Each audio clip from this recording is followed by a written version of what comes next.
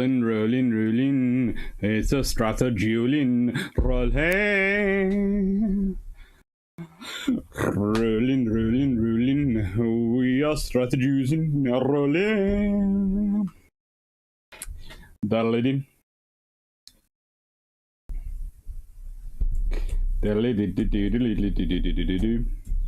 Bruships 44 strategy and a new book.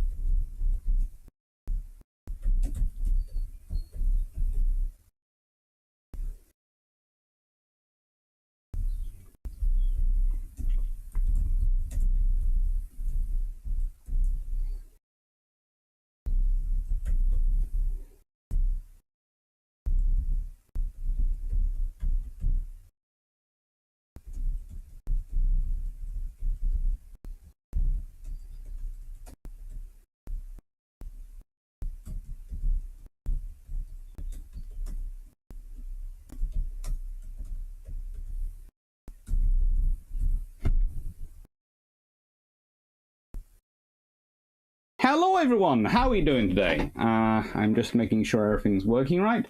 Yes. I do look whiter than white. I'm not sure why. I think that's possibly the sun. But I am told that at certain points that will go. Give it a few million years or so. Maybe a few billion. Hello everyone, how are we doing? So we have got Rick Vasala. Hello Rick, how are you doing? Peter Dawson. Hello. Carl van Gasberg. Shall latter day biplane observe this live? Possibly, but you know, who knows what's going to come in terms of posters in the future to be stuck up behind me. Hello John Shea. Hello Doctor, how's your day been going? Busy. Busy. Easter Sunday has been busy. Hello, Nook. Hello, Matthias Slavic. Hello, DGB40. Rick Salvas, praise be. Hello, everyone. How are you all doing? Now, I'm, of course, making sure to share this, that I am live on Twitter. It sometimes works, sometimes won't.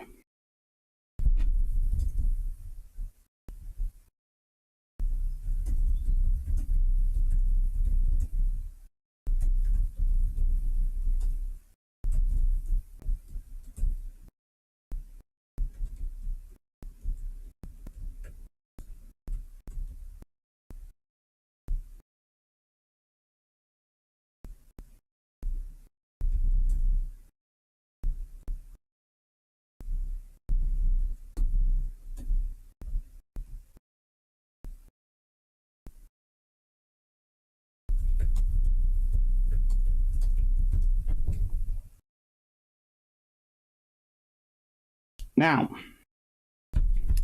that's called Shakes Fist at the Sun. Hello, Nautical Wolf. Yeah, I know. It is making me look really sort of, hello. I am so white, this current sunshine, if I go to here, that I look like I am Casper, the friendly ghost. I say friendly ghost because I'm smiling while doing it. That's where I look like Casper, the unfriendly ghost. Hello everyone, how are you doing? Still trying to catch up on Drax Dry Docks. That's a long term thing. Hello Nautical Wolf, hello Scott. I'm going to go get the ingredients for a massive sugar high, then amuse everyone with the consequences. Yeah. Here you go. Add ingredients. And if necessary. And thanks to some very generous, lovely people. And also, you know, sugar highs? Yeah, I can do a sugar high. Also, you might notice I am now putting quite a lot of stuff in this area. A desk has arrived. My desk is down finally from my bedroom. So A, I finally have a lot more room in my bedroom, and B, I have a desk. Whoa. I also have a first book for today, which isn't on topic, but is on topic, strange enough. Matthew Willis's Indomitable, A Wing and a Prayer. And it's kind of...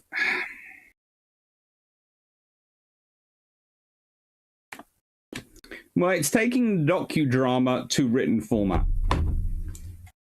And unlike the docudrama, this is fairly well written. This is actually very, very well written historically, so that's good. Matthew Willis is normally considered the naval air power historian, and a title which we do not share because my PhD hasn't been published yet, and because, frankly, he looks prettier than me, so I'm not going to get into that one with him.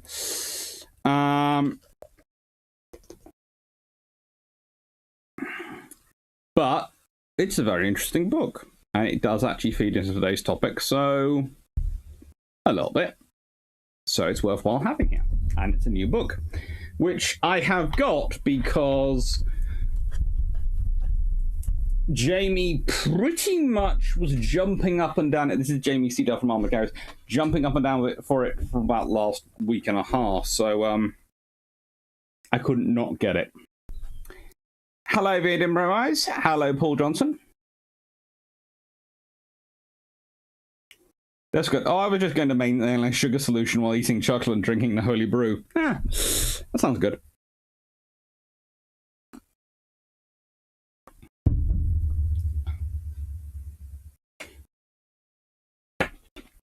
Don't worry, Stafford Thompson. I'll be on for a long time today. For starters, I've got to make up for the fact that the last couple of ones of dry docks have been longer than my Bruships, you know. And thankfully, today's dry dock was slightly shorter, so I can get some hours in, you know, in there. I can add out and even it out a bit, just a bit.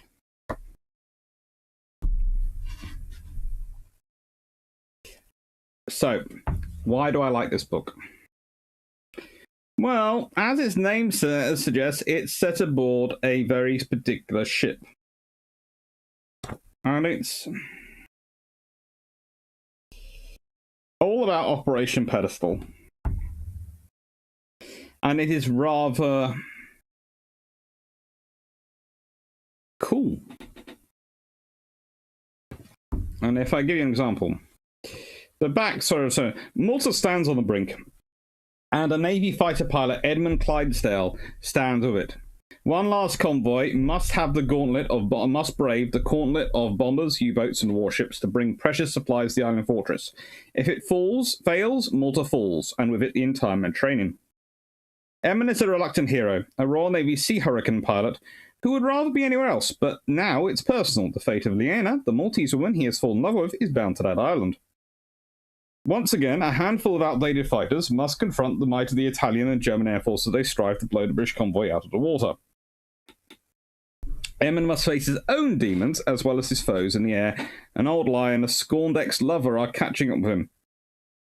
If Herman wants to fight for Liena, he must confront his past as well as his opponents in the sky.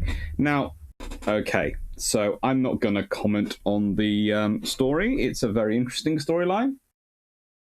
It's a docudrama in a book. This is the thing. This is what this book. I was going through it going, this is a docudrama. This could be turned into a television program. Everyone would be watching it going, oh, Edmund, oh, he's dreamy. And, oh, Liena, oh. You know, you could hear the comments going now. What they wouldn't realize is they were taking in a lot of very accurate, very cool history. I am slightly not keen on the idea of the Sea Hurricane being suggested as outdated fighters, and in that, I wouldn't call the Hurricane outdated by 1942, August 1942, possibly by 1943. But I would say by August 1942, it's still a fairly up there, fairly good quality of fighter. It's not top rank, but there again, most of the fighters they were taking on weren't the top. This is what we think. People always, when they're talking about the BF-109, they're always talking about the higher, the Gs, occasionally the Fs, sometimes even higher generation than that. Instead of going, Yeah, but how many of them were actually fighting the battles at this point? How quickly did they roll out new ones? How many of the new ones were, there's a couple of new types in the squadron, and the rest are the generation prior to that? And that is the thing that is what you're dealing with. So there is always this presumption in the world that the Axis somehow magically always are fighting, and if you watch the movies, they're always fighting with the latest and greatest tech they had available. And the Allies, it takes ages for the tech to come into a service, and they're all griping about it. And they're going, let's see. Yes, the Allies for Simran tech had to get it across the Atlantic.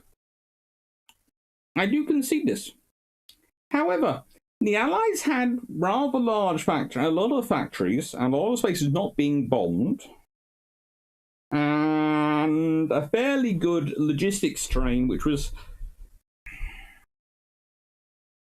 how do I put this, quite well organised and quite efficiently run. This might affect things. I know. Hello, Paul Johnson.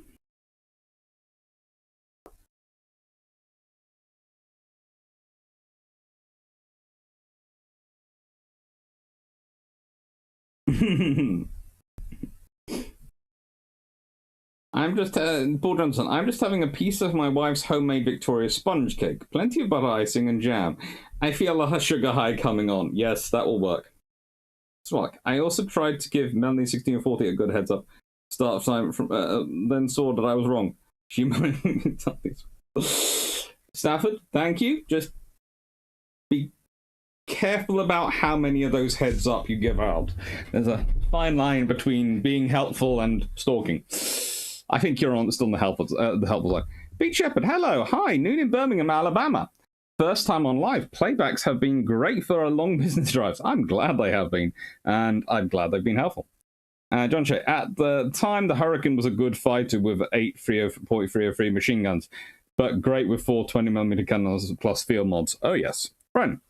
So let's get into this. Let's actually talk. Why does Jamie like this so much, and why do I like it so much?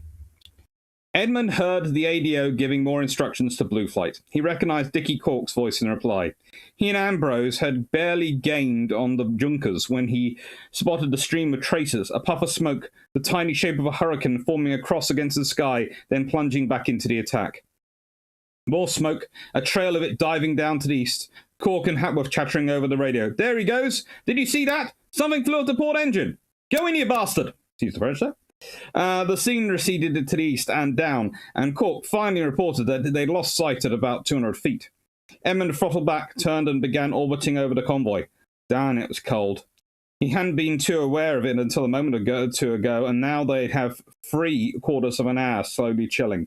But surely there'd be more enemy aircraft soon, another snooper at the very least. Difficult to know if the Junkers had got off a report. Hell's bells, this was intolerable. The radio remained silent. There were no more contacts. Edmund and Ambrose hovering in the lightning sky as the convoy slowly crept out of the shadow beneath. Wasn't even time for breakfast yet. The clock ran down, glacial. By the time the call came for them to return to Indomitable, all Edmund could feel in his fingers were lances of pain. Then it was time to come in, and with a long, relieved exhalation that momentarily filled the cockpit with fog, Edmund began letting down towards the carrier. He had the feeling back in his fingers and toes by the time Indomitable swam into view. Ambrose curved into land and settled down perfectly. Edmund's landing was tolerable. Only as he was climbing out of the cockpit did Edmund realise that the dropped fabric patches over the gun ports were still intact. What was the point of having the 4 extra guns if he didn't use them? He made a mental note to test the guns next time. It might not be all that important, but it didn't do to come back with such an obvious sign of failure on the machine. No, not failure, he clenched his jaw. Forced down this point, he and Ambrose had done exactly what was expected of them, and swept the Jerry into the waiting arms of Blue Flight. He'd better make sure Ambrose knew that too. And there would be other chances. There was time for tea, perhaps to force down a couple of mouthfuls of porridge, then he'd drop into the FDO to listen into whatever was happening.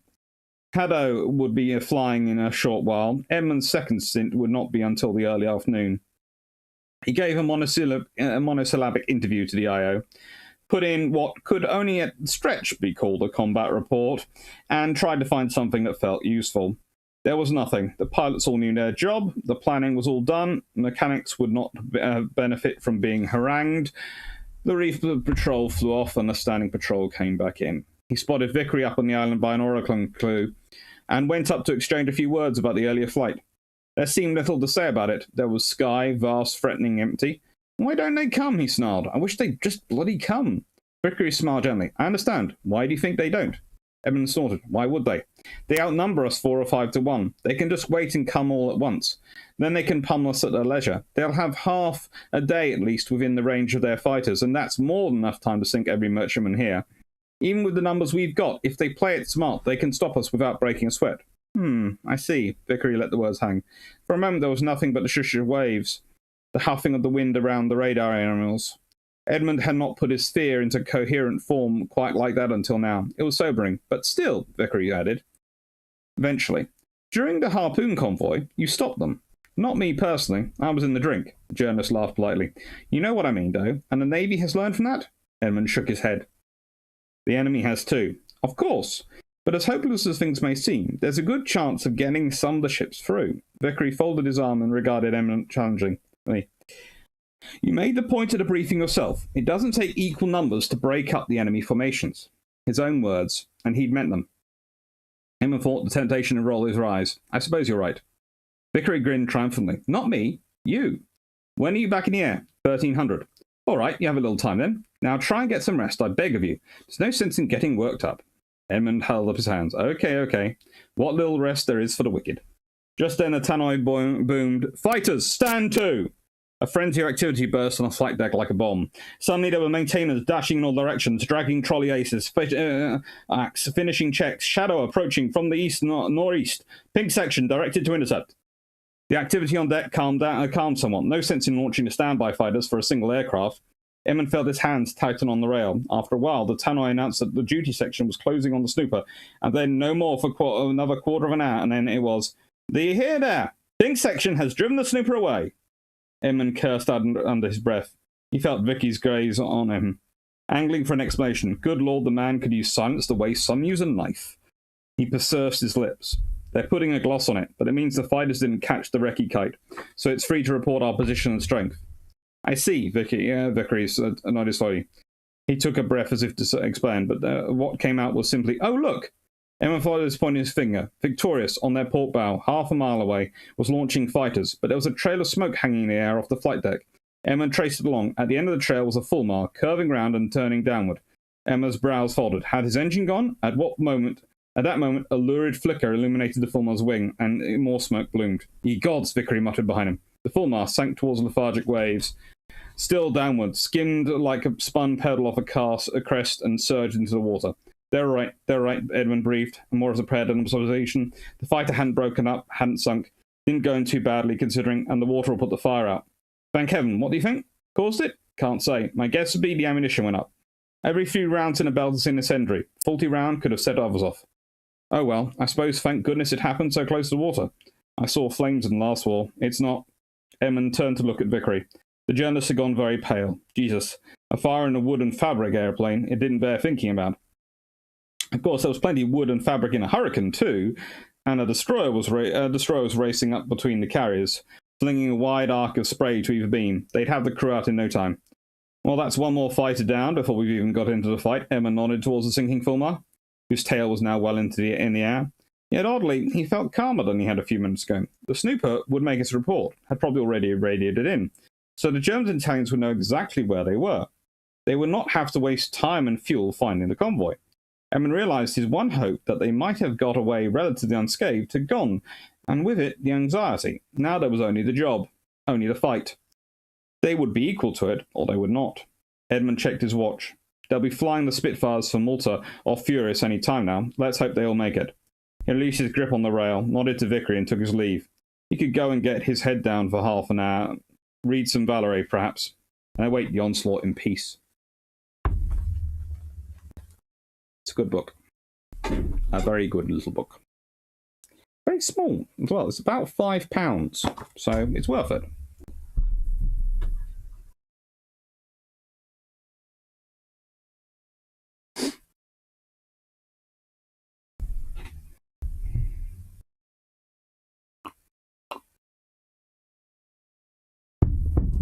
Cajun, anyone else wondering when the good doctor is going to start bouncing off the walls and ceiling with all the iron brew around him? I can drink a lot of iron brew before I start bouncing off the ceilings. Hello, Blue Shirt Buddha. Hello, Sean Mac.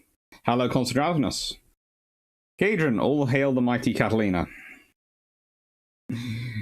So, thank you for the barometer reading. We'll take it into serious consideration. Yeah, you always have to watch these things. You know, eagerness is good. Too much eagerness can cause people to feel weird. I think it to be weird. You always have to be careful. Cosmos, I thought we were going to learn about shipbuilding. No, shipbuilding is coming up. Shipbuilding is... I do have a Bruships. I do have one scheduled for shipbuilding.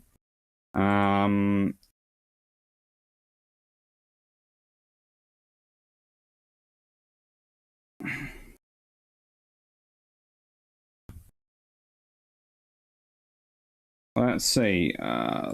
Today is a strategy, but shipbuilding-wise, I do have one coming up. Let's see. That's on May the 13th. That should be fun.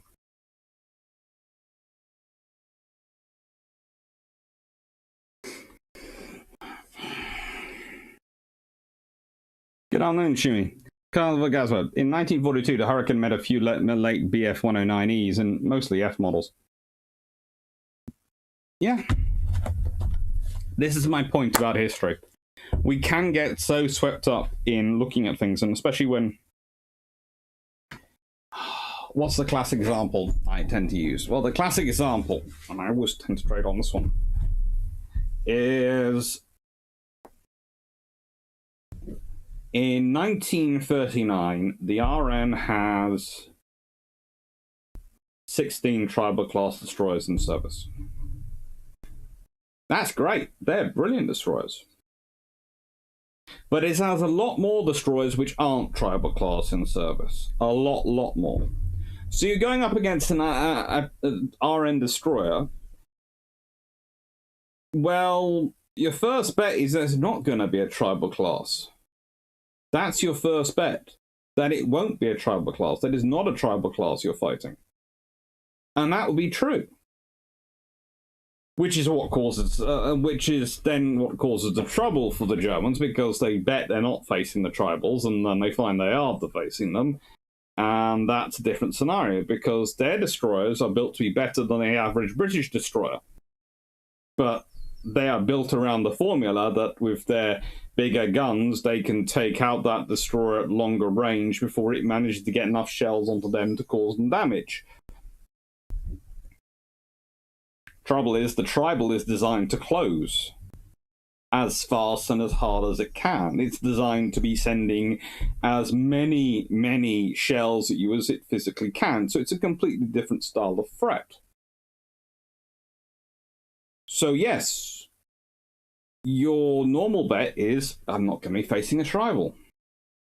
But the trouble is, when if you then adjust your tactics and design your tactics around not facing a tribal, and you are facing a tribal, you're up a creek without a paddle. If, however, you design your tactics around always facing a tribal, then you're going to be overly conservative in your use of destroyers, and you're not going to get the best out of them. So you're in a face of a problem. It's the same with aircraft. There's like a bazillion marks and variations of Spitfire. I mean, there is a Spitfire produced for all seasons. It's practically... And this month's Spitfire is in World War II. And now we have modelling the June 1944 Spitfire. It is the Mark 30-something or other. And you're sitting there going...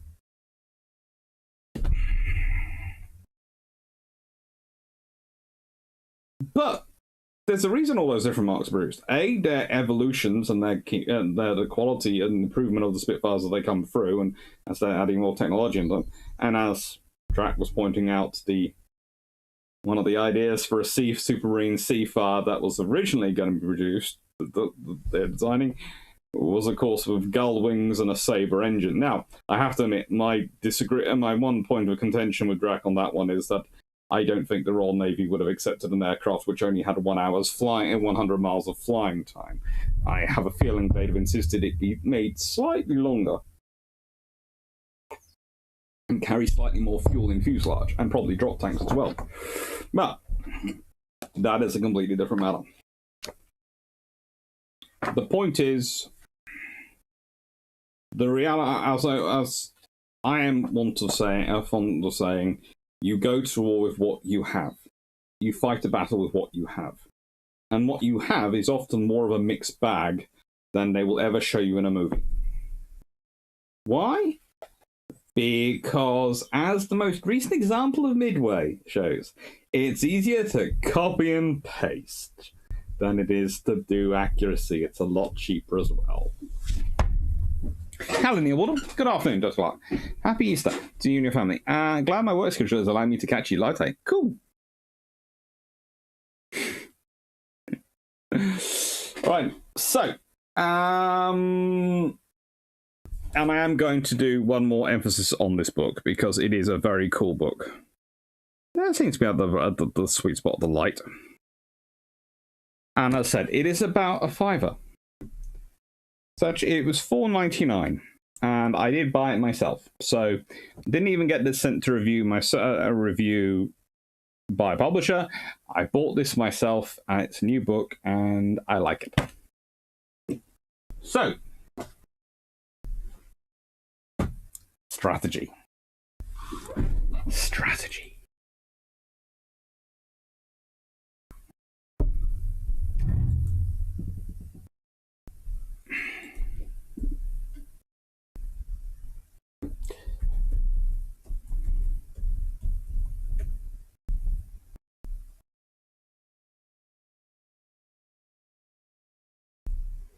Now, I, as always, have a random collection of books next to me.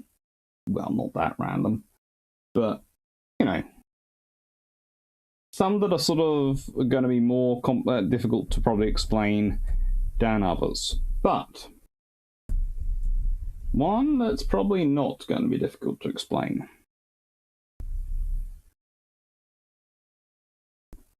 Although it would help if I could type it correctly.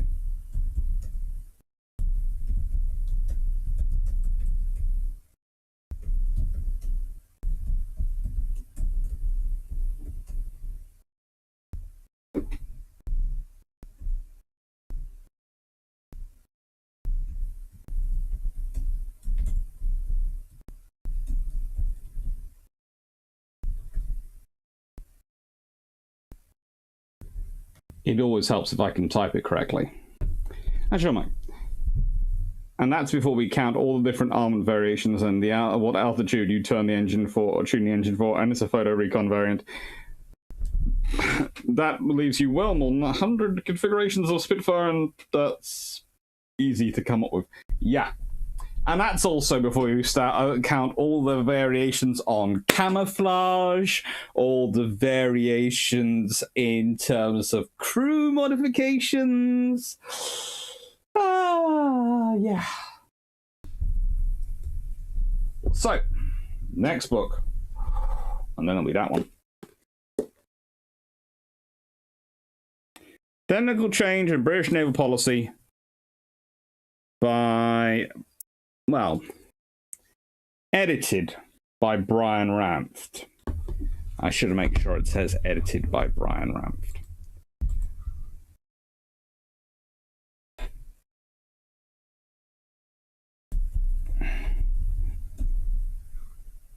Now, here is your first guide when you're reading a book which is made up of edited authors.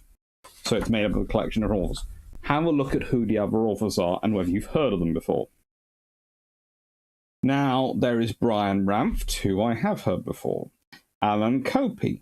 Hugh Leon. Philip Towle. David Henry.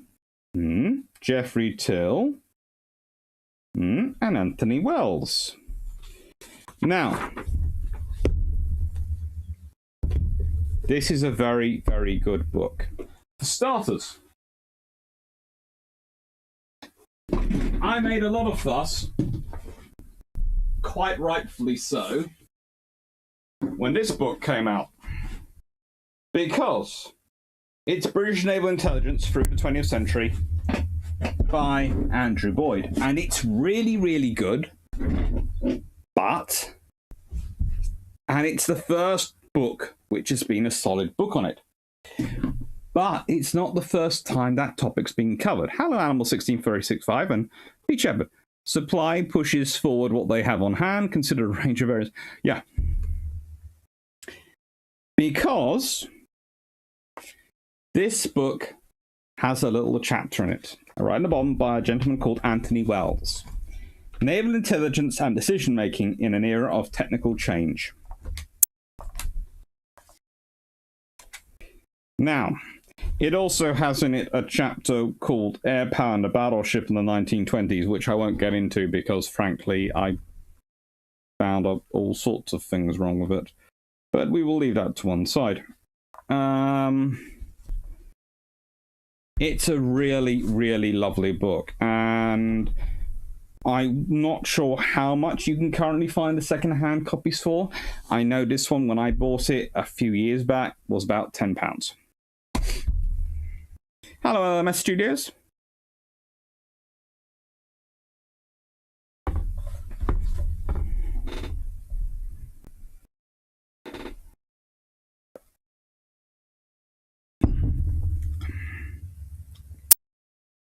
Peter Dawson, once, about 30 years ago, I counted all the prototypes for all the various versions of Spitfire, and it was more than 800 considering all the different gun configurations. A, Peter, that must have taken you a long time, so you deserve a thank you for that. B, and apparently the mic's moving a lot. I'm getting a weird boom.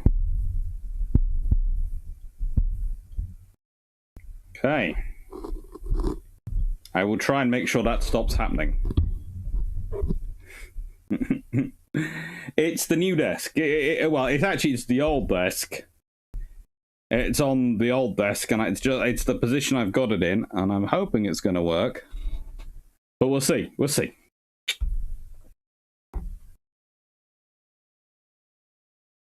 So, naval intelligence and decision-making in the era of technical change. Development of the British Naval Intelligence Organisation reflects the increasing value attached to intelligence in determining the outcome of war at sea. However, it was by no means an organically evolving institution, expanding in proportion to any definable amount of intelligence required at any given time, or even equipping itself to keep pace with technological developments. It was a far more fortuitous interaction of events that has led to the creation of the Defence Intelligence Organisation that the United Kingdom possesses today. The early institutional development of intelligence was partly catalysed by technical change. It is important to remember that in the pre-wireless era, the commander at sea could only gain and acquire accurate intelligence when he put into port or where a fast frigate located him. Similarly, naval authorities ashore had no knowledge of the personal operational conditions because of lack of communications. Even in the immediate operational environment, senior officers afloat were equally handicapped, since they were unable to exercise tactical control outside limits of visibility. With the advent of wireless telegraphy and later explosion of communication technology, the significance and the role of intelligence changed accordingly. It's not a smooth transition. In theory, the situation had changed overnight. The Admiralty of Intelligence and Communication Facilities could obtain a detailed picture from a global to local and technical levels far more than the commander on the spot, whether he was in a single ship or submarine or the leader of a task force. In practice, it did not work this way immediately. It was a slow process whereby it became recognized that commanders at sea should be supplied with as much intelligence as practical and given general directives, but should be left with the individual right and the responsibility to make the necessary tactical decisions in light of their knowledge and interpretation of the situation. By 1939, this issue had become virtually resolved by the Admiralty. Admiral J.H. Godfrey, Director of Naval Intelligence, 1939-43, insisted on the problem.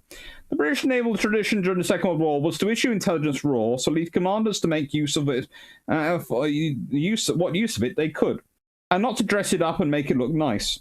The NID developed a method of distinguishing in the out message between information, inference, and comment, which might well be perpetuated.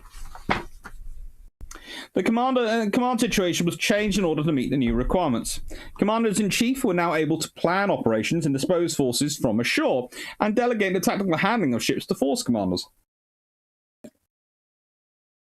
In the interwar period, it became obvious that they would have to be ashore, since there was a growing need for coordination, both on a purely naval and on a tri-service basis. Yet the harmony between operational headquarters ashore and seagoing command depended heavily on the viability of communications themselves, in terms of their technical reliability and of their vulnerability.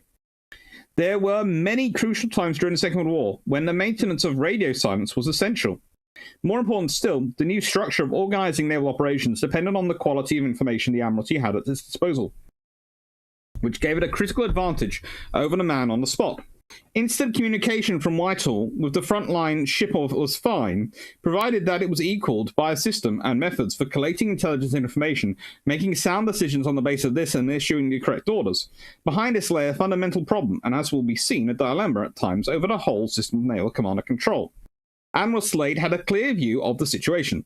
To sum up the whole case in a few words, the Admiralty, from the far wider view of the operations that they possess than that which is possible for an admiral to attain, can lead him up to a situation where he can strike, and is then given a free hand to do the best he can. In the Second World War, Admiral Godfrey was wary of the Admiralty-based senior officer who used intelligence data and wireless telegraphy and his rank to deprive the commander at sea of his right to make on-the-spot tactical decisions. He writes in his memoirs, wireless telegraphy allied to accurate intelligence at the centre play in the hands of anyone who by nature is a remote controller.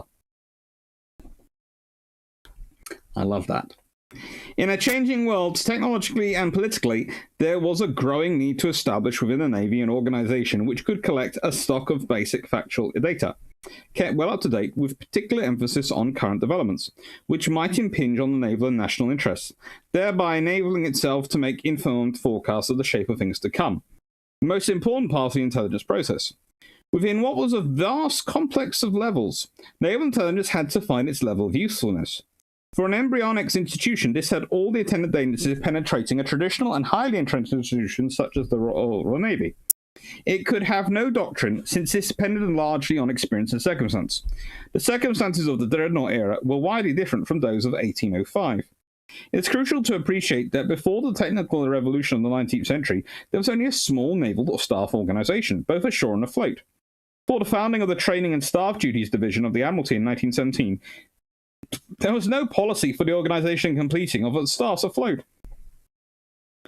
The Naval Intelligence Department was the first truly pre-1914 Naval Staff Department, founded on the 1st of February 1887 from the Foreign Intelligence Committee, which had been formed in 1883. Prior to this, the Hydrographic Department had been the source of foreign intelligence for the Navy, apparently picking up some information as it could in the course of its surveying work. The main catalyst in the creation of the FIC and the NID had been the need for a systematic study to be made for requirements for defensive trade. Early pressure to come from J.C.R. Column and Lord Charles Berreford. Professor B. McLeod Ranft has shown how Column's attacks in Parliament and on the Admiralty's lack of policy making, which he attributed to inadequate intelligence, led to the increase in the government vote for naval intelligence from the £500 allocated in 1884 to the £4,000 to £5,000 per annum, and a staff of 10 able young naval officers. This occurred during the debates on naval estimate in February-March 1887. As late as February 1902, Colin was still not convinced that the Intelligence Department had enough detailed information on the positions of merchant ships. In that year, the NID acquired a trade division, and a policy emerged for routing merchant ships in the event of war. Between 1902 and 1909, the trade division did much good work. Unfortunately, in 1909, the trade division was abolished, and a new mobilization department was created from the War and Mobilization Division of the NID. The Churchill changes in 1912 improved matters, but by 1914, although intelligence data itself was first class, the necessary physical reactions to it were lacking.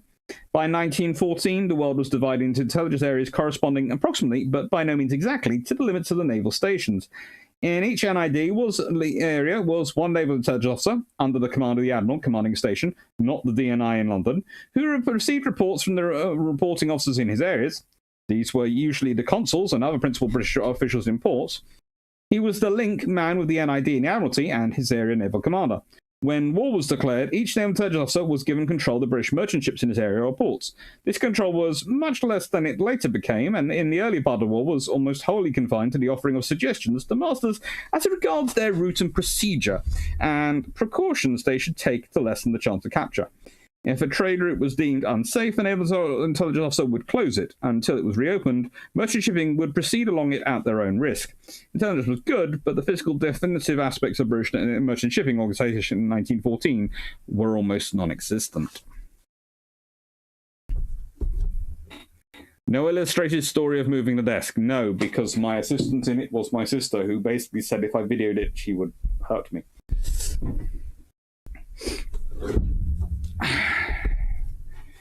You used to be able to buy it for £28 on Amazon, but not anymore. Ah, Paul, I presume you bought it. Oh. It was quite interesting to get the desk down. In return for not videoing it, my sister did have to paint the doors, which were scratched on the way down. So, you know, that's fine. 19th century British intelligence. Where can we get coal? Is it good coal? Is someone going to nick our coal? Yeah. Paul Johnson. Indomitable is part of a free book series, which is free on Kindle Unlimited. Cool. But I kind of like having the physical copy of the book. Peter Dawson. The aircraft serial number and its description, i.e. engine type, wing shape, HF, LF, or standard, and which guns were listed, one to a line in an appendix to a book on the Spitfire. Whew. Oh, that's worrying. They say trade, they mean coal. This is the Royal Navy. They say trade, they mean coal. They probably also mean rum. Let's be honest, they have their priorities. The problem is that you have to pay to get access to the Royal Hydrographic Archives.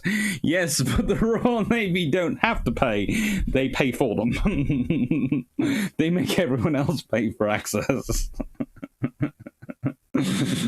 Oh.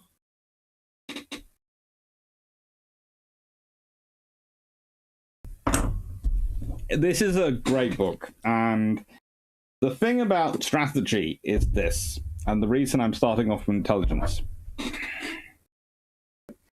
is you often get people talking about the wrong things with strategy. Strategy is about intelligence and logistics. I tend to, when I'm talking about things, divide the world up into about, well, operations up into about 6 layers. So, you have the tactical. Tactical is what a corporal, or a sergeant, or a second or first lieutenant would do. It's the platoon level. Okay, I know it's kind of weird when you get into warships, because basically a warship can be a tactical, strategic, and all sorts of things assets. So, I'm going to start off the ground forces and then I'll work into the sea force, okay? So, you start off with, you've got that platoon level area. Squad, platoon. That's tactical. Operational, for me, that's the company to the battalion level. They're going to have doctrines, they're going to have actions, but honestly, they are sent there and then they do the job.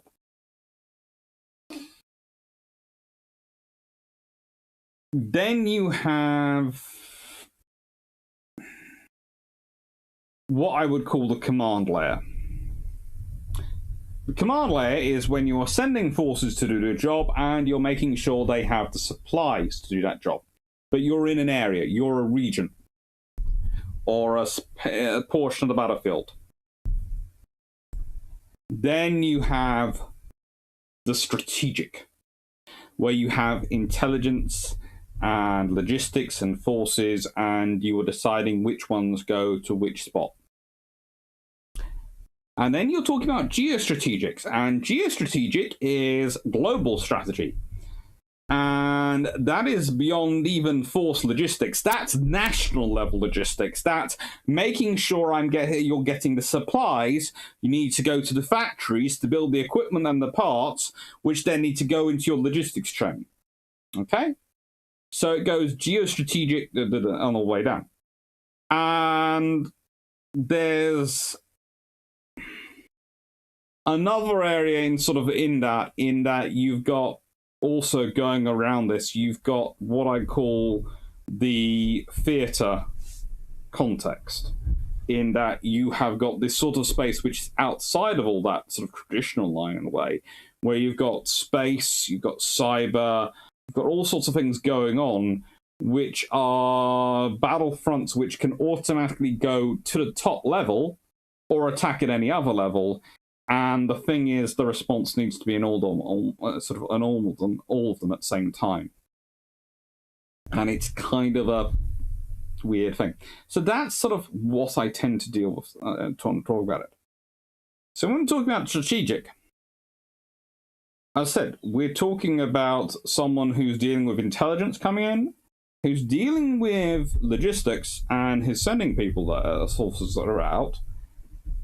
But it's not really at the level at which they're going, hang on, am I getting the supplies into this? You're still spending supplies. Geostrategic is the level at which you're acquiring supplies. So geostrategic is the level at which you've got Lend-Lease going on in World War II. Geostrategic is the level at which you've got all sorts of things happening. Convoys, everything is a geostrategic level. And that's one of the reasons why sometimes the stuff gets such confusion in the communication about it. Because we're focusing on convoy battles as a tactical battle. We focus on them and go, oh, that was a hard fight. Oh, that was a hard fight. Oh, so many air attacks, so many submarines, etc. But actually, that is a strategic and an operator command and an operational thing going on based on a geostrategic requirement.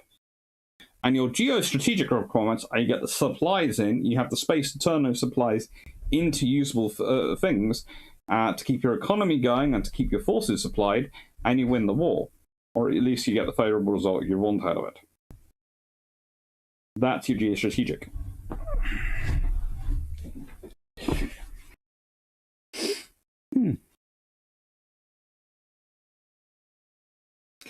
Cahedron. Also, where are French? How long has it been since we last attacked the French? When can we attack the French again? Yeah, to be fair, that's probably going through most Royal Navy's minds.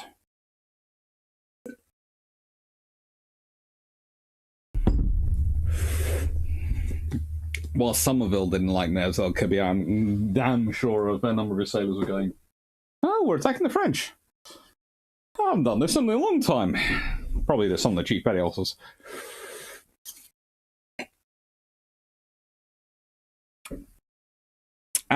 Paul Johnson, I think they should reinstate the rum Russian Navy. They don't need to. They have huge, great big bars on most ships. You don't need the rum Russian anymore. You can buy for it. And it's politically far more viable than giving people alcohol. And look, have the French built enough ships to justify going across the channel to nick them? Not yet, no. And I'm not sure. Well, maybe the Horizon-class frigates.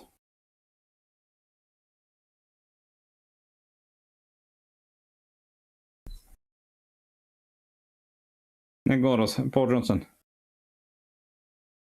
Well, it sounds nice to hear him, and the problem. Don't think it's just urban legend that junior rates Russian budget is less than someone in their prison. Used to be. I think it's currently reached the same amount as someone in prison. Just. Hieroglyph, General Officer. Strategic, field grade, operational, company grade, tactical. Hieroglyph, global strategy is field marshals, presidents, and monarchs. I doubt it's field marshals. Maybe in some dictatorships.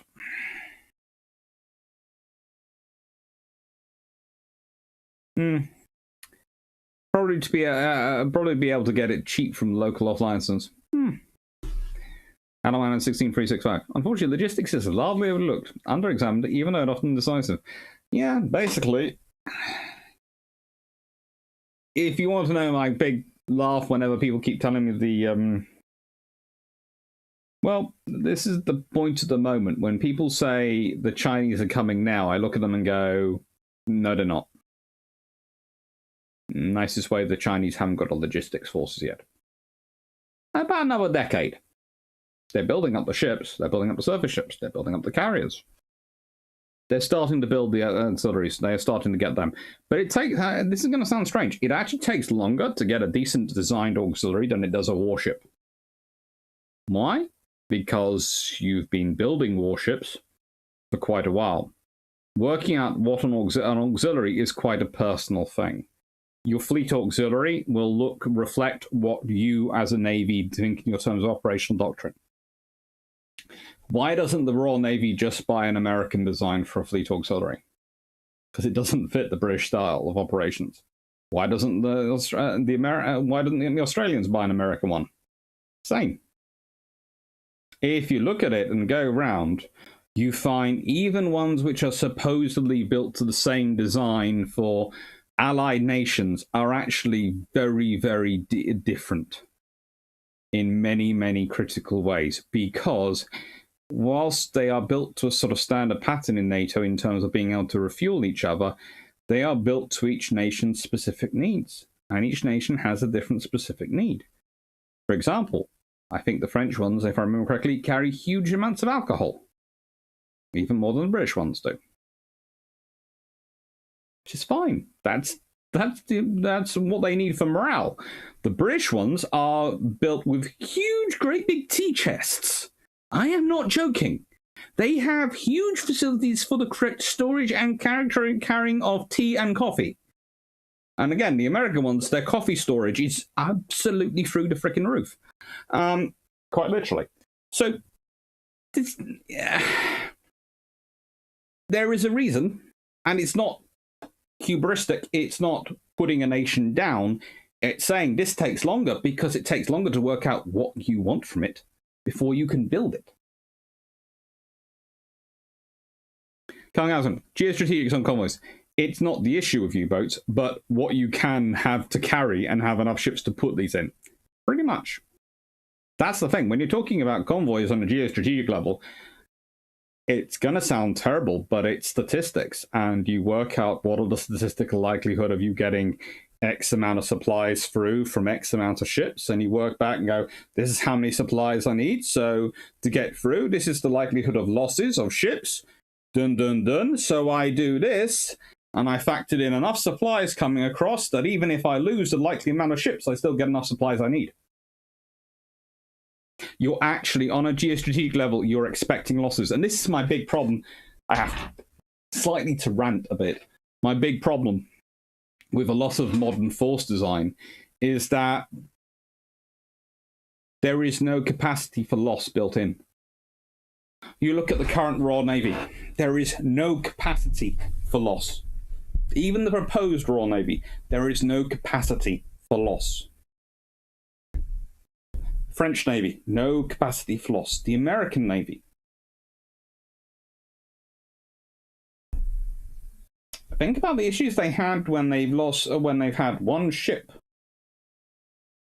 one LHD have a fire. It's a terrible loss. But it's created problems the whole way through their system, rippling through their force structure.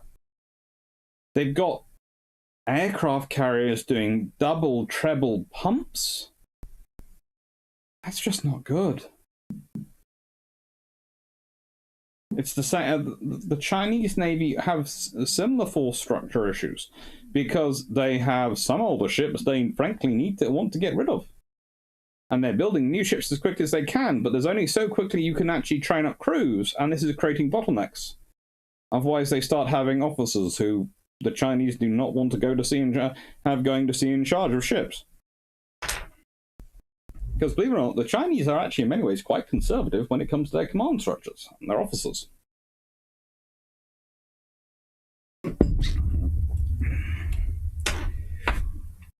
They like them to be well trained and know what they're doing.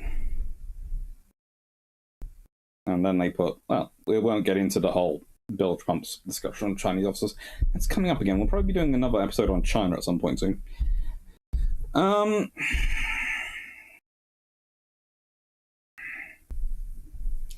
Hieroglyph. Operational research is the closest we've had recently to good analysis of logistics and strategy. Some, but not all. That's for sure. The coal usage in World War One is part of the reason that the coal fields were shut in the 80s, and also directly led to the NHS and the welfare state. You can sort of, yes. So 18 degrees C today, walking to the store. Enjoy. Belton Road hieroglyphic going, yes, well, that is the Chinese logistics plan, but that only works as long as the countries are happy to let you do it. And also, the trouble with Belton Road logistics, don't take us the wrong way, is if it's dependent upon ships and the ships are sunk, you have problems. If it's dependent upon railways and they are blown up, then you have problems. You have to start securing the Belton Road. That's what the British found. Remember, the Belton Road is arguably based on the British Empire's approach to logistics, which had a load of ports around the world and then ended up found itself with an empire. The problem with that is you need to secure it. I concentrate on this. I'm raiding a particular archive for Fleet Auxiliary records as we speak. Enjoy. Anak, UNREP operations are unique to individual navies. They are in many, many ways. Animal 16365. Is there any reference material on the Royal Navy coal-fired boilers? I'm looking for some information on the size of the combustion firebox. I think there is a Norman Freeman book somewhere. And there's definitely some articles in my collection of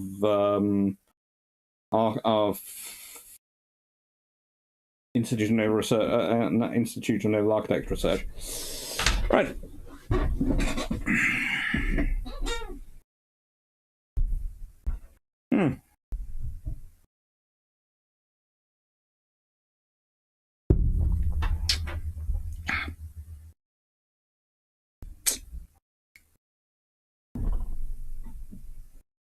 So nonsense. The hand classes ends are perfectly capable modern combatants. That's what. Your strategy is, if we can take the losses in gold, material, and manpower, then the enemy can inflict and replace those losses where needed. We win. If we can't, we lose. Broadly speaking. Yeah, just-in-time logistics doesn't really work.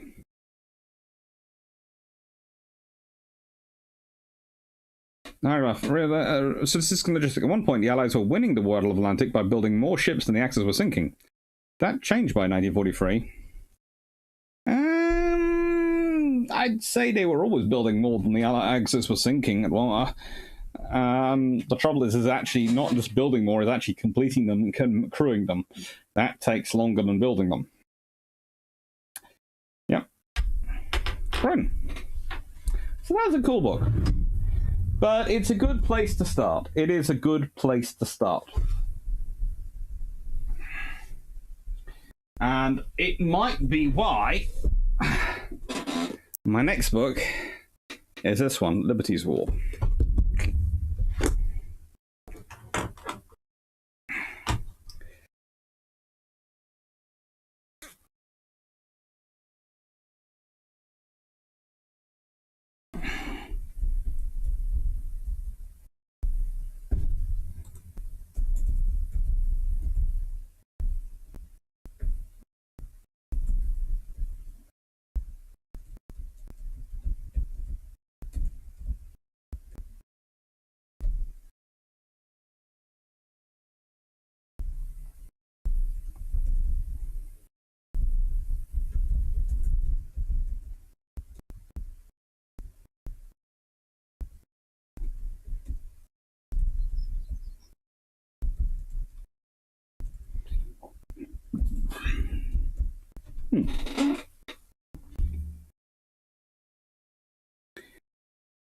Now, let me just put this little spot back in.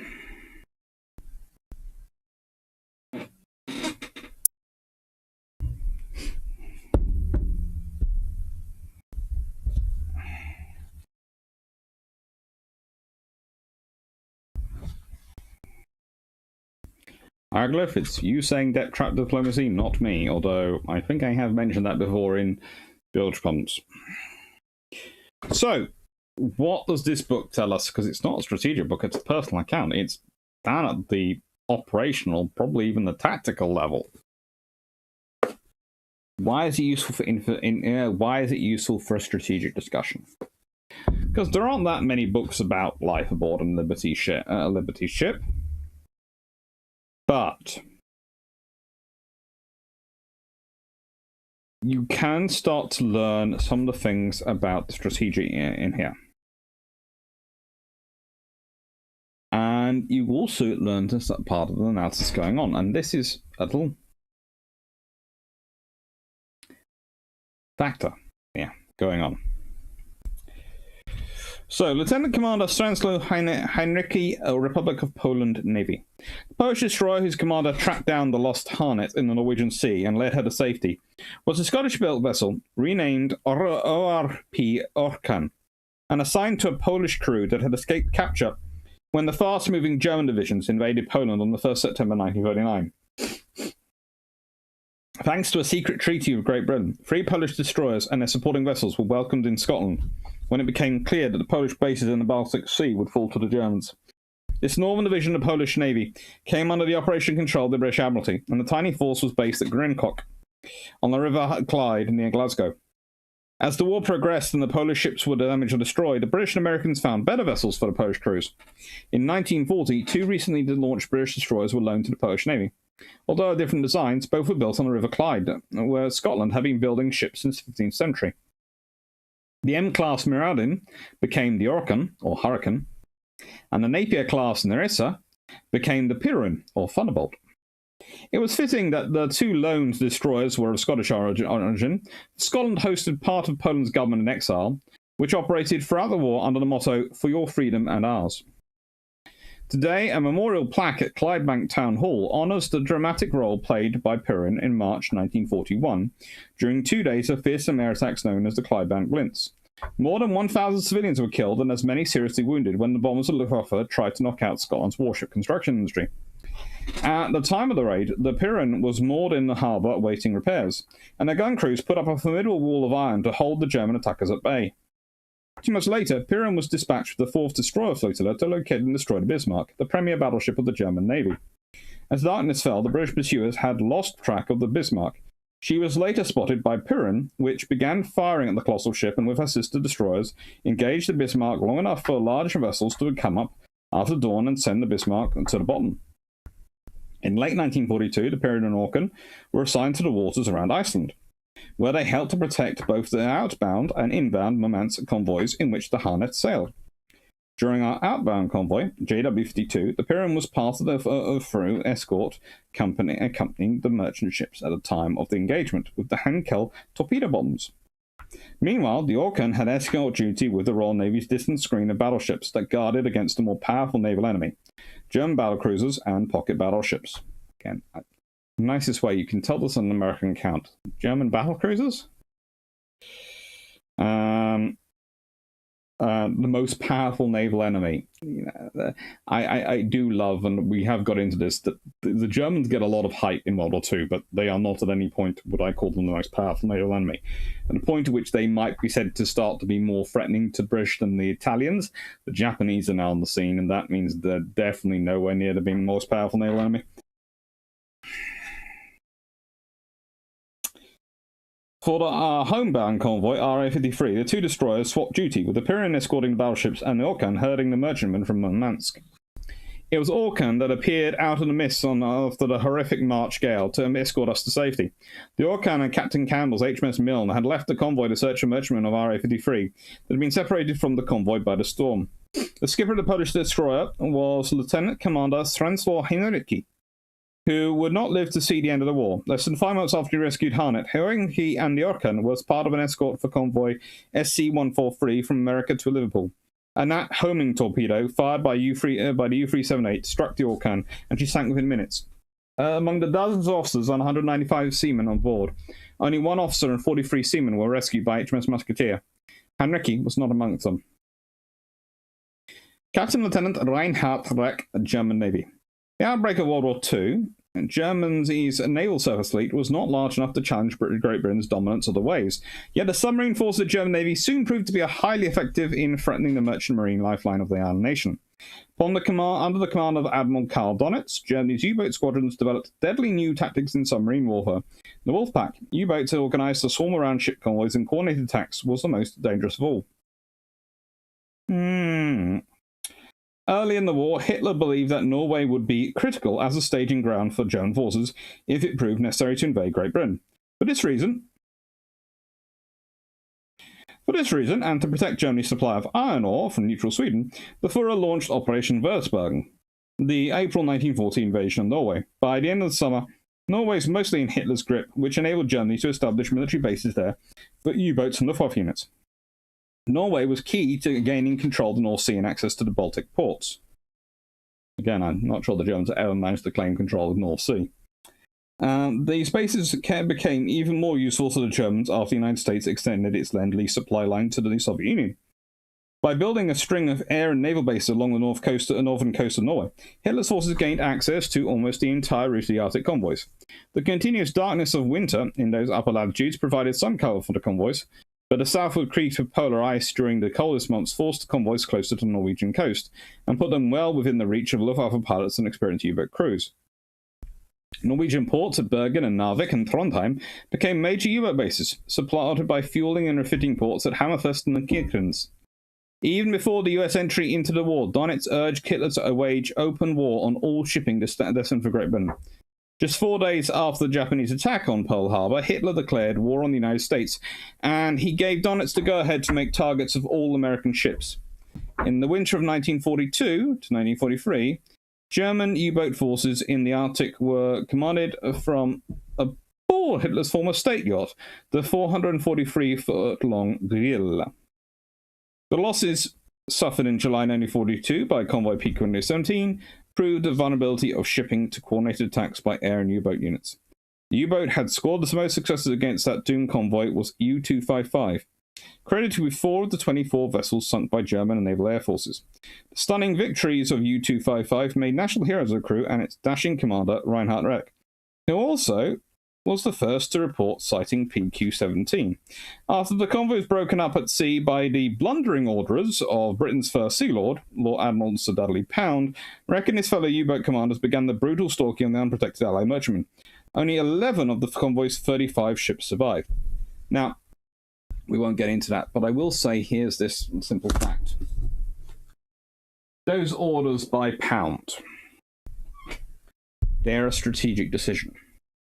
And they're based on the statistics. That convoy had nothing that could really defend it in time from a large surface freighter.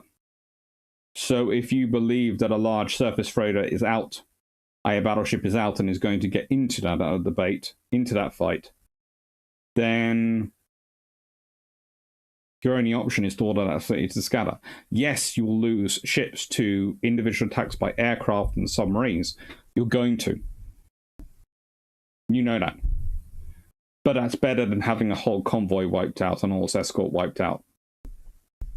Is the theory.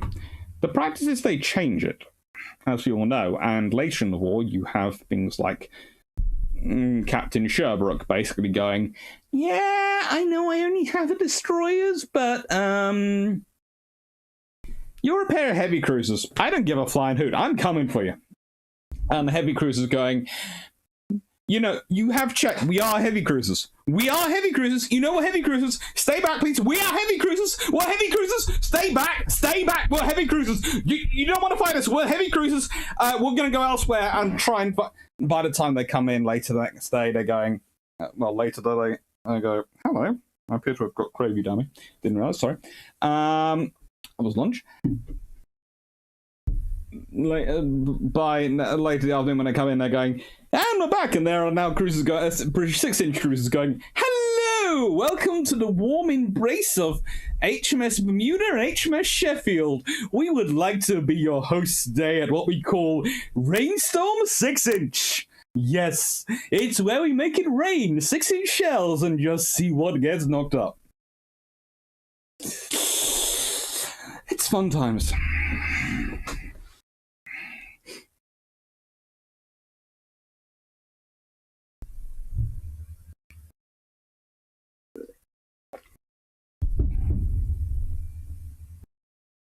Shamak, the production argument also depends on if you count US before they entered the war, because Markham was absolutely preparing to fight a war. Yeah, the net traps would just leave. It's an old an old trick. It's been going for a long time.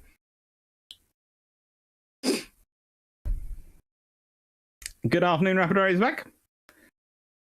Hello, Abazaski. Hello, Mr. Shaw. Animal 16365. A war today, like World War I and World War II, would be devastating to the world's economy, and most, if not all, countries are not 100% self-dependent, but are dependent upon trade with others. Yep, that's the whole idea, was setting that up to stop war.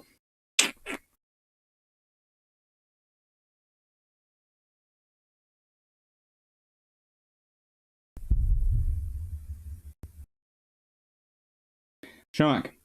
They were the most powerful naval enemy when they were the only one fighting the British with a navy. At one point, yes, but that was a very short time before the Italians entered World War II, and then definitely before the Japanese came in.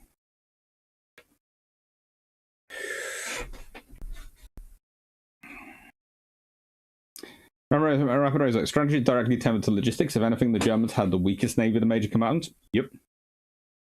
I was asking, that's Commodore, St. Clair Henry Keyboard. Yeah. Developed by, as from Schromack. Developed by Donitz. I wonder who said that couldn't possibly be Donitz. Yeah, Donitz claims a lot of these things.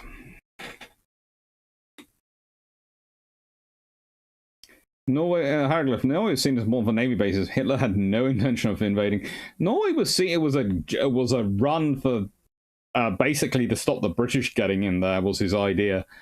It was to try and stop the traditional World War I scenario where they were completely blockaded in.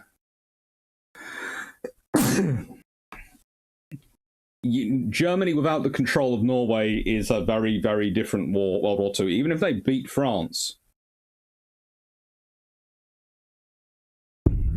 without Norway, there is a very, very different World War II for Germany in terms of Battle Atlantic.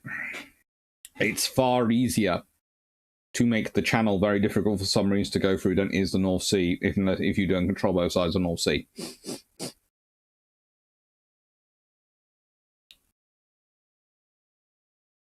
Donitz was part of a team which developed the tactics in World War used in World War II. He was very much part of a team.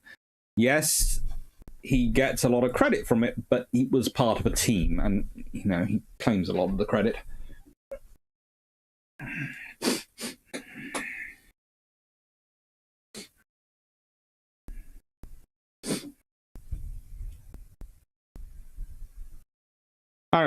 BQ-17 should not have scattered. Instead, it should have ranged north of the escorts. That's very easy to say now. The thing is, now we know there was no ship. Now we know there was no threat. Then people tend to go, oh, they never made that decision again. But if you look after PQ-17 happens, suddenly the admirals have a lot easier time getting heavy units as escorts, and even the Americans send over a battleship to be and a heavy cruiser to act as extra escorts for it.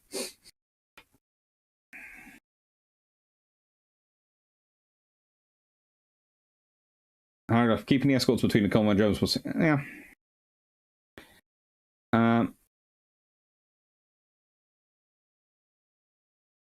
Can you blame Churchill? No, and the escorts weren't trailing the convoy. They were going all around the convoy. That was the thing. The escorts were an anti-submarine and anti-surface radar, sort of anti-Schnellboat and air defense force. They hadn't really got anything heavy in that. Dirt Squad, heavy cruisers. We're heavy cruisers. Destroyers. Bigger they are, harder to fall. Speaking of destroyers, I take it you saw news about USS Johnson. Yes, definitely did. Can I blame Churchill?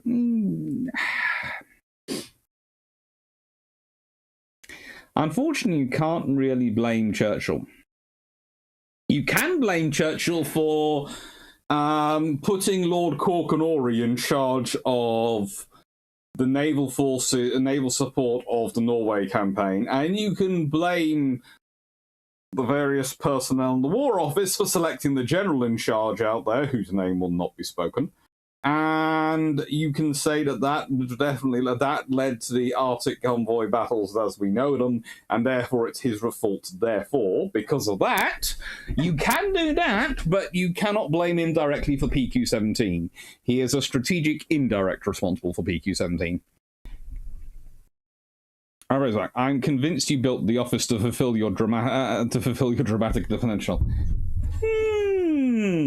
Possibly.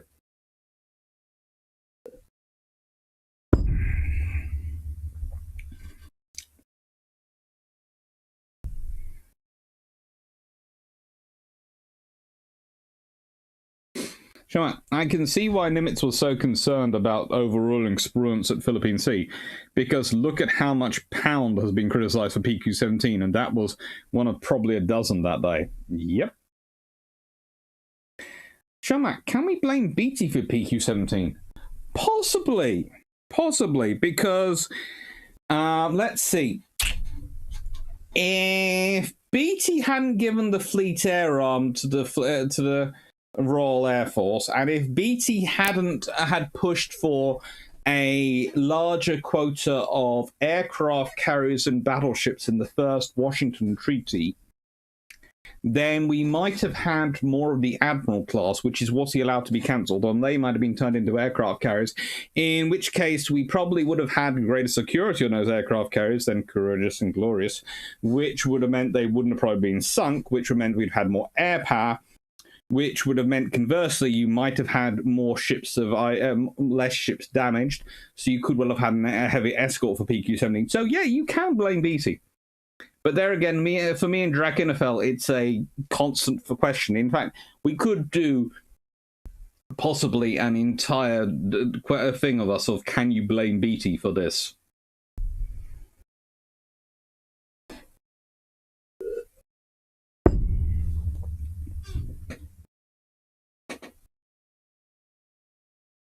Hieroglyph, unfortunately, no. It wasn't full of British communists. I mean, helpful.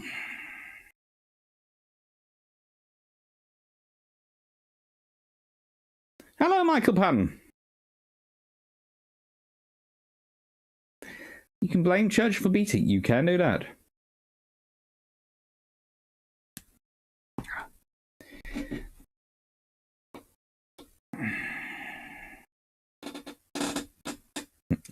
If the RN had found a German convoy escorted by Bismarck and Tirpitz, there would still be a carrier in the battle line happily firing away his 4.5-inch guns.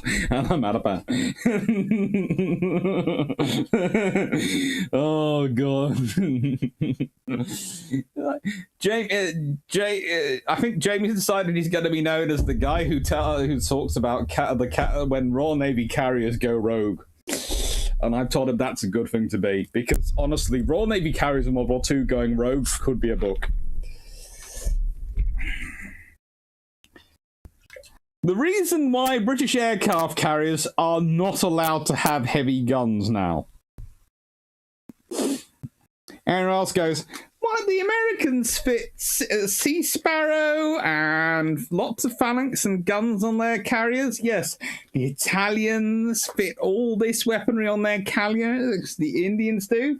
Why are the British carriers so lightly armed? Well, it's because we officially don't want FOD on our flight deck.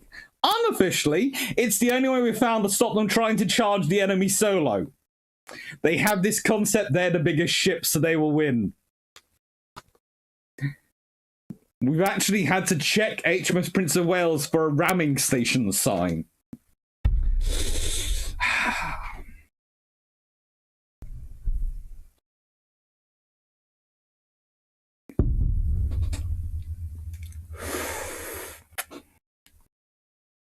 Sure. Can someone explain how BT became the longest serving Sea Lord? He didn't die.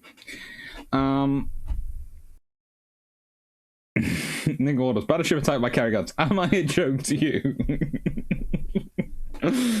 Even the heavy cruiser being attacked by heavy cruiser being attacked by 4.5-inch carrier guns, sort of going. Do you have no respect for my guns at all? Do you have? I have 8-inch guns. I have a feelings. I have a soul. You are just blasting at me. You are a great big target, and you are blasting at me with 4.5-inch guns. This is just not fair. And you can only do this because you brought those big bully 15-inch gun ships with you. That's just cruel. I'm a cruiser. I have feelings. Sorry. Yeah, I before anyone starts saying that's sort of anything like that, it's not academic content. I do that for in lectures, that sort of voice and things, because it really makes the students remember the history. Plus, it keeps them awake.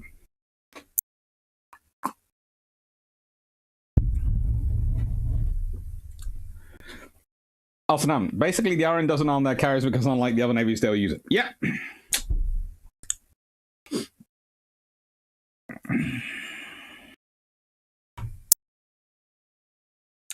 For some reason, AC's class ending today was extra dramatic. Thank you. Frank Kozak, hello. Such a beautiful image of aircraft carrier running battleship means almost sounds like 40k. Yeah.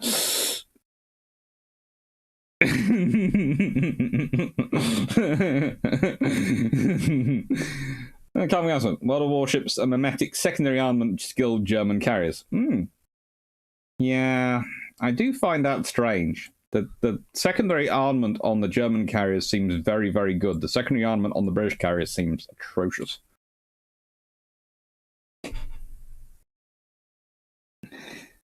Carrier with guns engaging warships. Ships, what universe? Yeah. Hello, Stafford. Hello, Representative. RN makes the argument for carriers with torpedoes. The RN makes the argument for many, many things. Shomak, can we say BT is responsible for the Russian annexation of Crimea? Give me enough iron brew in 5 minutes to think it up. Right then.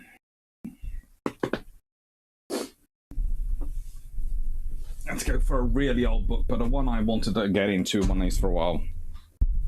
I've got it into one, but haven't got into any others. Ooh, how many? We have got currently, I think about 61 people listening. So hello to 61 of you. That's cool.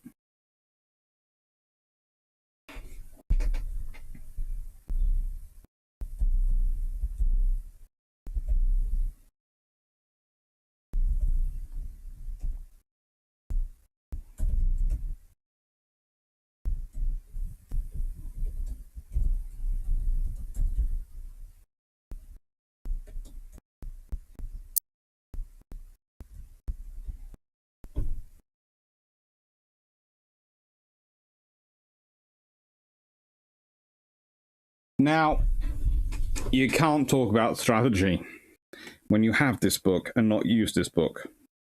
The Strategy of Sea Power by Captain S.W. Roskill. Its development and creation. Now, I do realise, and someone was telling me the other day, going, all the books you'd like to talk about are the ones before I was born, and they're really old. And I went, well, there is a is that because they don't produce good books anymore? And I said, yeah, they do produce good books.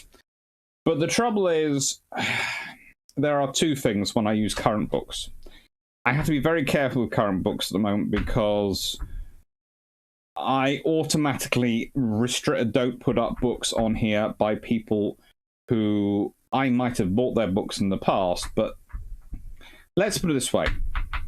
Whilst I have no proof, I am sufficiently worried about their personal conduct having met them that I'd rather not recommend their books.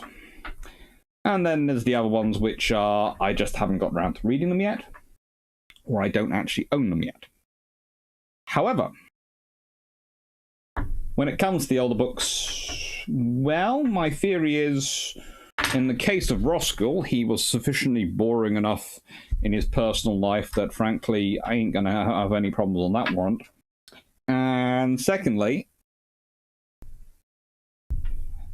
they mostly don't get covered enough, in that there are usually half a dozen tweets per minute about new books going, oh, this is wonderful, this is great. And if you do want a new author who I would wholeheartedly tell you to always go and read, anything by B.J. Armstrong is going to be spectacular. Anything by, of course, Andrew Lambert is going to be wonderful. Those two authors, no qualms. Marcus Faulkner, no qualms. Matthew Willis, who I did earlier, again, no qualms. Alessio Patalano, no qualms. They are all excellent. They are brilliant. Norman Freeman, no qualms, of course. Anyway, these sort of things, I have no qualms. I would, even if I hadn't read their book, if you told me, this book's being published by this person, I would go, yes. Alan James, exceptional author. Yes. But there are names which I won't never mention, but if my instinct would be to worry, all before I even read the book, about some of the content, but also to worry about their, let's say, extracurricular activities. Although, as I said, I have no proof. It's instinct thing, okay? And I did have an interesting conversation recently about one colleague, who again will remain nameless, but when I was talking about him with one of my friends, their exact phrase was, whenever you're at a conference, he behaves very differently than if you're not there. Which worried me, because I thought he was one of the good guys. And I learned that when I'm there, he is one of the good guys. But when I'm not there, he's certainly not. And that has led to a fun conversation as well. Anyway.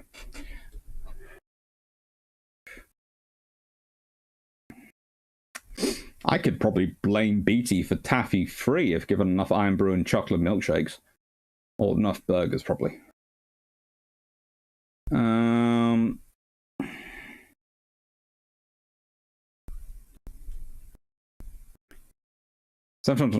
Dr. Clark, during your telling of the cruisers saying hello, the pops and bombs were an excellent addition to the story. I'm glad that I'll hopefully sort it out a bit. Matthew Willis. Hello, Matthew. I've already done your book. It got excellently reviews. I, for one, am convinced that heavy cruisers sound like that. I agree. I think they do. They also go, let's just pick on heavy cruiser time. Anytime the Royal Navy shows up, if you're German, why are you destroyers attacking me? I'm a heavy cruiser. You're supposed to be scared of me. You're not supposed to be.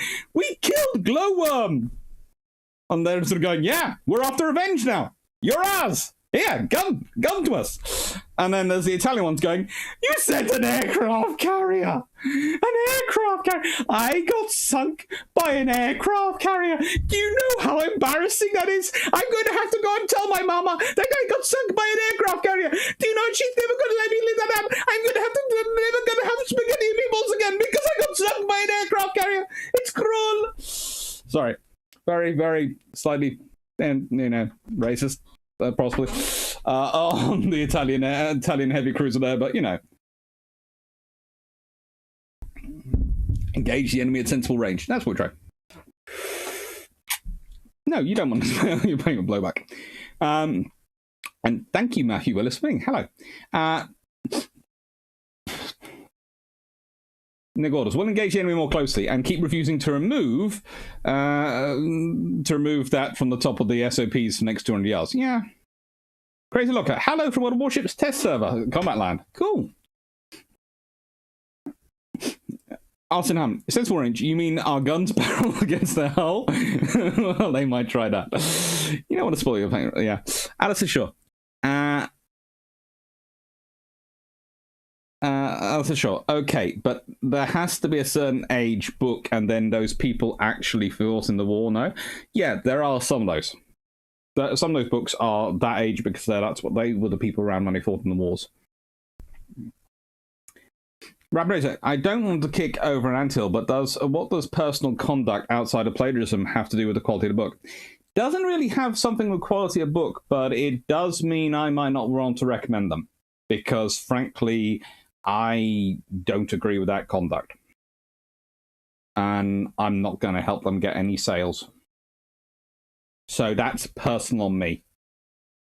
Okay, that's me. I'm just going. And that's the way I have got. I have had enough issues in my life because of dyslexia and people being rude. They're putting down on me that I can sort of see when I see it going for other reasons. People picking out whatever reasons to put other people down. If that's their style, then I don't want any piece of that. And that's for the way I get involved in education, teaching to build people up. And sometimes that does involve me saying, no, that's a silly idea. I had a student who I don't have the student personally, but a friend of mine has a student, and I've been helping occasionally, who has a certain belief about a unit in the Falklands War being ignored because of some conspiracy against them. And I actually had to point blank explain to him, actually, no, it wasn't. It wasn't about the unit at all. It was the CEO of the unit was an idiot, so frankly, they didn't want to use them. That was it. It wasn't a conspiracy again to keep a regiment down. No, nothing to do with that. It was the colonel. He was an idiot. So that's the thing. But the thing is, you build people up. You don't tear them down. You don't need to do that. Right. Michael Bann. Drac mentioned BT having a run-in with Admiral King during an exercise. BT seemed a bad sport. He seems a real pillock. Was it just friends in high places, or did he have any qualities? He was very good at dealing with the press, and very good at managing the politics in high places. Derp Squad. You read Sean's BT is responsible for Crimea, but not my BT might not be responsible for the fall of the Roman Empire. I'm not angry, I'm just disappointed. That's mainly because that managed to skip past me. I'm sorry, otherwise I would have read that. And I think I could claim BT was responsible for the fall of the Roman Empire, again, given enough. Probably ice cream on this one. With my birthday coming this one, I've taken a page from you, and now that the family ask going on, the answer has been gift cards or money for books. It works! Rapper you're a historian. Finding proof is kind of what we do. If I can find it, trust me, I will. I have had, in my time, I've had some fun arguing with senior academics occasionally about various things, and I have, yeah, solved more problems than I hopefully have created. But until I know, one way or the other, Robert, Grace Hussey, BT and Tier 3. We want that now. Okay, well, why is he responsible for Taffy 3? Quite simple. BT sets off this sort of elan, this figure for battleships of going off and racing after action, and battle dreadnoughts racing after action. And because of that desire to race after action, that even cross-pollinates into the American forces. So they are off racing after the action where they think the enemy's going to be, not waiting till know where the enemy actually is. So you see, it's because of BT and because of the legacy of Jutland and Dogger Bank and the whole hype which he creates after it. So yeah, it's all BT's fault. There you go. Come, on my way home now from the beach. See you soon, Doctor. Hey, take care, Carl. See you soon. Hello, Greg Sadowski. Yeah, hi, Greg. And German heavy cruiser kills glowworm. I think Hippoclass tried to put on a deep voice. They probably do. We're a heavy cruiser. We're a heavy cruiser. We try. You're supposed to run away from me. No, you're not supposed to. It's not fair. You're destroyers. You're smaller than me. Run away. Thanks, Squad. I want to see and be able to cite you for BT being responsible for the fall of Rome. I'll figure it out. Heavy cruisers suffer from armor and gunmen. Being sunk by a carrier is less embarrassing than being shot down by a swordfish. Possibly. There are a few fighters which were shot down by swordfish. It's always something. No, we were shot down by a Spitfire. You look at it. The only Allied aircraft airborne in that area was a Swordfish. So do you want to revise your statement? Were you shot down by pilot error or by an enemy aircraft? Booms were from the passing Harley Davidsons and straight pipe V8s. Oh, that's better.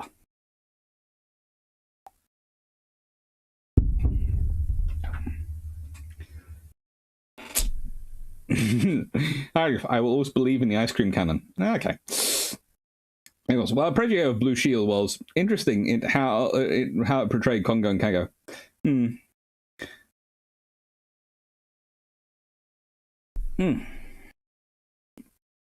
That is the point. If you can't own up to a mistake, as stuff towards, how can you make it on the end and go anywhere? Let's try. Hippers put on a deep voice because they're mini Bismarcks. Okay. Cameron's re-education Admiral King. Drax's video about him told that he was created a suitable Students Association Naval Academy while being a student, which resulted in 0 dropouts. Sounds very sensible to me. Admiral King was not a bad officer or a bad guy. There were, I can't from the top of my head remember his classmates, but I do know someone who I will ask them. And I might actually arrange to do a sort of a video of that, discussing his classmates. But the thing is, King doesn't... The whole point that's often put about King is they forget he ends up as head of his service. For that, you have to have quite a personal following and quite a support within your service and be able to get a lot of politicians on side. You cannot be... You have to be good at talking to people, basically, and a good communicator.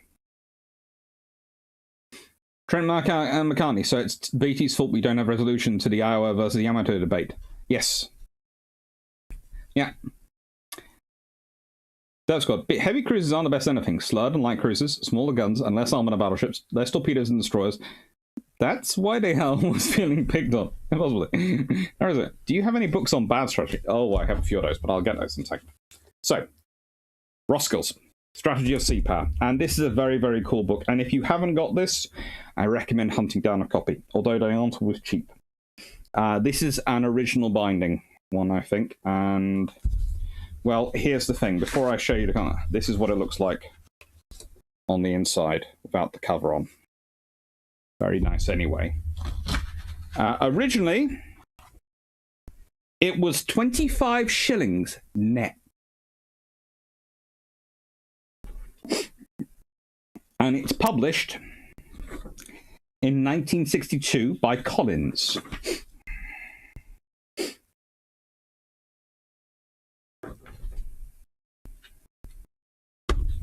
And the foreword is by Roskill himself, which is fine.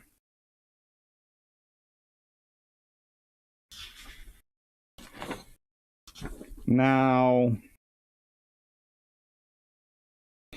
I'm going to go for the 1918-1939 Uneasy Interlude from page 143.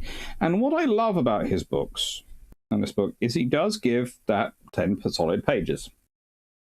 So he's setting the precedent for future authors to come, where they basically skip over 20 years in 10 pages. But he does actually do it quite well in those 10 pages, so I'm not going to hold it against him much.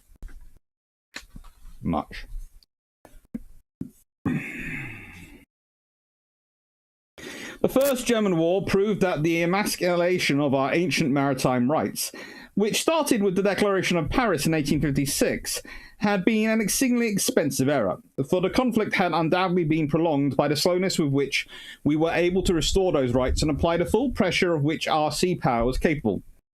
Furthermore, the advantages which we had expected to gain from the abolition of privateering had proved entirely illusory, and the international agreements governing the use of submarines in the course had been shown to be worthless.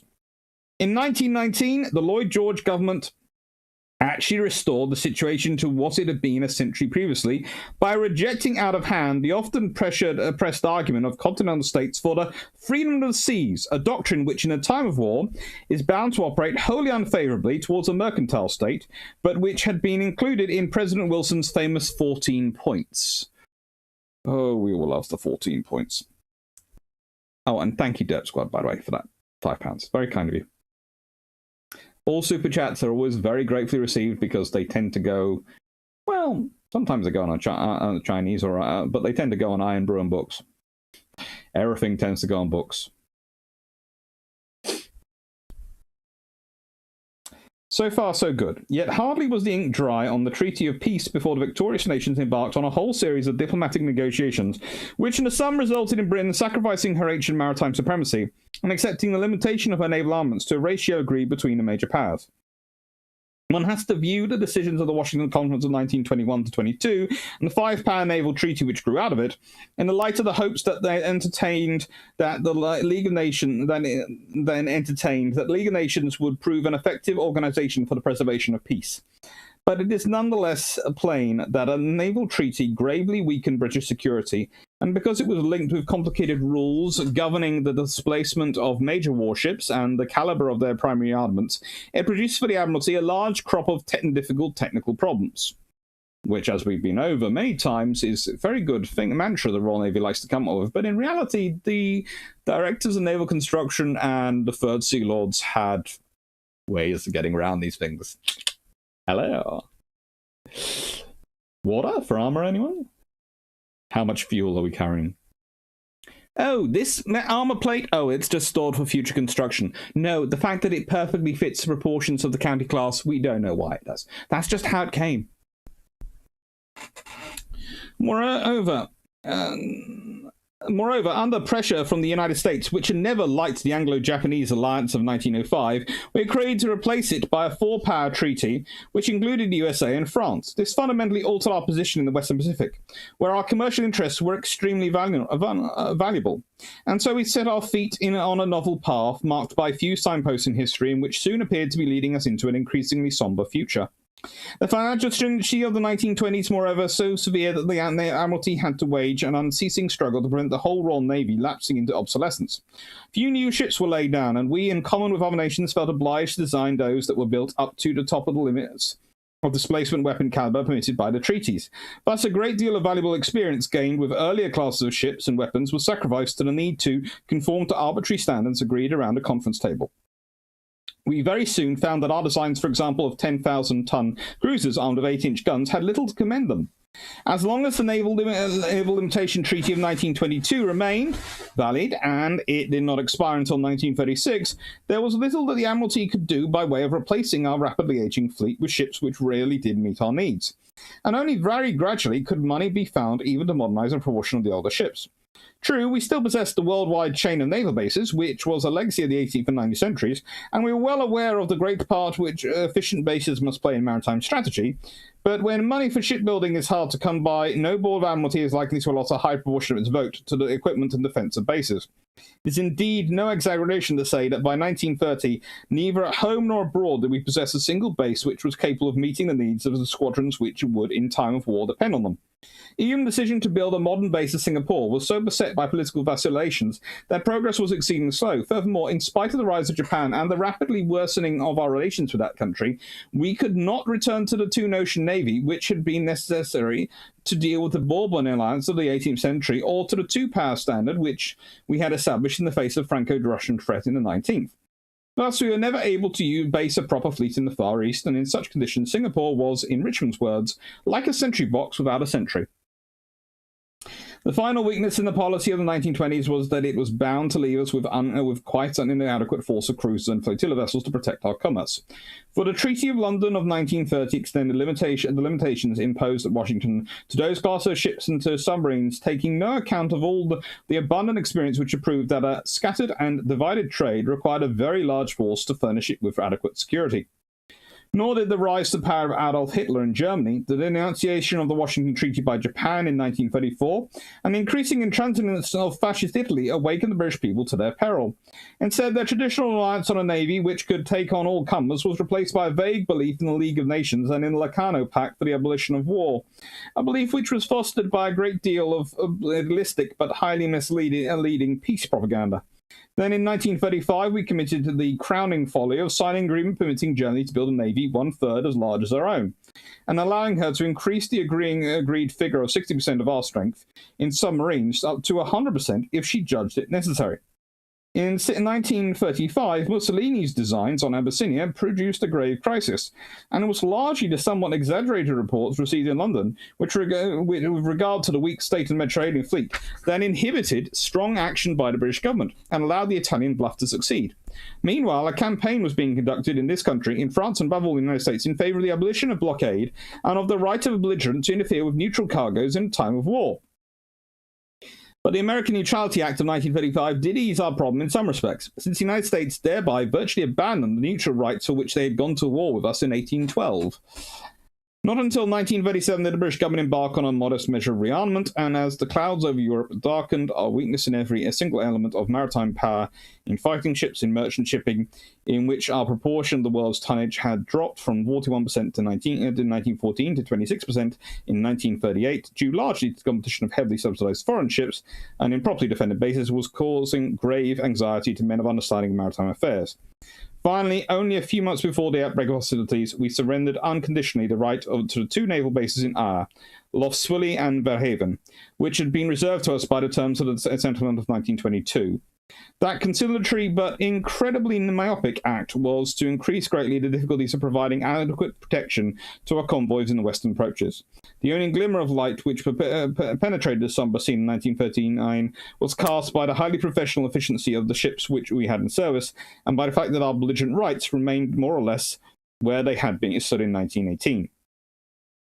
Throughout what Churchill has aptly called the Locust Years, the Admiralty fought a continuous uphill struggle to give the service for which it was responsible the best weapons and equipment which could be provided, within the limits imposed by the international treaties already referred to and funds allocated by Parliament.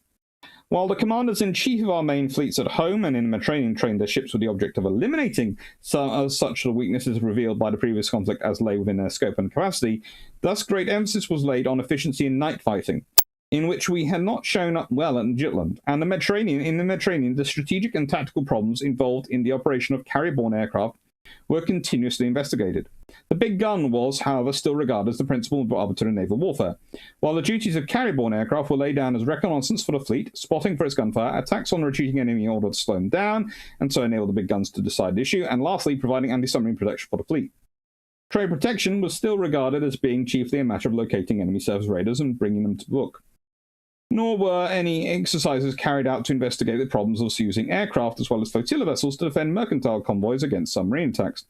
Cooperation with shore-based aircraft of the Royal Air Force was based on the priorities established for ship-borne aircraft, and none of the former received any training in anti-submarine tactics, in defense of convoys, or in the attacks of any shipping. I would have to say there's one point there I would like to correct of Roskill's, which is there were actually exercises carried out which did have that as one of their criteria, so yeah, sorry, Roskill. You're not quite right on that one.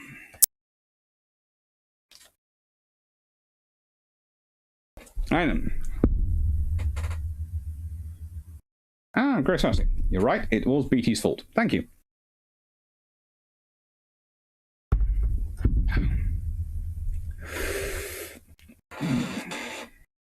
Not a wolf. They might go for pilot aerophase with that one. Sure. Well, true. If XE was X, print BT fault. Printing BT fault. So it's BT's fault, yes. Do you have any books on bad strategy? I do have a couple. Great mistakes, they usually call. Alistair Shaw. I described a king as a man who doesn't know when he is wrong because he has a habit of not being wrong often. I would agree that sometimes. Paul Johnson. Perhaps BT's best decision was to act as pallbearer for Jellicoe and to attend King George V's funeral whilst so ill it hastened his end. I never wish anyone dead, but yeah, he did the important things. He turned up, which was good because it got the Navy in the press. Edinburgh class are all... Excuse me, I identify as a heavy cruiser. Yes. Well, the Edinburgh class, if they had the quadruple 6-inch guns, which they were designed to be able to take, would have definitely identified as a heavy cruiser and possibly tortured many people with the equivalent of a heavy cruiser. Let's be honest. If you have 16 6-inch guns to rain down on someone, you are just being cruel.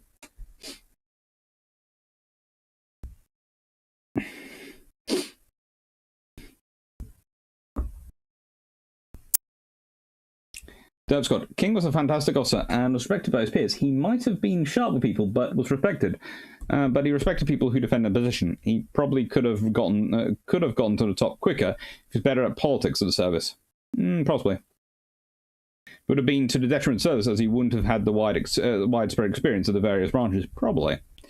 Again, anyone else want to see the good doctor with the write the foreword on a biography of BT? That would not be good for BT. It would depend on the quality of the book. There are some good things BT does well. He's he's good as a captain of a ship. I think that was about the level he should have got to, in my opinion.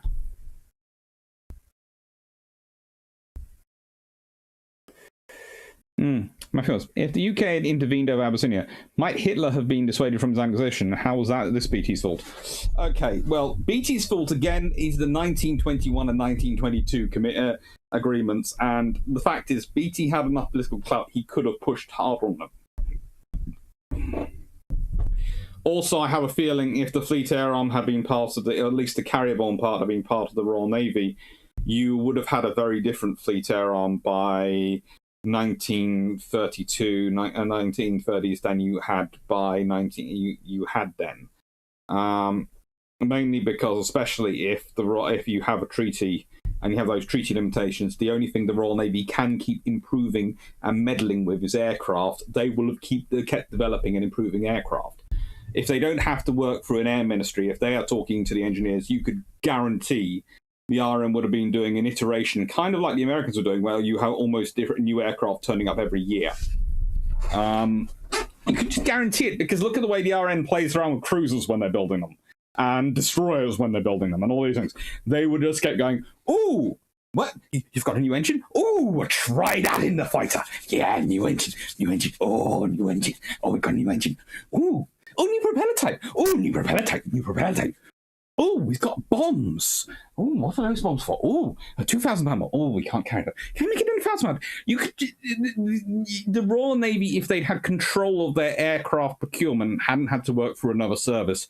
You can imagine two things. One, the poor engineers at Supermarine would have been going nuts, and this would have been the ones at Blackburn and Ferry, because every year there'd have been a new competition. And secondly, you can imagine the USN and the IGN, who have currently got this reputation of them being the world leaders in naval aviation, mainly because they don't start war until 1941, when they managed to get a next generation of aircraft in service, would definitely nowhere be near what the Royal Navy would have got to, because the Royal Navy had that much a bigger industry to draw from and had the largest carrier arm. You have to remember, again, they had the most carriers for most of this period. So, again, if BT had managed to get us a slightly more tonnage for carriers and had used the Admiral class ships for the carriers and the Royal Navy controlled the Fleet Air Arm, there could have been a very different Royal Navy in World War II.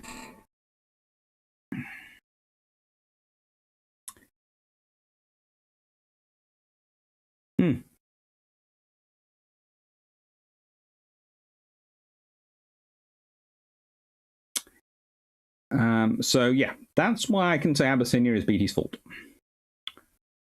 And, you know, those squad. Matthew Willis, BT didn't anticipate wars in landlocked nations and therefore didn't work out how to make battleships operate in mountains and highlands of Ethiopia. Not quite. Basically, the supply lines for the Italian forces in Ethiopia mostly had to go through the Suez Canal. Matthew Willis, BT equals James T. Kirk, Jellicoe equals Jean-Luc Picard. I will raise you. BT does, I would say, equals James T. Kirk, but I would say Jellicoe, not Jean-Luc Picard. I would say Jellicoe is a Janeway. Yeah. This is going to sound strange, because Catherine Janeway is pretty much my favourite of the captains of Star Trek that there has been. Definitely my favourite one. She's an excellent engineer, and she actually does takes her force out on her own, works them out, and actually manages to run them. And has a flair for the special operations, and writes the reports. Jean-Luc Picard He puts all his eggs in one basket. At no point does Janeway ever put all her eggs in one basket. There is at no point that Janeway would ever be caught without a backup plan and going, we're all dependent upon one set of yards, the Martian yards. No, if Janeway had been running that plan, there would have been 3 different shipyards producing it and going, yes, we've lost 1. So what? Got 2 more churning them out. We're carrying on. Shut up. You know, Janeway would not have been... Jean-Luc Picard was great on the vision, terrible in the execution. So possibly, actually, Jean-Luc Picard is Fisher. Right.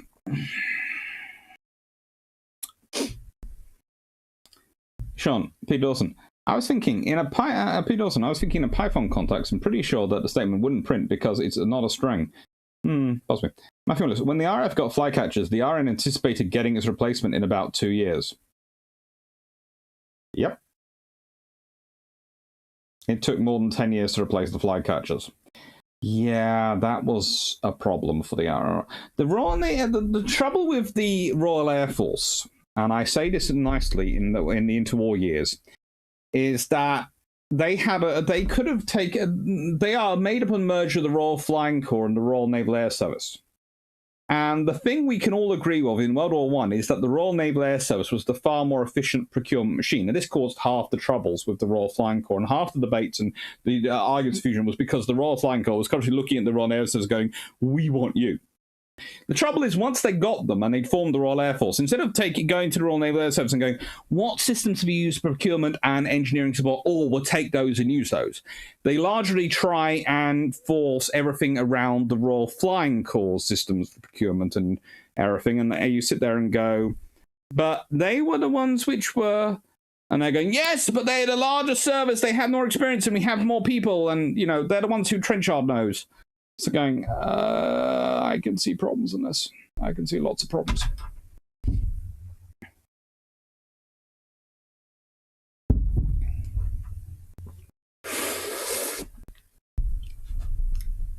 Derp Squad. Forward to BT2 for BT2 whilst I usually would not wish crippling seasickness on anyone, I would make an exception in case of BT. I wouldn't be that cruel. Just have the shakes every time he approaches a ship.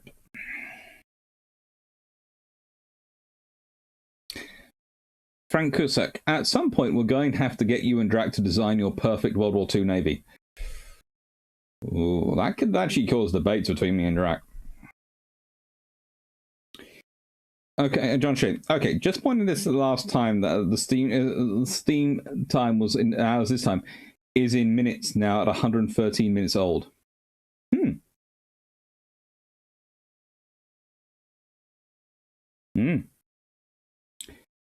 That's what. Stop defending beating. He should have worked out how to make fun. No. I'm sure there is a reason why Janeway became an admiral. Yeah, Picard became an admiral, but I think Janeway was a better one. Janeway is hard to judge because the writing was so inconsistent. She was good some episodes, then broke all her own rules in the next. Yeah, that's part of the writing system, but I still think Janeway, judging especially by the books, do want to go more on some of the books, which are Star Trek books, and she's far more consistent in those and is even better.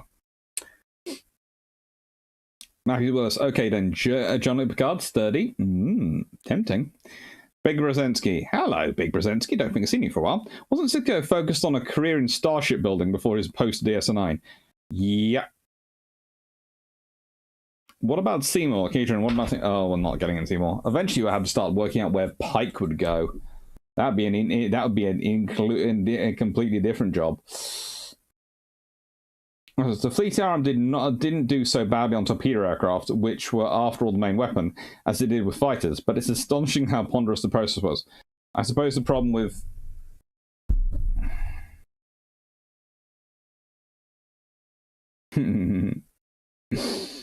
Wait, did I say stern? I meant stream. Don't worry, I worked out what you said. Just about. But no, Roskill's book is good.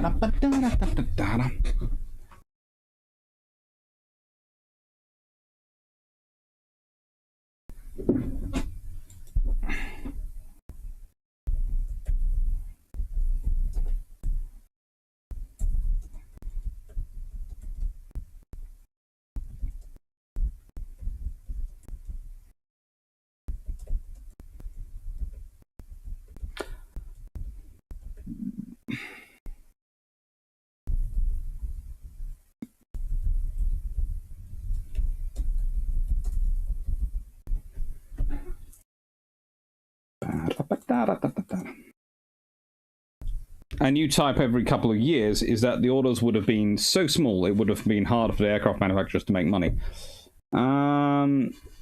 Probably, but again, the RN could have ordered a whole new set for all their carriers, so they could have been ordering. And honestly, let's be honest, they're mostly building 60 or so in every couple of years anyway. It would depend if they're replacing everything every couple of years. But again, I think the RM would have found a way to make them make money. After all, they did find a way for a whole new site to be developed by Vickers for the skewer from memory.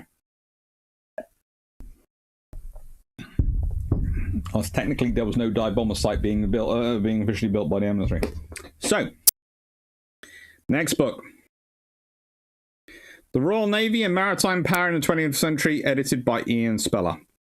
This is a Routledge book. This means it's expensive.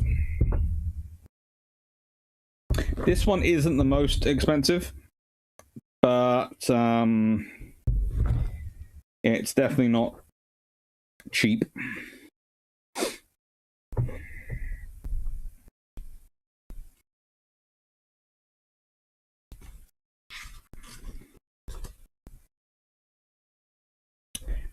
Let's see.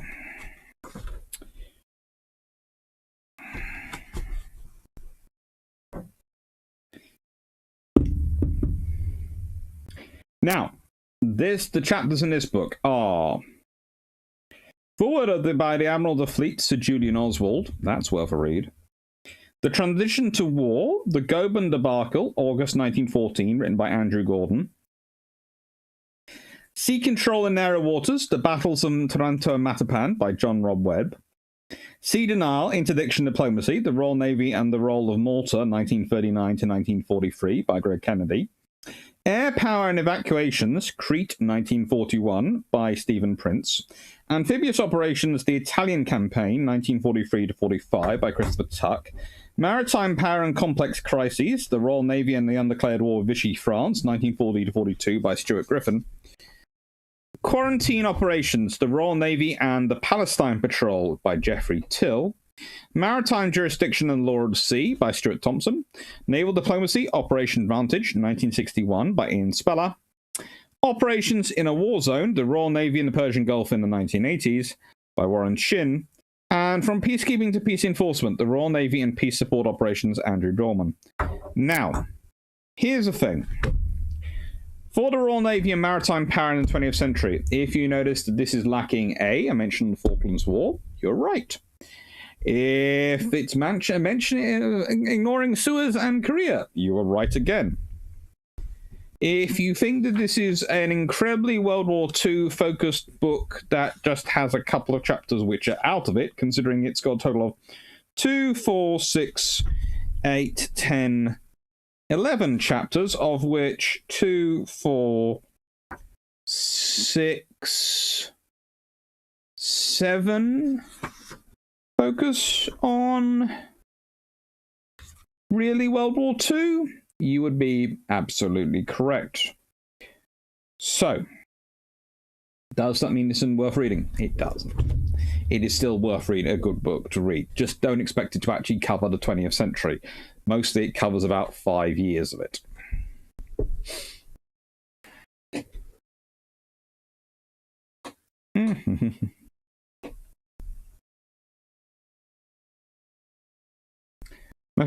Greg Solowski, absolutely. The fact that the RN tended to be incremental and tended to be incremental types tended to be incremental improvements and took a year or so longer than RF types meant that a big gap opened up by 1939.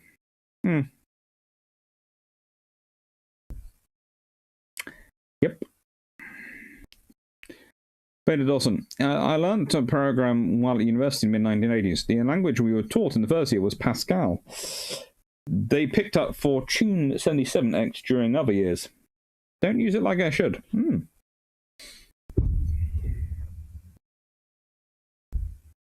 Right then. So, which chapter shall we do?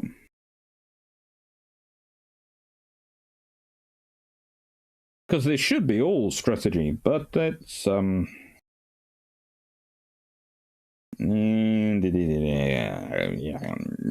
I think I'll do this one.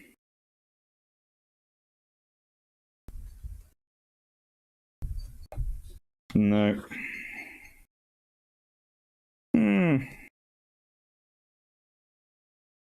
I'm going to do John Rob Webb's one, the Battle of Taranto and Mantapan. Sea control in narrow waters.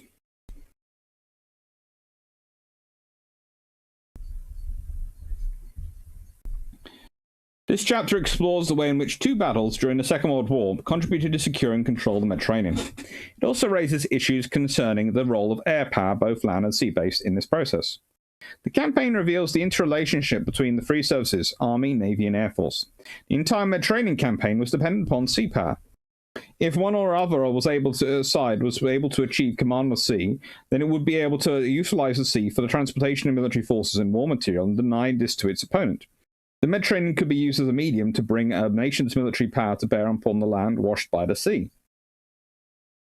A.T.Mahan, the American naval theorist, writing at the end of the 19th century, argued that the primary function of a navy was to secure one's own means of sea communications. If navies, as all agree, exist for the protection of commerce, it inevitably follows that in war they must aim at depriving their enemy of their great resource. Mahan declared, "It is not the talking or taking of the individual ships or convoys, be it a few or many, that strikes down the money power of a nation. It is the possession of that overbearing power on the sea which drives the enemy's flag from it, or allows it to appear only as a fugitive, and which, by controlling the great command, closes the highways by which commerce moves to and from the enemy's shores." For Mahan, this was ideally achieved through a decisive battle that would remove the threat from an opponent's battle fleet, thereby rendering to the victor command of the sea.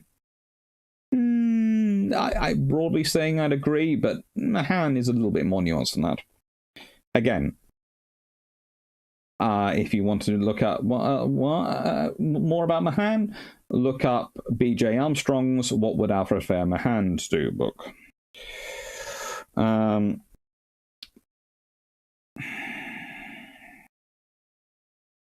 This command of the sea and subsequent ability to control sea communications was to be the Royal Navy's preoccupation during the Second World War. Strategic, operational, and tactical advantages that flowed from command of the sea were immense. As the Navy's official historian put it, "Control of sea communications is the ability to enable our trade convoys, our troop ships, our cargo vessels and tankers, our coasters, and fishing vessels, and indeed all forms of traffic upon the surface of the sea to pass on its very way unhindered. That would, of course, be Roskill, who was the official historian of World War II.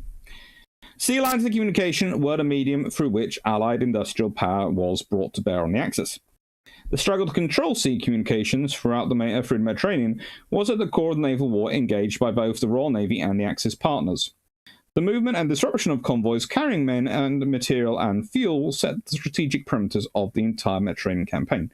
Now, what I find interesting here is the Royal Navy, of course, is joined by the Royal Australian Navy, the Royal Canadian Navy, the Greeks, the Poles, and the Americans, and the Free French at various points throughout the Mediterranean War. But one's called the Royal Navy. The overwhelming majority of Axis forces involved in the Mediterranean were the Regia Marina, Italians, but they are called Axis partners.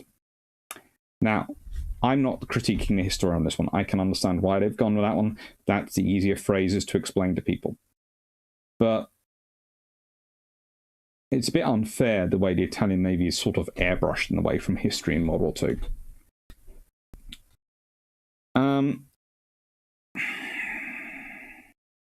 The movement and disruption of convoys carrying men, material, and fuel set the strategic parameters of the entire Mediterranean campaign. Appreciating the varying degree of strategic priority accorded the war in Mediterranean by its participants is vital to any understanding of what took place. For the Germans, the campaign was little more than a sideshow. For the Italians, it was central. Hitler saw Germany's future in the east. Mussolini sought to dominate the Middle Sea in order to create another Roman Empire. This divide was mirrored to a degree on the Allied side. The United States saw the Mediterranean as a distraction from the major task of crossing the Channel and striking directly into the heart of Nazi Germany. In contrast, for the British, defeat in North Africa could mean the sequential loss of Egypt and the Suez Canal route to the rest of the empire, the domination of the Levant by a hostile power, and ultimately the fall of the Middle Eastern oil fields. The threat from fascist Italy was in marked contrast to the beginning of the century. During the First World War, Britain and Italy were allied together. Italy focused their main energies fighting the Austrians, while the British, with their enormous support from the Empire, extended their contention in the Mediterranean on countering the Germans' support for the Ottoman Empire. The main event, as far as the Royal Navy was concerned, however, did not take place in the Mediterranean, but rather in the North Sea, Jutland. The Navy's anticipation was that there would be a decisive clash between the two battle fleets during giving the victor command of the sea. The belief that dominated naval thinking on the eve of the conflict was that the goals of the war at sea would, and ought to be settled by a single, all-destructive clash between mass battle fleets. You see, this is the thing. This is what's often portrayed. And I hesitate when I've got an eminent historian like Matthew in the chat to be quite as bold, just in case this leads into a whole other debate. But I honestly don't think that the Royal Navy is obsessed with an all-decisive battle, a la Jutland becoming what the looking back press releases would believe Trafalgar was. Because the Royal Navy really did have people teaching history. It really did study its history. It knew there was no such thing as a decisive, all-encompassing battle. Trafalgar was one of a series of battles that had been fought in the Napoleonic Wars. Each one was considered decisive at its time, but the war carried on. It gives you an advantage at sea. It doesn't necessarily secure your command at sea, as long as the enemy still has ports and can still build a fleet. What important matters is if you can cut off supplies. So the Royal Navy in many ways understands that a war is going to be more complex. Plus, the Royal Navy has Corbett as its advisor, and he is very, very much not a battle is the major focus, a single decisive battle is what you're aiming for focus. However, this has started to fit the historiography in that it's fitted this logical assertion which comes forward as the British aren't prepared for war, the British are focusing on a single major battle, therefore they're not as good for any submarine warfare, and this because in the interwar years they're still focusing on this major battle and refighting Jutland, which is why, again, World War II happens, they are fighting a convoy war again, and it's so dangerous and perilous, and you watch as it builds up to a logical thing, and then you start looking at a logical sort of conclusion, and then you start looking at it deeply and you go, but hang on, the Royal Navy of World War I creates a very good anti-submarine warfare force eventually, and convoy system. Okay, it does in the beginning, but once it gets Jellicoe in charge and a proper staff running things, they soon change around. As if they understood it. And in World War II, they have been practicing in interwar years convoying. And in World War II, they implement a convoy system immediately. They've already got sloops on order. That's the thing. The corvettes are already on order. They've got sloops in service. They're already building the ships they need. Okay, yes, there are a couple of years. Have been sort of planning them for a couple of years' time, but they've already been started building them. And you look at it and go, well, hang on, if the Royal Navy is focused on a big single battle, why aren't they combining all their fleets into one huge battle fleet? In the preponderance of force. Why are they still keeping a Mediterranean fleet? Why do they have ships in the ocean? Why do they have task forces all around the world? Well, that would suggest they're not focusing on single individual battle. That would suggest they're focusing on a task force war. a global maritime conflict. It's a different thing. But still very much worth a read.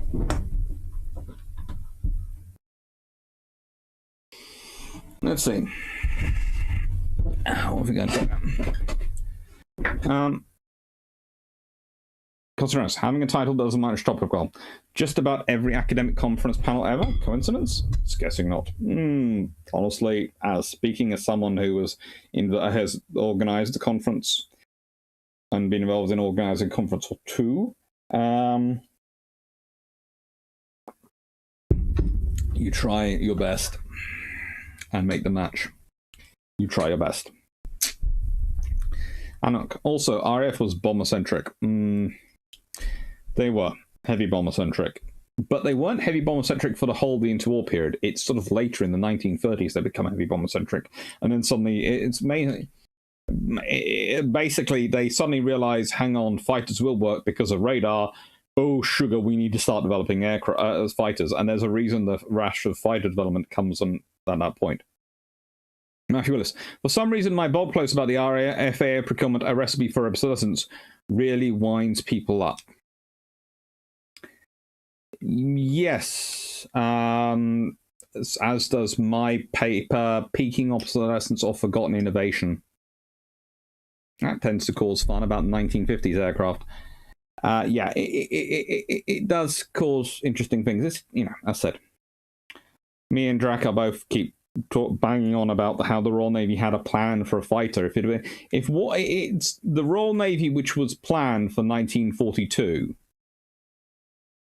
would have been very, very different than the Royal Navy which ended up fighting in 1939. Apologies for not chatting much. Easter weekend means I get to swap Mum's tyres over. Enjoy.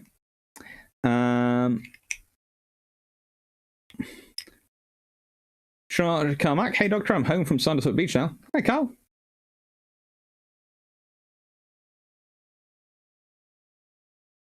Still Mahan, JG, Ja 1410. Hello, Ja. I don't think I've seen you before. Still Mahan, can't write French or aviations. That's good. What would happen if just before the Battle of Trafalgar and Last Stand of Bismarck, Nelson and HMS Nelson were swapped, assuming HMS Victory was not crushed and Nelson not drowned?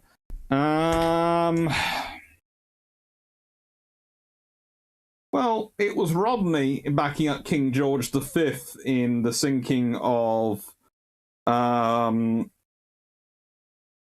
Bismarck, so that would have been kind of interesting. Admiral Nelson turning up then would have probably given Tovey a few minutes ago. Which one of us is the senior? Oh, yes. Technically, you're a Vice Admiral. Good. I'm in charge. Fire! It could have been kind of interesting in having the war after you read up on technical things.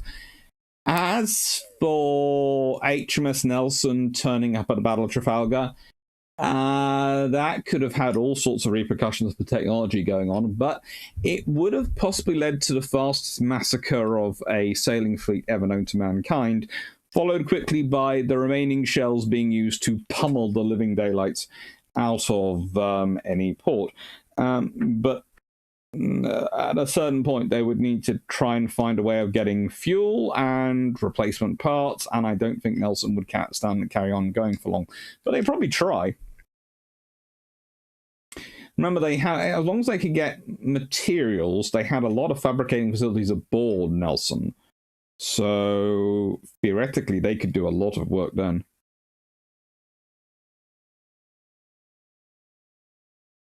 Carl Gazan, Italian fleet airbrush out. Please tell me, Austro-Hungarian addict, about me meme. Look, I realise the Austro-Hungarian Navy just might as well not exist in World War I from the way they're treated.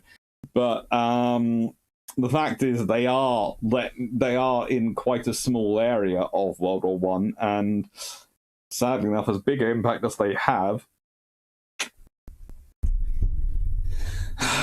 they just don't get enough attention.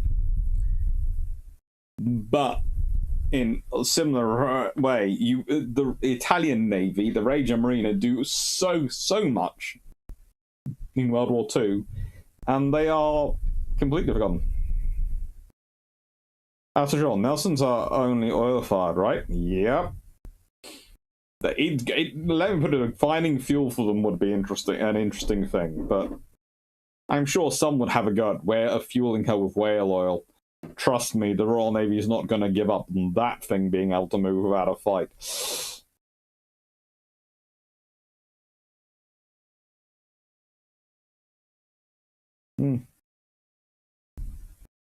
Fuel is going to be the biggest problem. Yeah.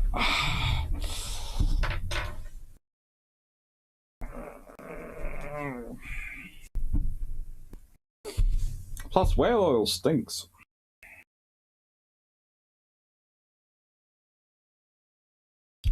But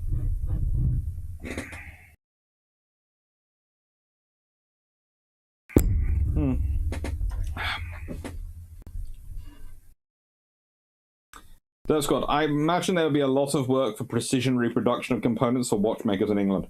Oh yes, there would probably be a conscription program for watchmakers in England. In England, Scotland, Wales, and Ireland, there would be a shortage of watches for the following 2 years, as all the watchmakers would have been conscripted.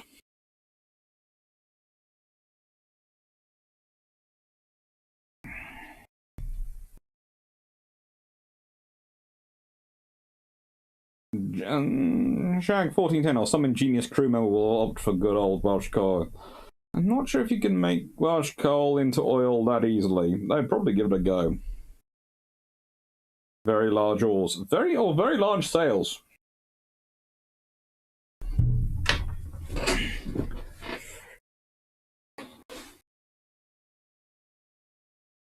We are talking about the time before oil refination.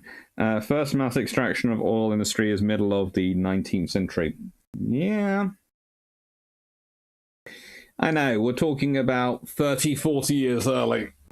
It's a fun times, but there again, the necessity is the mother of all invention, and trust. And again, you're going to have people on board HMS Nelson, enough crew aboard her that some of them are going to know about oil refinery, at least in the basics of it, probably in the engineers of the crew.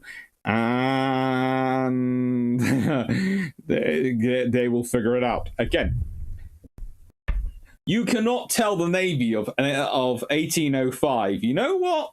Here is a beautiful battleship which will win all your wars for you, but you don't have the fuel for it. And, oh yeah, there are some people in here who have an idea of how to do it, but it's technologically beyond you. They will go, try us, tell us, we'll figure it out. Human beings are interesting like that. I wonder if I wonder if RM would try to annex Switzerland for their watchmakers. I'm not sure, but expect claims on German territories inherited from various monarchs to suddenly be very, very heavily enforced.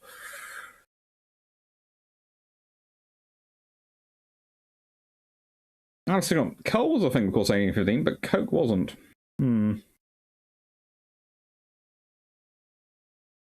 So, was about to ask, how many blue whales are top her tanks up? Oh, geez. Now my query looks like a tin man about this. But it's just, yeah, it's fun. It's not really environmentally friendly.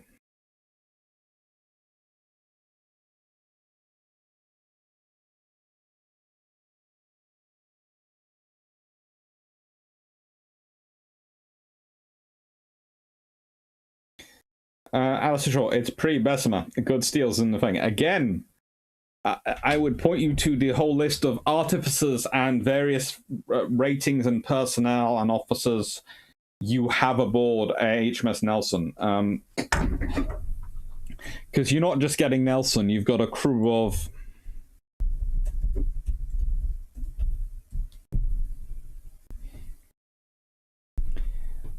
let's see, a wartime crew of possibly up to 1,360 personnel. If she's in her flagship role, possibly on that. You know, if you've got that many people going back, and a goodly large number of them are going to be engineers and engineering qualified, that's a lot of technology gone back.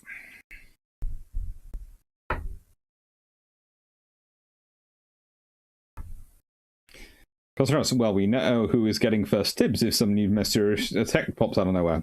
No. Good book.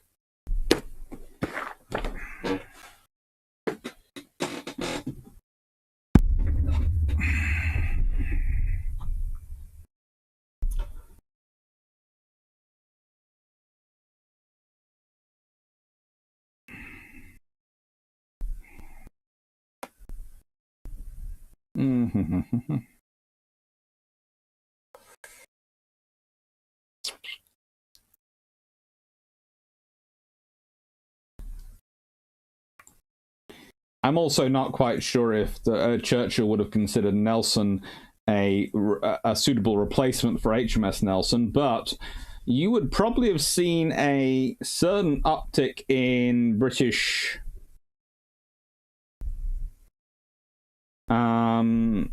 battleship production during World War II if they'd suddenly lost Nelson. And that Vanguard would have probably been completed earlier.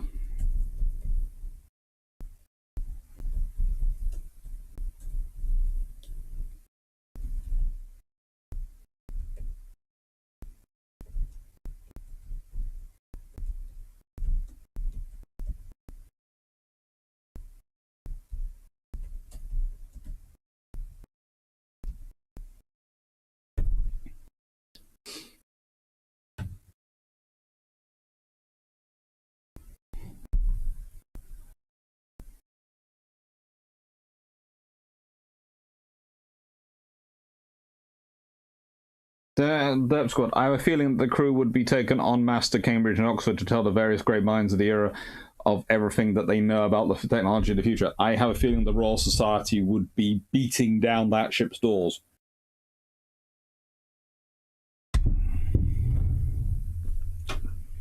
Bud Guy 8829, hello. How hard would it be to make more ammo for her back then? Hard, but not impossible. It's again, you're talking about all these things, and you're sort of the presumption would be, but the technological rate they have there is impossible. Yes, but not. In that, within a month, no. Within 6 months, probably not. Within a year, possibly. Basically, the technological effect of her and her crew going back would be nothing, nothing, nothing, nothing. Ooh. You have a thing that the British would probably skip entire the ironclad era. Well, it might actually precipitate the ironclad era, because that might be the quickest conversion they can do for the wooden ships.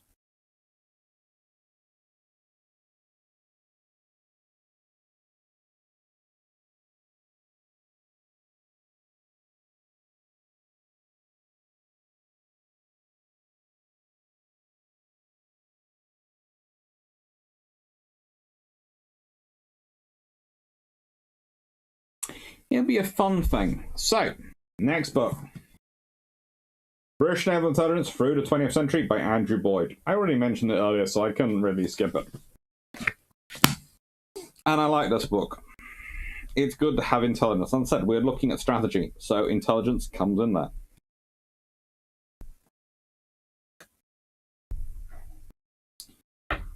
Oh, 1410. There is a book series written about a scenario by Taylor Anderson.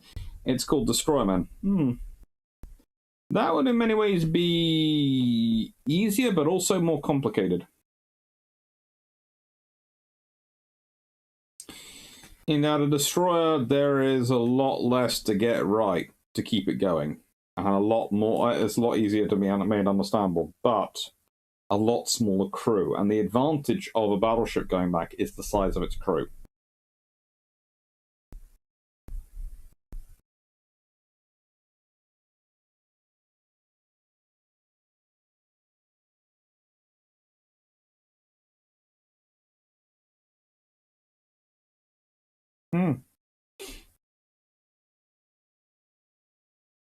Because if you take a battleship back, the size, the sheer number of engineers, artificers, and mechanically qualified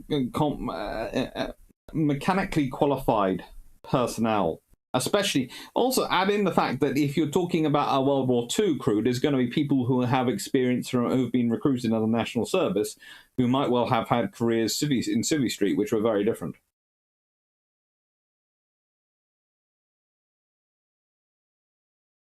As for sure, the Victorias probably would have been more helpful. An aircraft carrier going back, I doubt it, because then you've got to have aircraft and develop aircraft, and all the capabilities are down.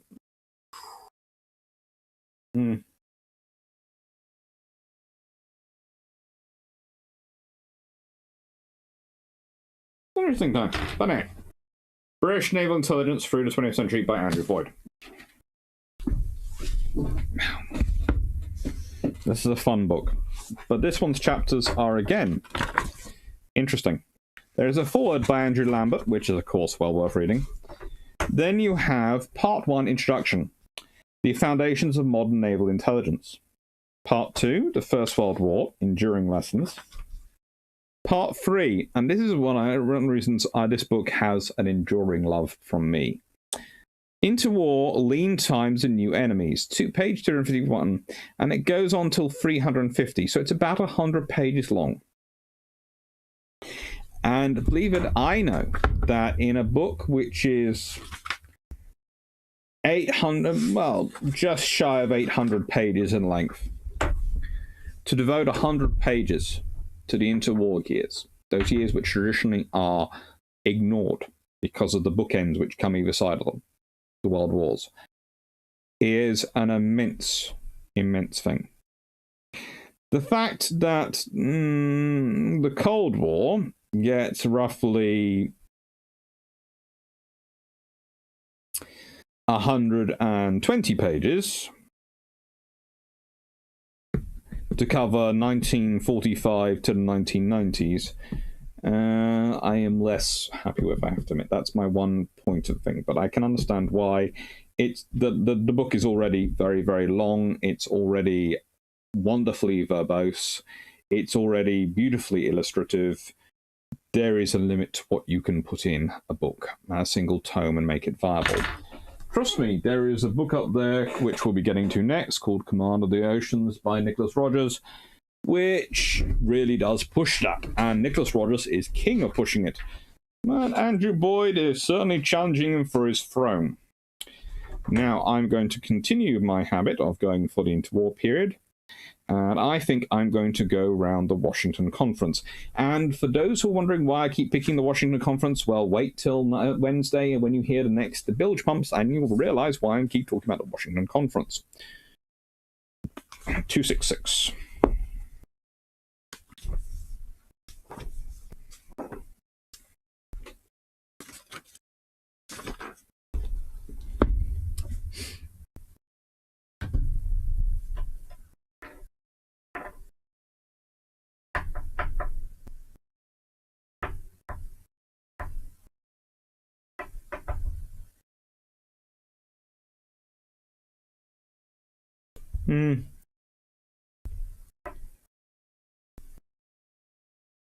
Sure, imagine what would happen if a tribal replaced victory, and they'd be like, you can go how fast. They'd also be wondering quickly how fast they can shoot. Let's be honest, a tribal, the range of its 4.7s, and the numbers it can, the shots it can get off, that would cause a lot of bump. Yes, you don't have the metallurgy or the fuels for internal combustion aircraft engines in the 1800s. No. You can sort of push up to get to ships, but coming out to it, read Cold War intelligence. A lot of it's still classified. I know. I can still gripe about it. It's the one thing. If you're going to give it's the one sort of thing I have with. And the thing is, there is a lot of open source information out there that you could, that Andrew does make use of it, but I think he could have written about in more detail, because he has a lot of good stuff in there, but he doesn't have enough detail for me.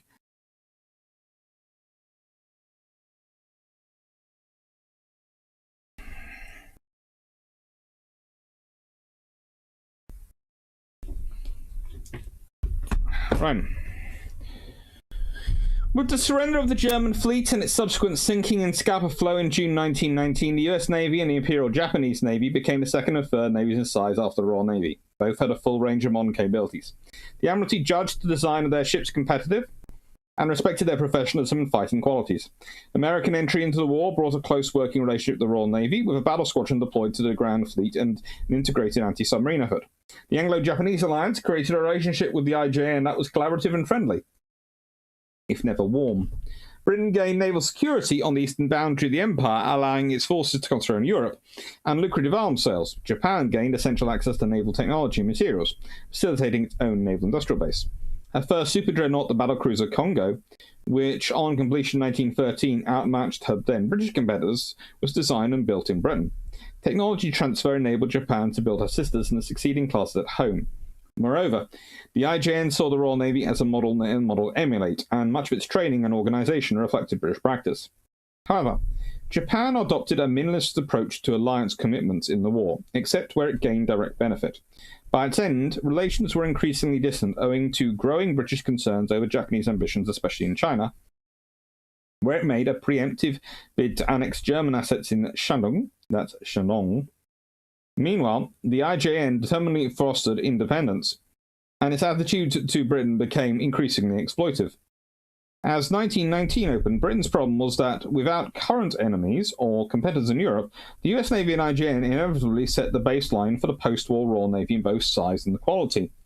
War with either seemed inherently unlikely, certainly in the case of the United States, but the scale and pace of their building programs still determined whether Britain could remain the dominant naval power.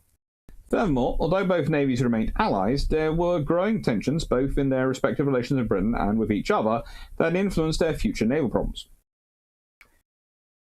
and future naval policies.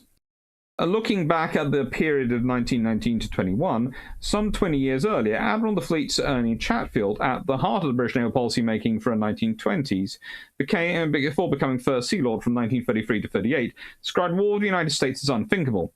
Yet during the first half of 1919, Britain's naval leaders not only thought about it, they commissioned war planning, and the theoretical possibility of a naval conflict with the United States lasted for at least the next 10 years.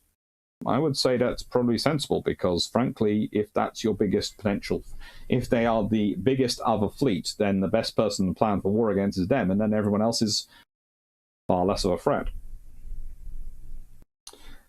Not necessarily a reflection of relationship or likelihood of war, it's a reflection of what's the best thing to train your staff on.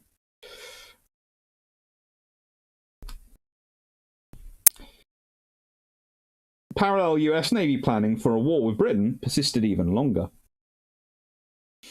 The first overt references to war with the United States appeared in Admiralty policy papers drafted in late March by Long and Weymouth in readiness for the forthcoming annual naval estimates. Since the War Cabinet ruled earlier in the month that the United States was not a potential enemy for the present, these references were essentially hypothetical, internal mind-clearing to prepare for resisting Treasury cuts. However, they also reflected underlying attitudes within the Admiralty and within political circles, going beyond abstract calculations of relative naval strength. British concern over American naval policy dated from February 1916, when President Wilson announced that the US Navy should become incomparably the greatest in the world. As a political aspiration, this commanded limited attention in Britain against the context of Jutland and the Somme. Congressional approval for the ambitious 1916 naval program, comprising 10 battleships, 6 battlecruisers, and 140 smaller vessels, was harder to ignore, however. Although British observers of congressional debates saw little appetite for aggressive competition with the Royal Navy, by 1921, in modernity and weight of broadside, the American battle fleet would potentially become superior. American entry into the war as Britain's ally in May from 1917 should have put aside or deferred worries over naval competition. Instead, British concern strengthened owing to the initial American insistence on maintaining the 1916 battle fleet program, when Britain was desperate to see effort diverted into escort and merchant ship construction in order to meet the U-boat peril, then at its height. Although the battleship program was suspended in late summer under the British pressure, and the Americans commenced a large program of escorts and merchant hulls, underlying tensions persisted. The British knew the battleship suspension was temporary, and that by mid-1918, the US Navy Board had reaffirmed commitment to a commanding lead in the Pacific over Japan.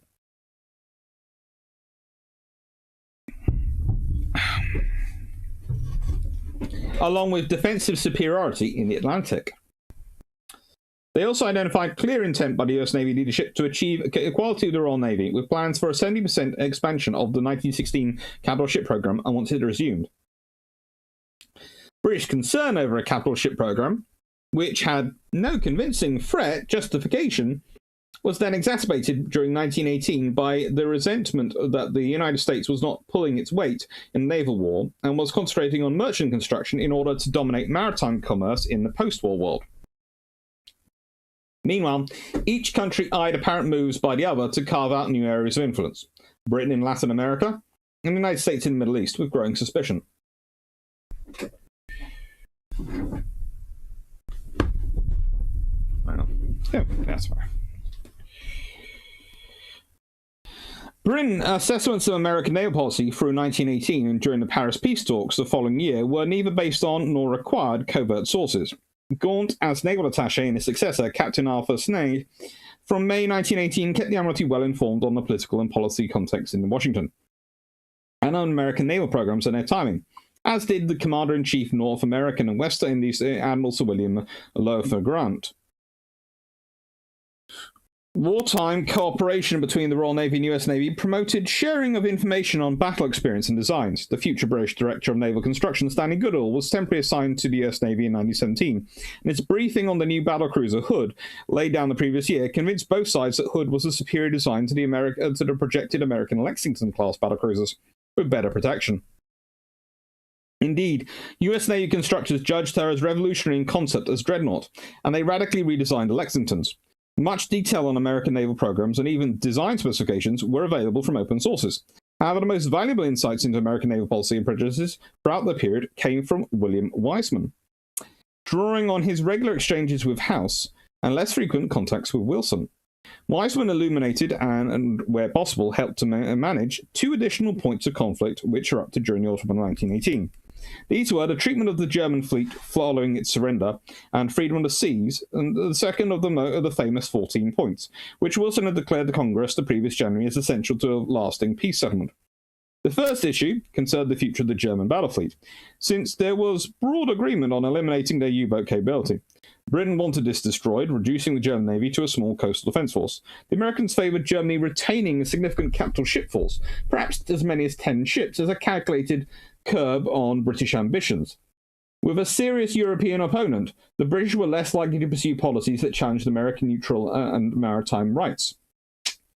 If sinking the German battle fleet was undesirable, even worse from the American viewpoint would be distribution among the victors on the basis of war losses, vastly increasing British superiority. The second issue, freedom of the seas, defined as absolute freedom of navigation outside territorial waters, alike in peace and in war, except for closure by international agreement and enforcement, was fundamental for Wilson. In responding to unrestricted U-boat warfare, it was the principle for which the United States had gone to war. However, neither Wilson and many others in American political establishment, nor the US Navy, had forgotten their deep-seated resentment of the British blockade. By 1916, Wilson viewed British interference at sea as unacceptable as Germany's, albeit with the crucial difference that Britain did not take American lives. Hence his 1916 naval program, let us build a bigger navy than hers and do what we please. Britain, for her part, insisted on her right to deny the seas to an enemy. Blockade was an essential weapon, albeit keeping interference with neutral shipping proportionate.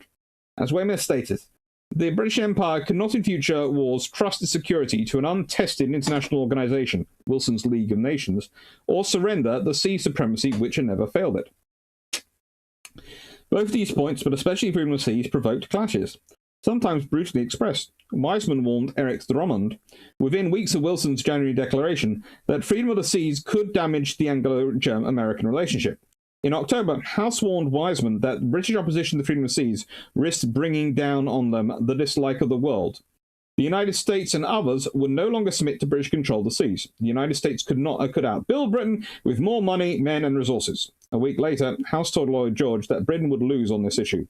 The latter retorted that Britain would spend its last guinea to keep a navy superior to the United States or any other power. American determination to pursue naval superiority was apparently underlined at the end of the year by Naval Secretary Joseph Daniels, with effusive support from Wilson requesting Congress to authorize as a repeat of the 1916 program for 1919. This mutual suspicion explains why in early 1919 the naval staffs on both sides of the Atlantic contemplated a future Anglo-American naval conflict in internal policy papers. NID advocated resuming a two-power standard aimed at the United States and France, although Guedes sensibly demurred. Tensions peaked on the 31st of March, with fierce clashes between Long and Weymouth on the one hand, and Daniels and the US Navy Chief of Operations Admiral William Belson on the other, part of the confrontation known to history as the Naval Battle of Paris. Weymouth challenged US Navy insistence on a peacetime building program that appeared disproportionate and therefore deliberately coercive, especially given the recent British decision to cancel Hood's Three Sisters. Benson resented British arrogance and their refusal to countenance the United States moving towards naval equality despite its defensive requirements across two oceans. However, despite intemperate language and talk of war, both parties knew that support within the United States for a big naval program was fragile, and that while Britain was not yet prepared to say so, it would settle for equality in the United States, although not inferiority. The British naval leadership was well briefed by their sources in Washington. House, primed by Wiseman, whom he saw almost daily, understood the dynamics within the British government and their likely bottom line. He advised Daniels prior to the clash with Long and Weymouth that halting American building after the 1916 program offered a good compromise, giving the US Navy 75% of nominal British strength, but more modern ships. The rhetoric and the underlying policy papers from respective naval leaders therefore reflected jostling for advantages and protecting budgets, more than serious belief in future conflict. Meanwhile, the clash between the naval leaders influenced the political mood, underlining the dangers of continued confrontation. Wilson had hoped the threat of a big naval program would coerce Britain into accepting his peace agenda. Lloyd George countered by making British support for Wilson's League of Nations conditional on naval concessions, including the vexed issue of freedom of the seas. A way forward, again, with the support from Wiseman, was negotiated between House and Robert Cecil, still Balfour's deputy at the Foreign Office, in the first half of April. In return for Britain supporting the League, Wilson promised both to abandon the projected 1919 building program and, in a further important concession, to postpone ships from the 1916 program, not yet laid down, pending a lasting comprehensive Anglo-American naval agreement, although this second undertaking was not kept. Wilson also agreed to abandon specific references to freedom of seas in the peace treaty, deciding that the issue was satisfactorily addressed under the terms of the League. The Naval Battle of Paris accordingly ended in compromise, with good intelligence on respective underlying goals assisting this outcome. It's a very cool book.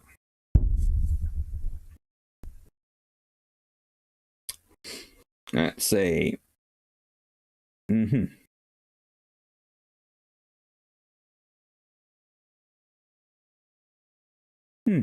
Budgate 1829. Would the USS Nimitz going back in time, like in the final countdown, have a bigger impact on modern jets and nuclear weapons and nuclear power plant? Well, the nuclear power plant could theoretically keep it running for a long time, but they also require spare replacement parts on a fairly regular basis as well for other things. So, yes, it's not going to run out of fuel, so it can still move around, but it's going to run out of fuel for its jets, and it's going to run out of fuel for other things. But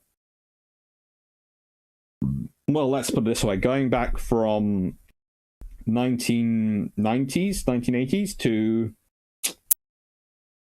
1941, you've got far more technological, a far higher technological base to work from than going back from 1942 to 1942 to 1941 to 1805.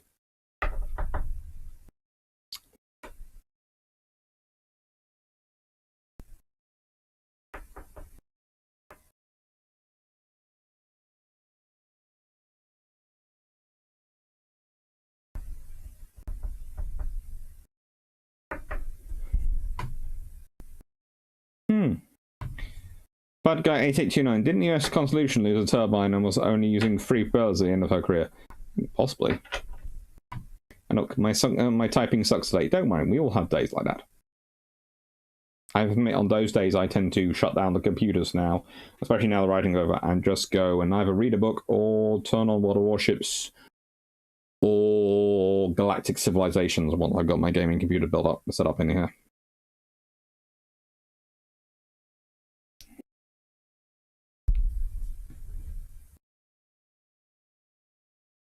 That's good. Whitworth, there's a whole debate going on whether Whitworth would fix the problems. Whitworth would probably done a lot, but there's predecessors before him who sorted things out. Whitworth would have been an interesting character to have aboard HMS Nelson.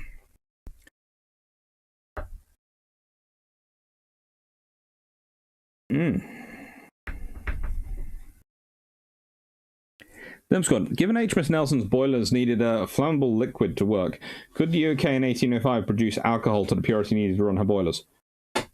Well, that would be an interesting thing. Could they have run on alcohol?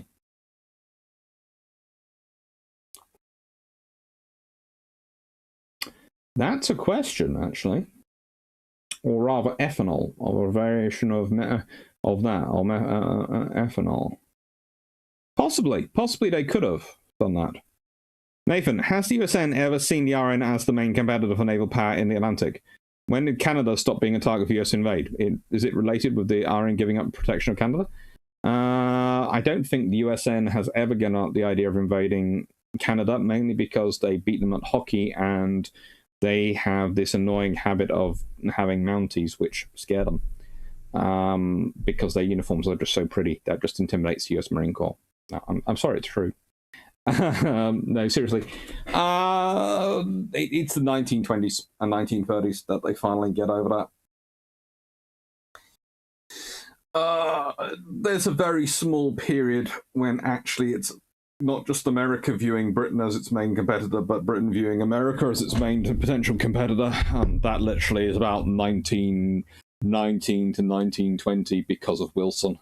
Wilson is an interesting person who could cause a lot of wars very quickly because he had very, very high-minded idealism. And that's lovely, but not very good when you're dealing with countries which have just gone through a heavy war and really don't have time to bother with you. They don't want to bother with it.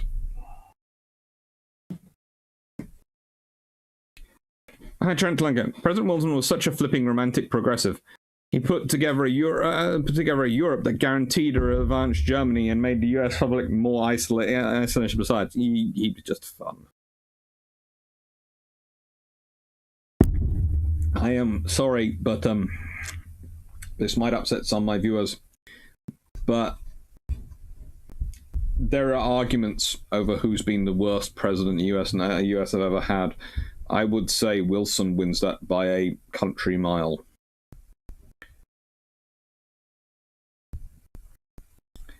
In many, many respects.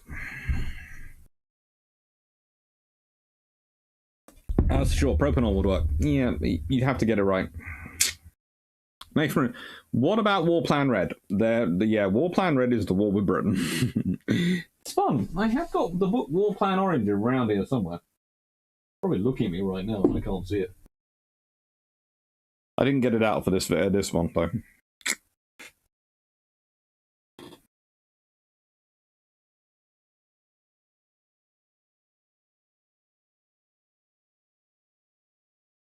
Hello, Jermac.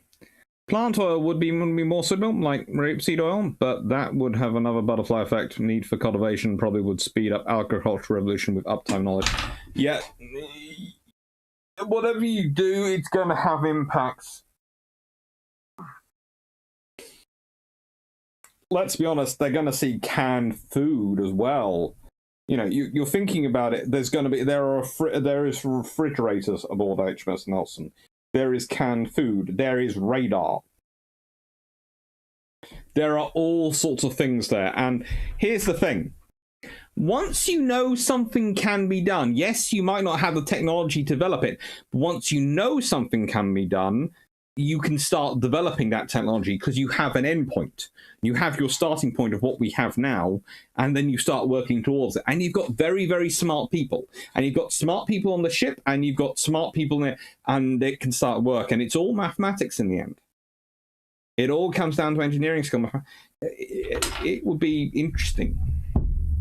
You've also got a little railway aboard HMS Nelson.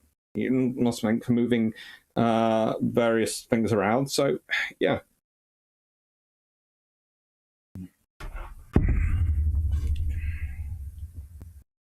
That's good. To what extent were the interwar naval treaties made to allow the US to become the top global power of a major war between the US and the UK and the US?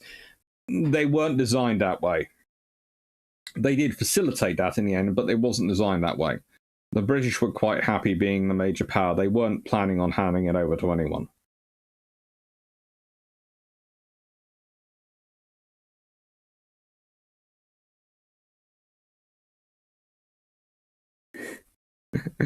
Sometimes I really love technology. Sometimes we all do. It has fun. Also, there's no content. No, there's no contest. Wilson was the worst. He's the reason we have an income tax. To be honest, if you thought you were going to get through to the 2020s without an income tax, then that's good for you. But at some point, someone would have come up with it. Roosevelt's New Deal would have demanded it at some point. Something would have come up with any reason for an income tax. It's a nice idea to believe you might have managed to skip it, but it was gonna come. Once one government has something in and it works, now the other governments are certainly gonna go, ooh, that makes money for them. Oh, we won't do that here. I'm gonna go, hello. Oh, you make money, do you?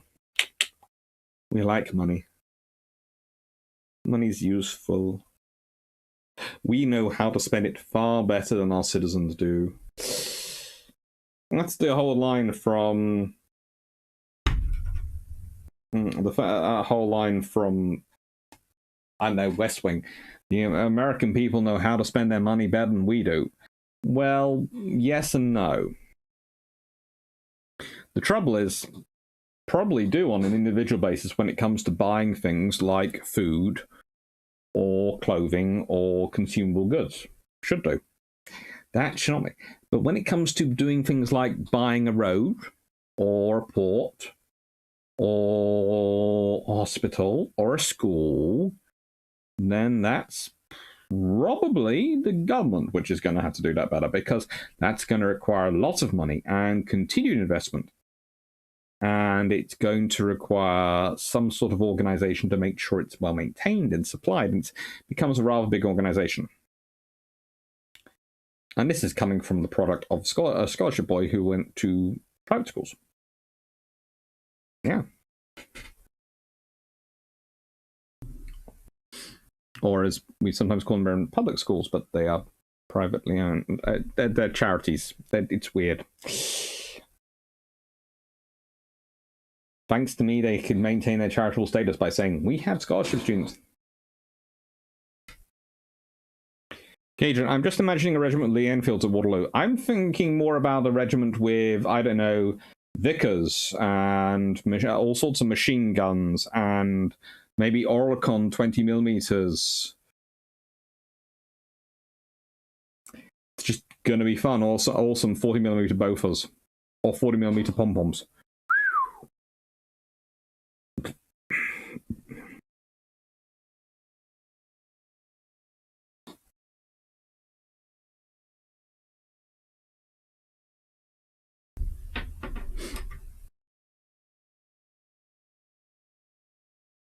Personally, I doubt they could produce enough for ships. A few aircraft, maybe. Ships burn fuel in tons.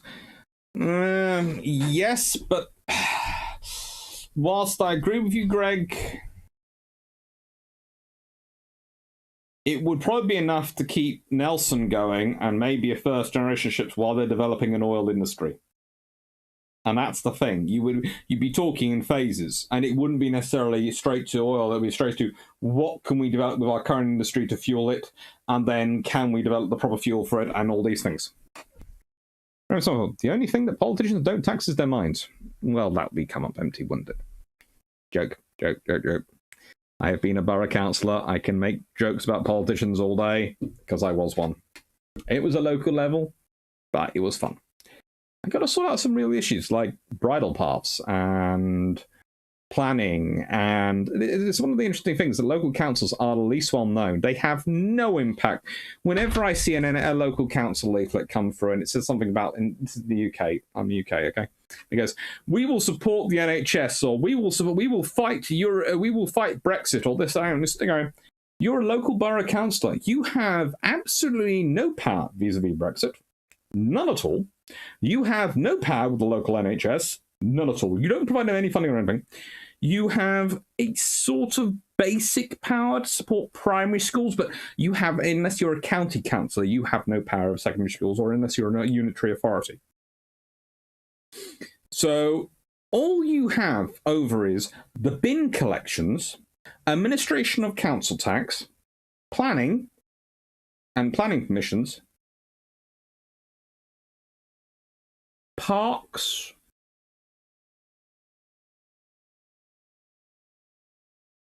you can stretch a few other bits, a few other local services, Meals on Wheels, which is what we call the food system, which helps elderly people out. Some daycare centres for elderly people, usually activity centres, things like supporting scouts and local sports groups and those sort of things. But you have very limited powers. They are very important things because they're the things which actually people all care about, but you have no power over the major things. So don't pretend it is. Don't, and it gets me so annoyed when people start doing that, because they start, bridle paths are something you have power over. They are really, really important things. They are the green arteries and veins of boroughs. They are the lifeblood. They need to be well maintained. They need to be safe for people to walk on, use it to go from. Then it gets people off the roads. It has greenery going through the borough. It's lovely, but it needs to be looked after.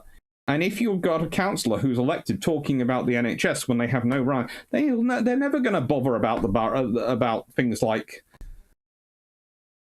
the bridle paths.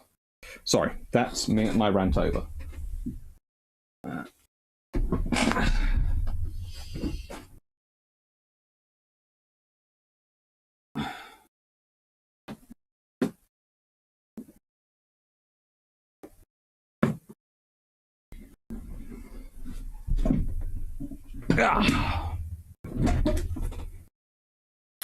Right. Before we get into the next book. Sam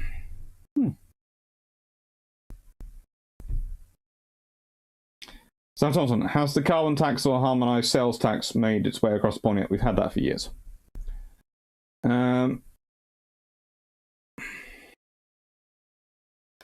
American political history is not well understood at all. It is and it isn't. Nathan, what would happen if the UK weren't broke after the war and Labour never won? Would the Royal Navy still keep a large navy for the colony wars? Soviets? Does the UK need the colony wars? As I've been over this a few things in the past, the Royal Navy wasn't really broke. In fact, the Royal Navy at one point is completing more aircraft carriers in a year than the US Navy is. It's quite a viable fleet up until about 1960. 1966, and the thing is, the government slowly lose interest because they're trying to balance domestic spending. It's not necessarily they're not necessarily broke. They're trying to balance domestic spending and an economic slump in the 1960s with commitments to the Central Front in Europe, which they see as strategically the more important for their alliance and the relationships. And that leads to the 1966 one, which is why there's a live coming up on that. Both that and HST as one of those and carbon pricing are common in Europe. Yeah, they've been around for ages. In fact, I think we had them first. And unless you have it out in the private sector, though, for an insane PPFI scheme and pay twice as much. Yeah, I don't like private finance. Public-private finance schemes tend to get very complicated very quickly. There are some good ones, but there are far more terrible ones which are being badly written. That's got 5.25-inch guns as field artillery Waterloo. Ooh, that would be interesting. Carl Gasman, back in the early 1980s, piston steam engines were still in engineering college education material. What the engineers knew about earlier tech aboard HMS Nelson. Probably they knew a fair amount about earlier tech. Sure, but they're getting enough is hard. I agree. I'd say they'd be aiming for that. Trentalenko, the importance of, I presume that's to do with getting the fuel for Nelson, etc. Trendelenko, the importance of the income tax for the US federal government was less the money. Yes, money is important, but the income reporting requirements, the requirement to report income was in power. Trendelenko, Al Capone was one of the first targets of the power, but it's a huge leader against political enemies. Useful. And Malta and a number of other colonies wanted to stay British, but the cost-benefit analysis said no. It wasn't necessarily the cost-benefit analysis. It was tended to be also the government at the time didn't like the idea of looking like they were an expanding empire.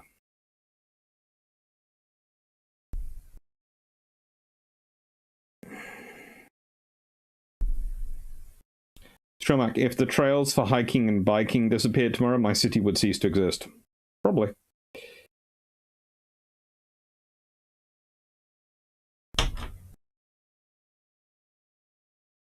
Oh, Safford, we definitely have had the carbon tax longer than you guys then have. And look, I can't recall who said the power to tax is the power to destroy. Ben Franklin?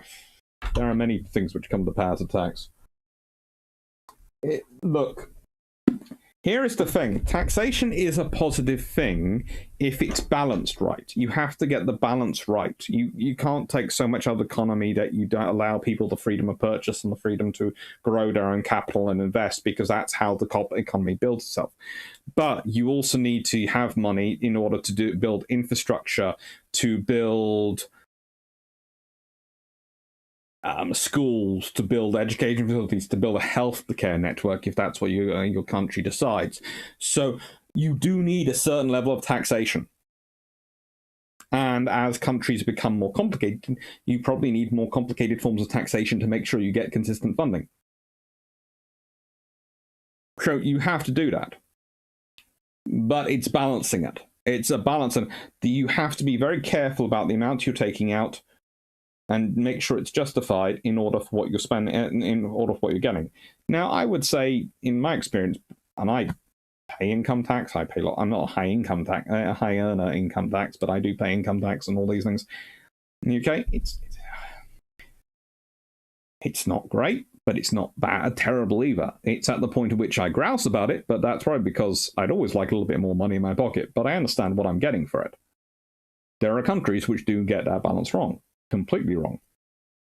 And there are countries which don't, because there are some polities which expect far more from their government and some which expect less. So that's the thing.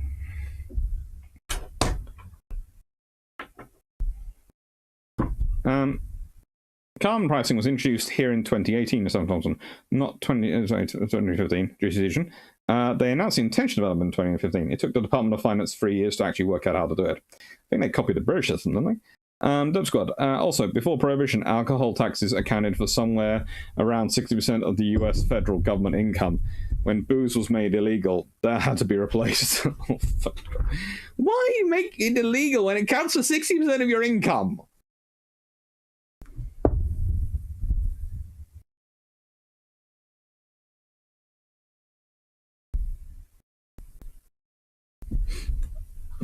Right. So, I will never understand that. I will never understand that policy.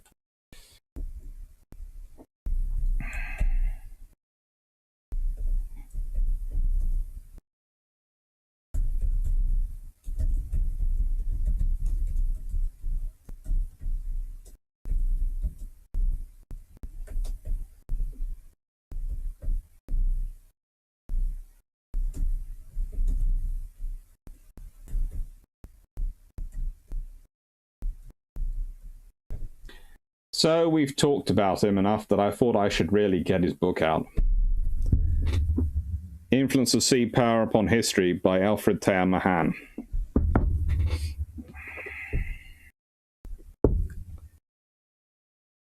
Decision. The civilization has the various collective action problems which it needs tax to pay for. The issue of what tax burden is fair or appropriate is a matter of political rhetoric. Shomak, ultimately tax is the price of admission to the society club. If you want to go to the club, you need to pay the membership fee, whatever it may take. Yeah, broadly speaking. Right, so I'm going to start off in a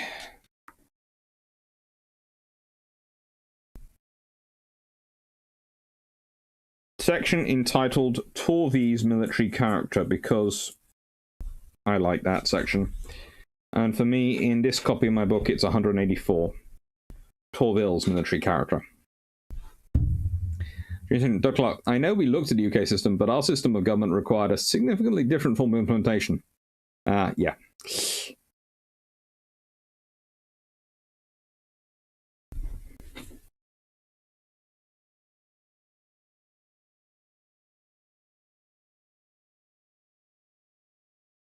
Rick Varsava, I blame BT for all the unfair taxes. Give me 10 minutes. I can probably come on that.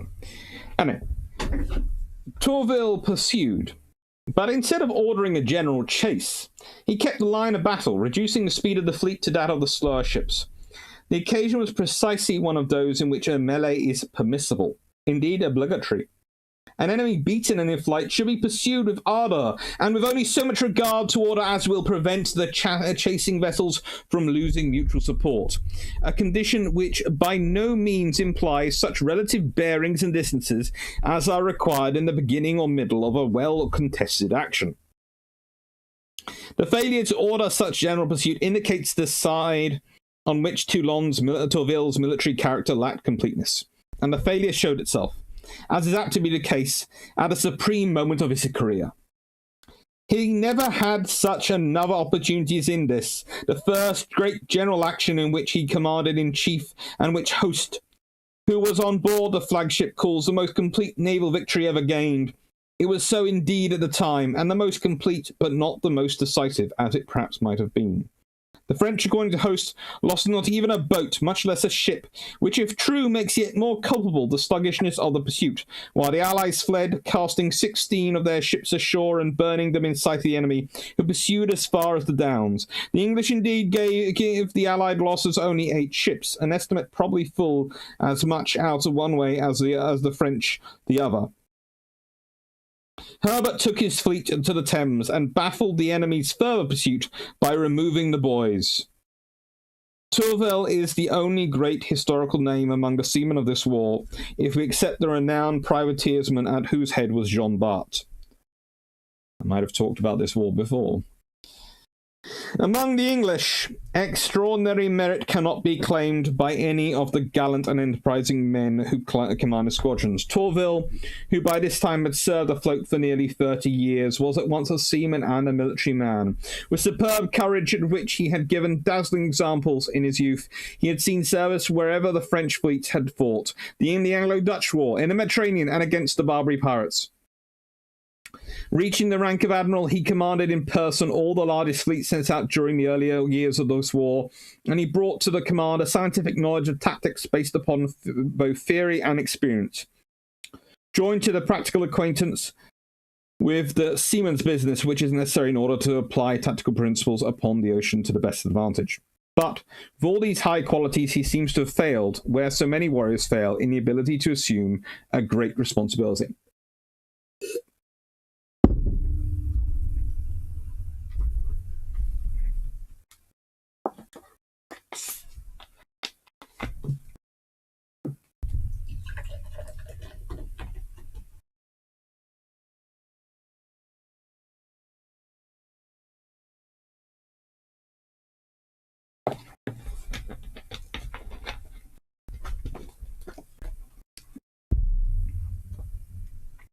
The caution in his pursuit of the Allies after Beachy Head, though so different in appearance, came from the same trait which impelled him 2 years later to lead his fleet into almost certain destruction at La Hogue, because he had the king's order in his pocket.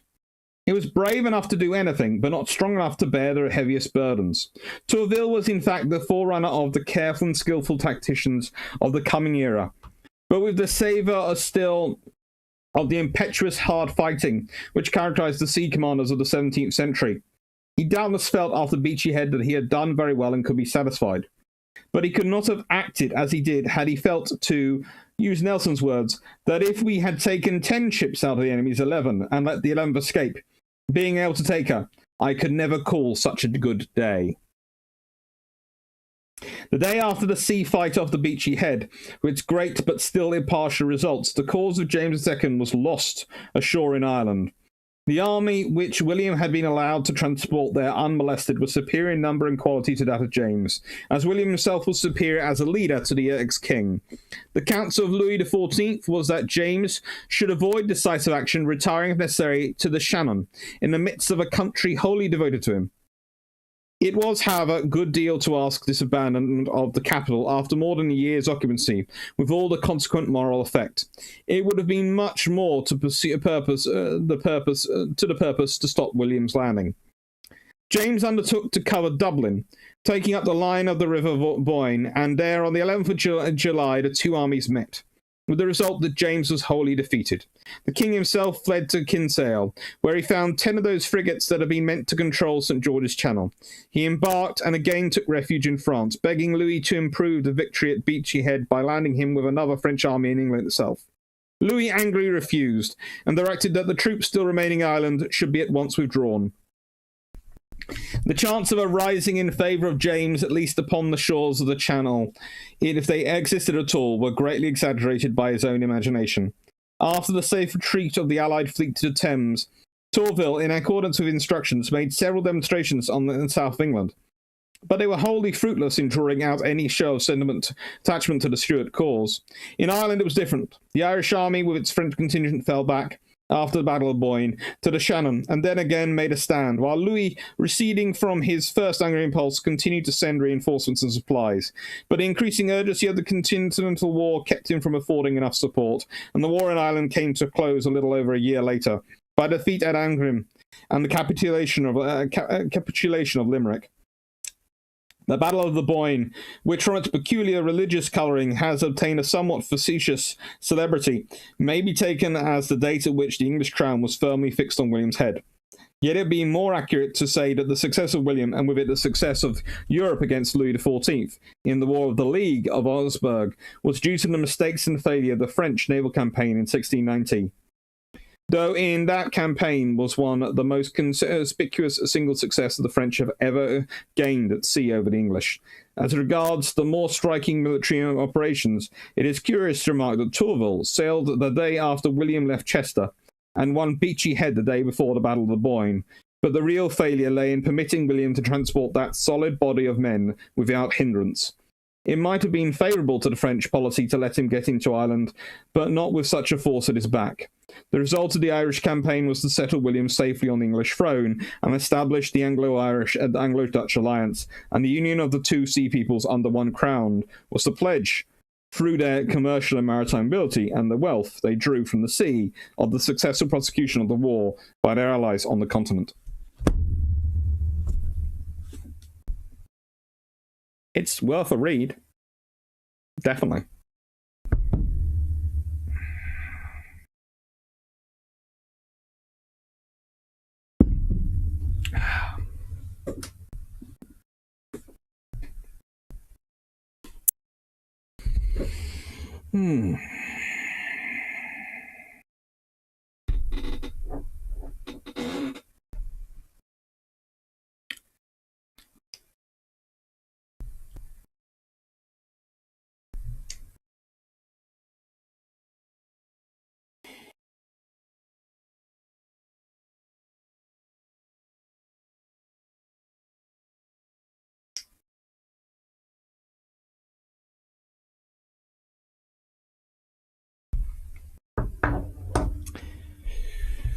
There's a whole thing going on about the 13 colonies in here.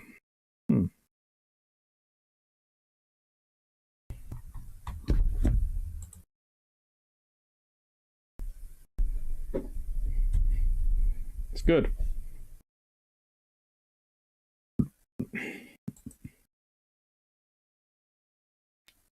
Right, cool.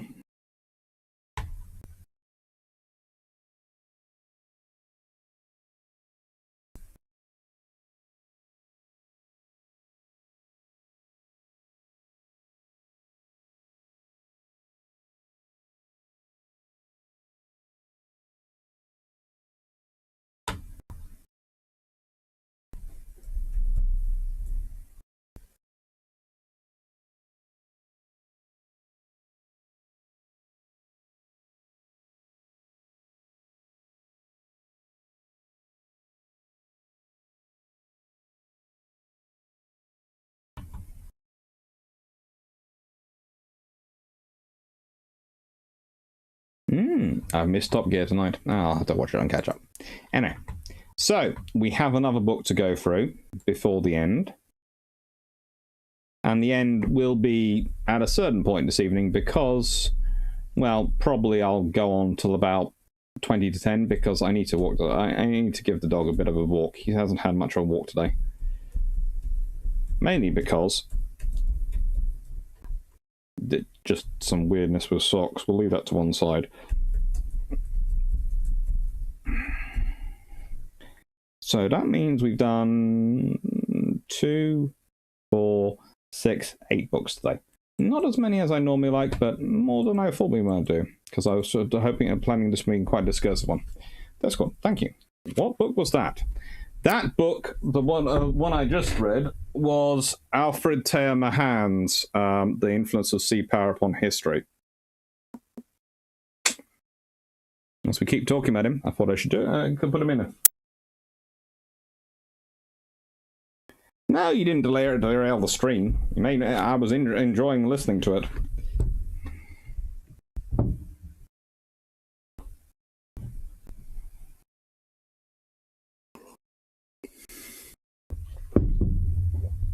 Right.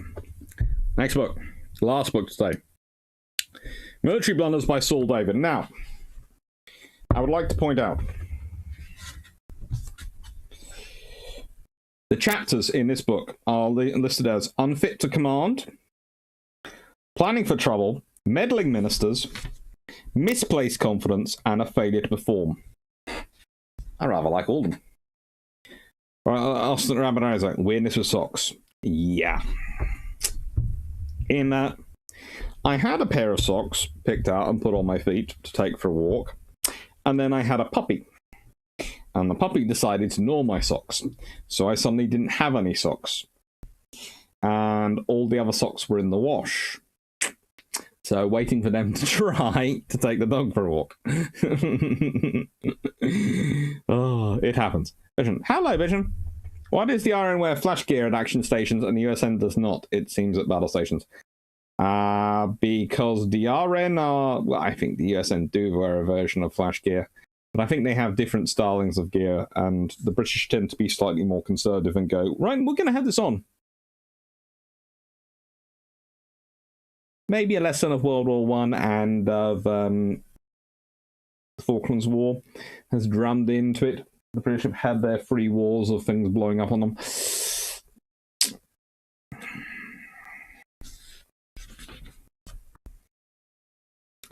Right then, so... Let's go. What shall we do? Which one shall we go with? No, I'm not going to do that one. Could do that one. Oh, that one. That would be cool. Strategy, though. Strategy.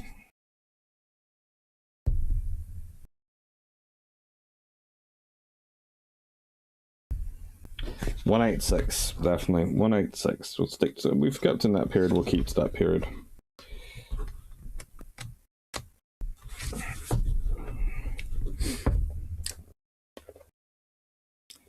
Chapter, North Africa, 1940. The fighting that raged in North Africa from September 1940 to April 1941 became between the British on one hand and the Italians and later the Germans on the other, saw a quite extraordinary sequence of unlikely victories and lost opportunities. Much of the responsibility must be borne by 2 politicians, Mussolini and Churchill, who could not resist interfering. On 10th of June 1940, with the defeat of France certain, the fascist dictator Benito Mussolini had brought Italy into the war on Germany's side, in hope of gaining some of the spoils of victory. In particular, he wanted to supplant Britain as the dominant power in North Africa and the Mediterranean. Italy already had colonies in Libya and since its invasion of 1856, Abyssinia. But he should have taken more notice of the remark made by Sir Percy Lorraine, the British ambassador in Rome, on being informed by Count Galeazzo Ciano, the Italian foreign minister and Mussolini's son-in-law, that their 2 countries were at war. I have the honour to remind your Excellency, said Sir Percy, that England is not in the habit of losing her wars. At least Ciano seems to have had some inkling of what Italy was getting itself into. As Mussolini proclaimed war to an unenthusiastic Roman crowd from the balcony of the Palazzo Venezia, Ciano moaned, "I am sad, very sad. The adventure begins. May God help Italy." To be fair to Mussolini, Britain was in a desperately weak position. Whilst much of her army had been rescued from Dunkirk, the troops had left behind most of their weapons, transport and equipment, and in the weakened state faced imminent invasion by the Germans.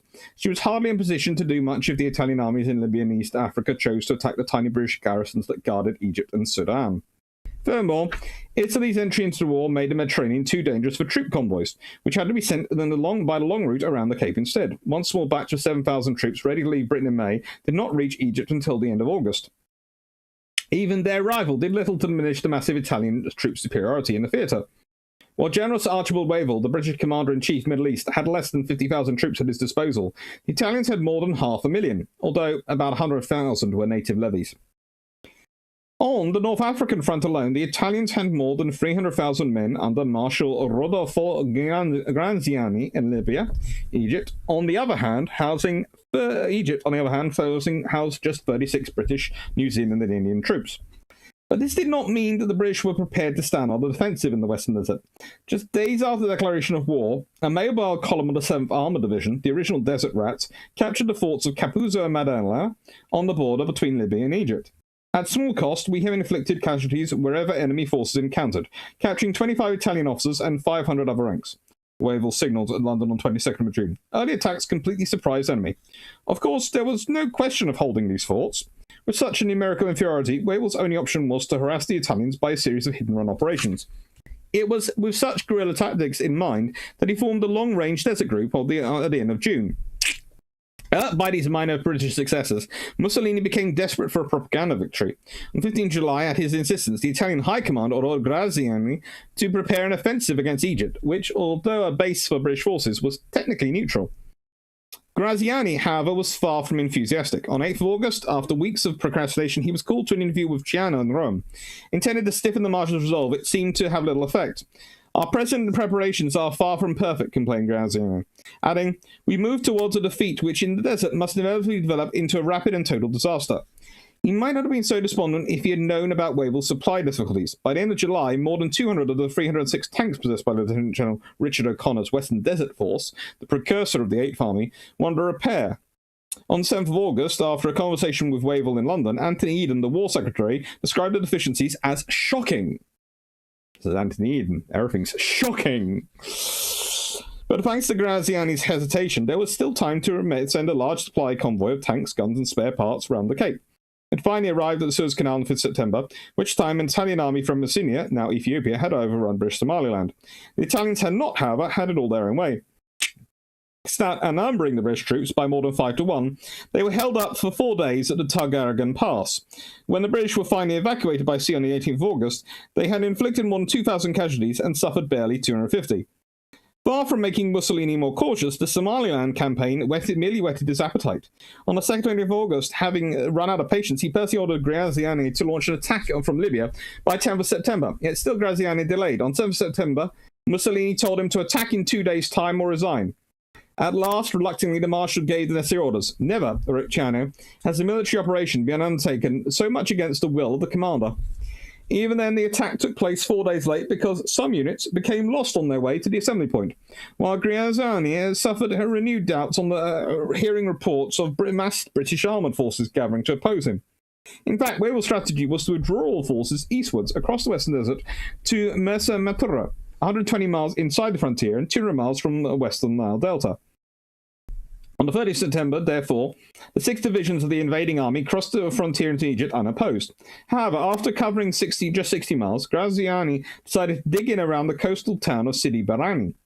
Even worse, he dispersed his troops in a chain of fortified camps that were too widely separated to support each other. Giano was horrified, noting in his diary entry for the 2nd of October, Graziani insists that we shall have to wait quite a long while, at least until the end of November, in order to complete preparations for a renewed advance.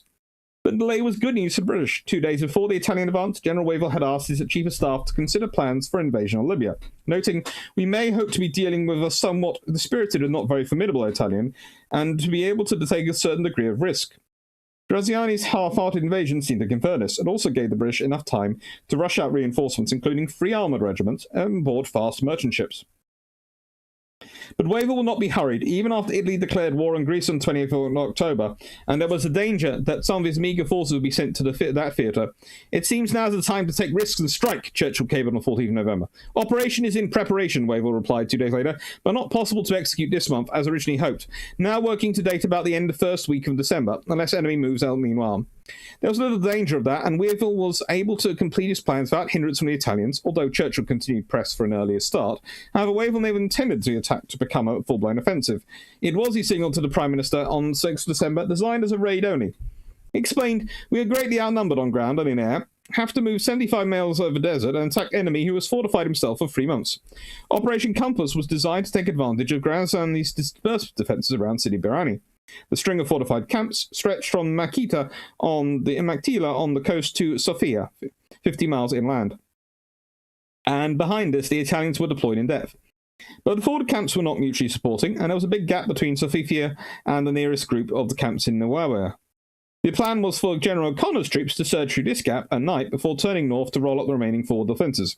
With troop inferiority of 30,000 to the Italians' 80,000, the British were relying on their armoured advantage, 275 tanks to 120. The 5th heavily armoured, if undergunned, Matilda, the 50 heavily armoured, if undergunned, Matilda tanks of the 7th Royal Tank Regiment, impervious to most Italian tank weapons, would prove particularly decisive. On the night of 7th December, O'Connor's troops began the long approach over the desert from Mersa Matru. The following night, a mixed force with dummy tanks took up decoy positions in front of Maktila and Nibwaya.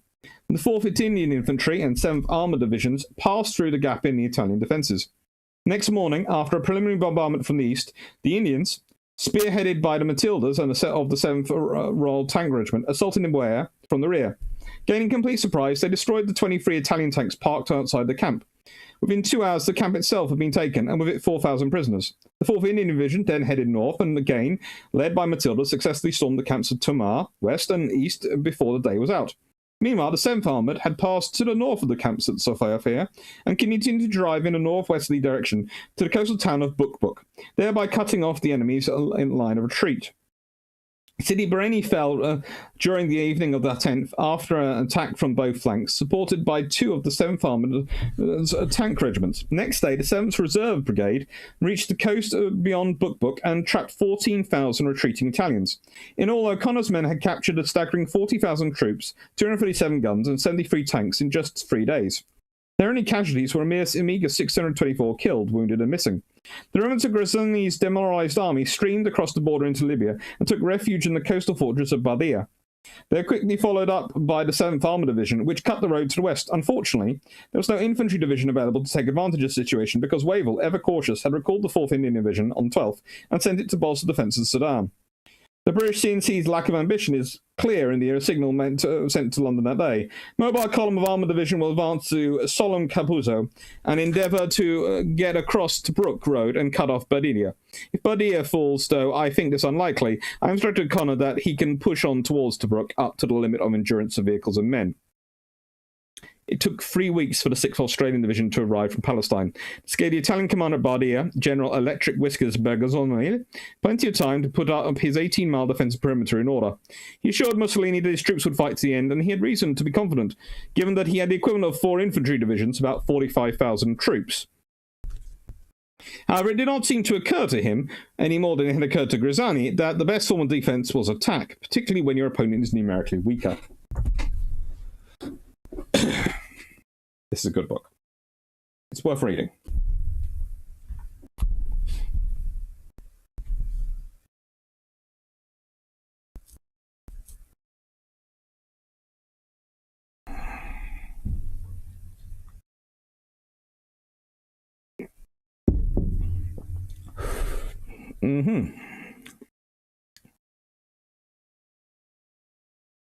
Awesome.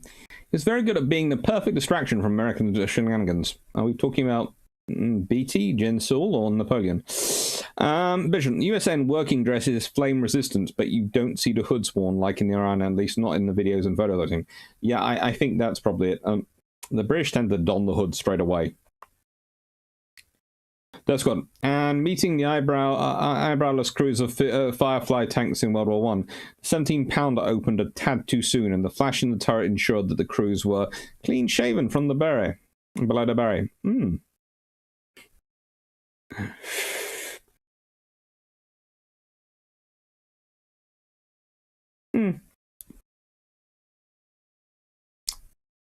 Dirk Jermick, I've read in Memories of a Chieftain Loader about training firing about a faulty propellant bag that's had sometimes like loose string that worked like way for gases to come into turret around breach. Ooh.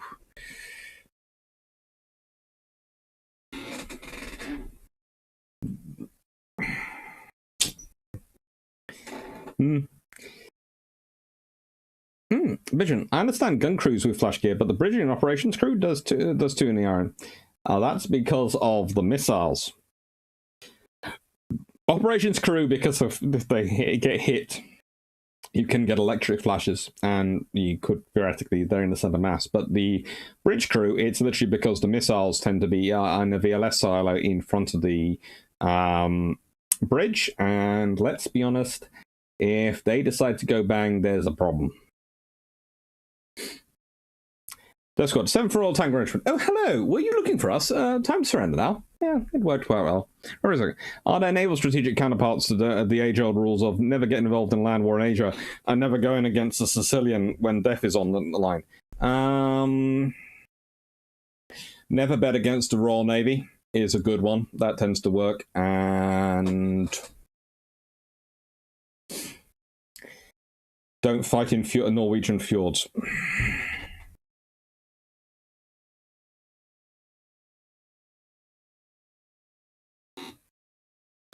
Vision, I think it makes perfect sense, but the culture in USN is different, just makes me curious.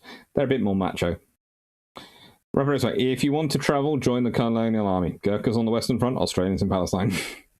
Vision, re-flash gear on bridge and ops crew. In the case of a near hit on the ship near the boat, this could mean difference of being scarred by an explosion or set afire and burned to death. There are lots of benefits from wearing it.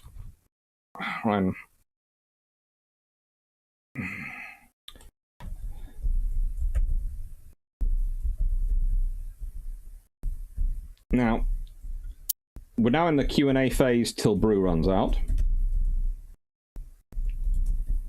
But I've just quickly got to pop outside a second, so I'll be back in a second. Someone just knocked on the door.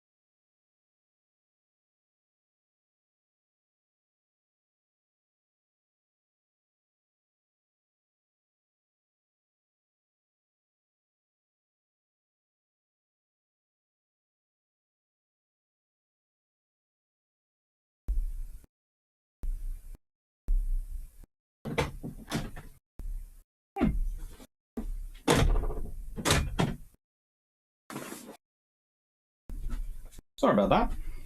I'm checking if I wanted tea.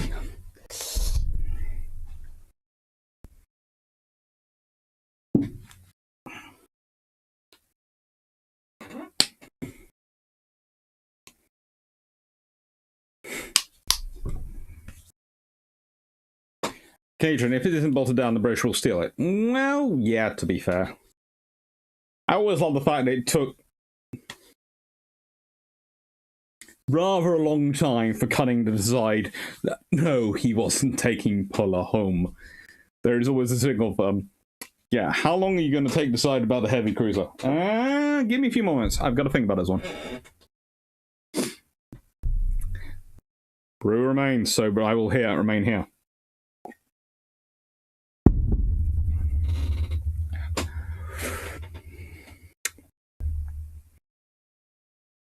Cajun, plus Malta being in British hands, cut down on a lot of supplies coming through to North Africa. Yes, especially thanks to the 10th submarine flotilla. They really got the good work. Are the Russians plotting something in Ukraine, and how serious are the Chinese about Taiwan, and can Eva actually do anything? I'm probably sure the Russians are probably plotting something in Ukraine if they think they have a chance. There's several problems with water supplies in Ukraine at the moment, and the key canals are being blocked by the Ukrainian forces on the grounds that, frankly, if it's no longer Ukraine, they can use that water for other things. Never discount the possibility of water wars. As for China and Taiwan, theoretically they can do something about now, but the real point of problem is going to come in about 5 to 10 years when they've not only got the equipment, they've managed to bed in their doctrines, and they've managed to bed in with their equipment and know what they're doing. You know, and that is why they've got the equipment in enough numbers and they know what they're doing with it. It's one thing having the equipment, it takes a few years before you're really good with it. So I wouldn't say there's a high risk moment, but I would, if they think that they've got a US president who won't do anything, yeah, they'll take a chance on it. If they think they've got a US president who will do something, they probably won't do it. The Chinese are not stupid. I don't think they really want a war as much as they talk up the likelihood of it. I hope that answered your questions. Let's see. Paul Johnson, it's not stealing, it's acquiring extra supplies. Yeah, I suppose so. Budguy8829, HMS Tiger and or Blake versus General Belgrano. Honestly, I prefer not either versus General Belgrano. They're both limited to just twin 6-inch guns at this point. If you've got both, you've got 4 6-inch guns, but Belgrano has more. But they do have quite a rapid rate of fire. Yeah, I prefer to not have them in an action versus Belgrano. It's better to think it was submarine. Because I think in either scenario, Budguy8829, it's not fun for them. Processing. I wanted to ask last time, but we were on the other topics. Thoughts on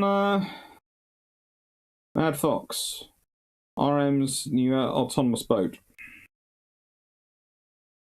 It's perfectly sensible. Let's be honest, we know mine clearing, mine sweeping, mine countermeasures, we know it's inherently dangerous. So you do want to make it offshore. The trouble is, for the RN, is how they're going to replace those junior command positions. How they're going to find a junior command spot for the RN, for more junior officers to command. There is an argument of, do you need to actually increase the number of OPVs to provide young command posts for young commanders? Because that's the big loss of the MCMVs. If you're going to use, once you're going to use Mad Fox and things like that, you need bigger vessels in which get to be motherships. You can't afford to have teeny vessels. But it's good.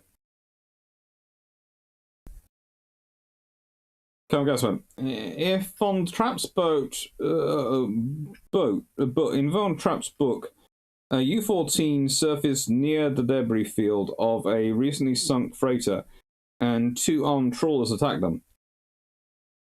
They manned the deck gun 9 and proceeded looting. Cool. Thanks, Johnson. All done. Mario has his summer sneakers on now. No more winter hiking shoes. That's cool. Glad to hear the little Fiat is happy. If I remember correctly, your mum drives a Fiat 500.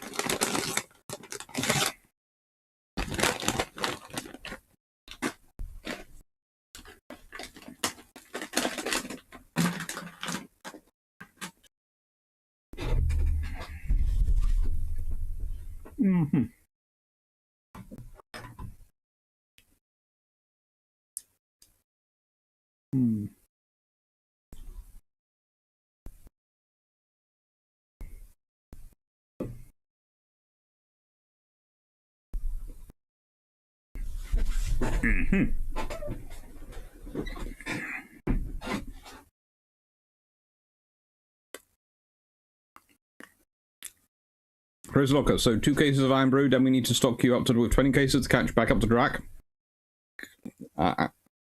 There is a reason I have structured Patreon like I have. Because I have my undying respect for Drek NFL. For the hours it takes him with the Patron dry dock, and he does such a fine work, and it's such a fine quality, and that's the reason it's growing and growing, and people are adding more questions in. But I do feel for him sometimes about them because they are so long, and I know I make mine long, so I am just as guilty. But I do feel for him sometimes.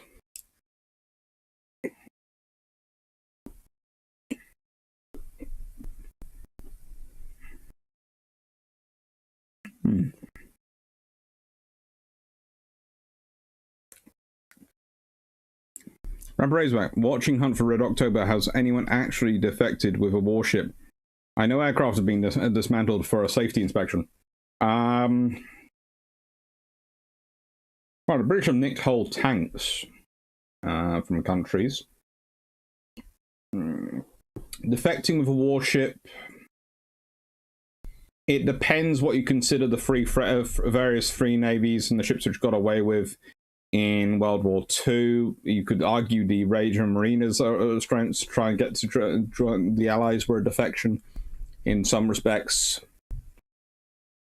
There have been officers who attempted to defect in Russian ships, frigates, but yeah.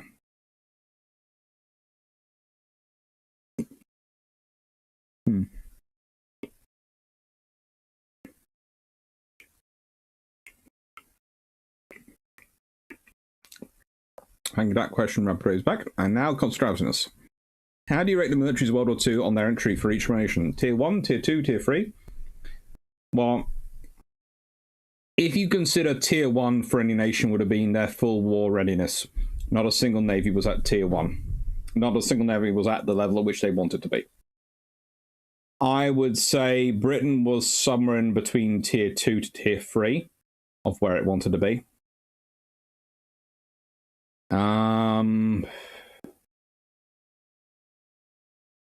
I would say America was, by 1941, Tier 2.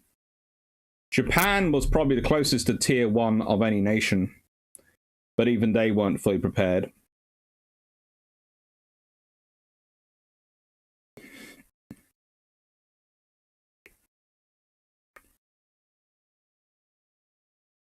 Germany, for all their height, were about Tier 3. Italy was probably Tier 2. Soviet Union was Tier 4.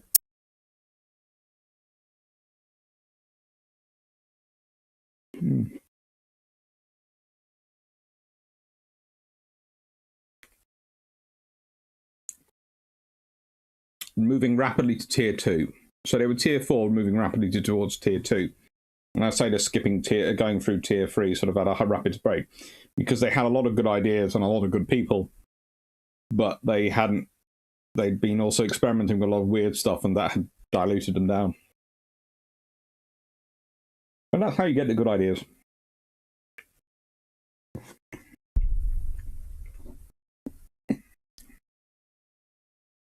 Razorback, did the lack of guns on destroyers and the absence of cruisers come up post-Falklands? Yes, absence of cruisers did. Lack of guns on ships did have an impact, and you have to remember, prior to the Falklands War, there had been a batch of the Type 22s built which didn't have any guns on them, any main gun on them.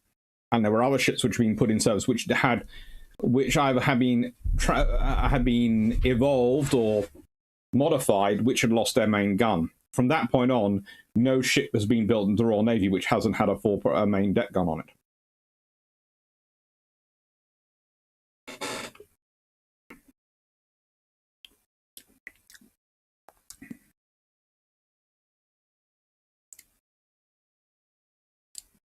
Dirt Squad, I think the benefit that Belgrano has over Tiger or Blake is armor.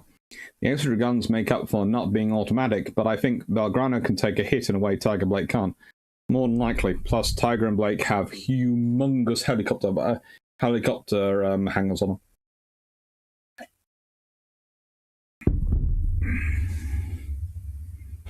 Hmm.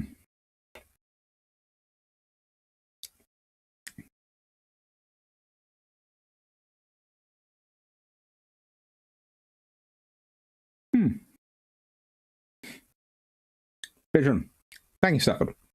Vision. Belgrana's main armament was her exotic missiles. 6-inch guns would have gone clean up if the muscles did well. Yeah, they would have done.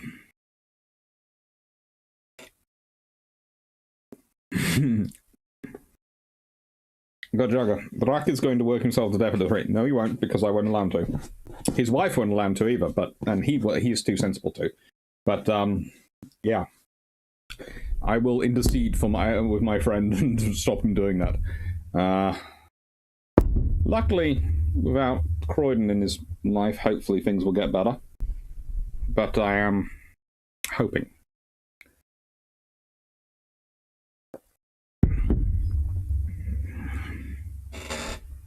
So, Thompson, given the brief history we've just gone over, how many naval officers strategists have read or taken these lessons to heart, given the context of the day?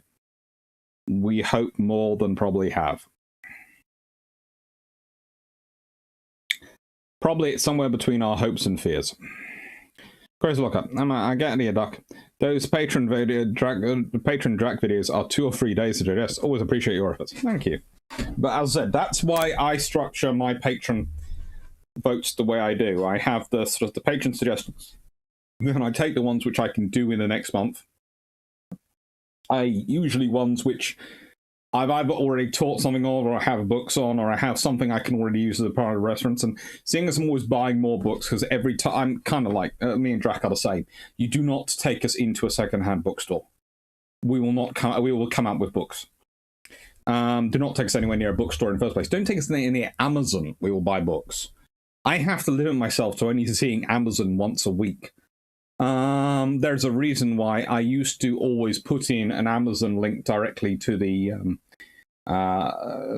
parts of this video, to the books in this video, and I don't do that now because I kept buying books, and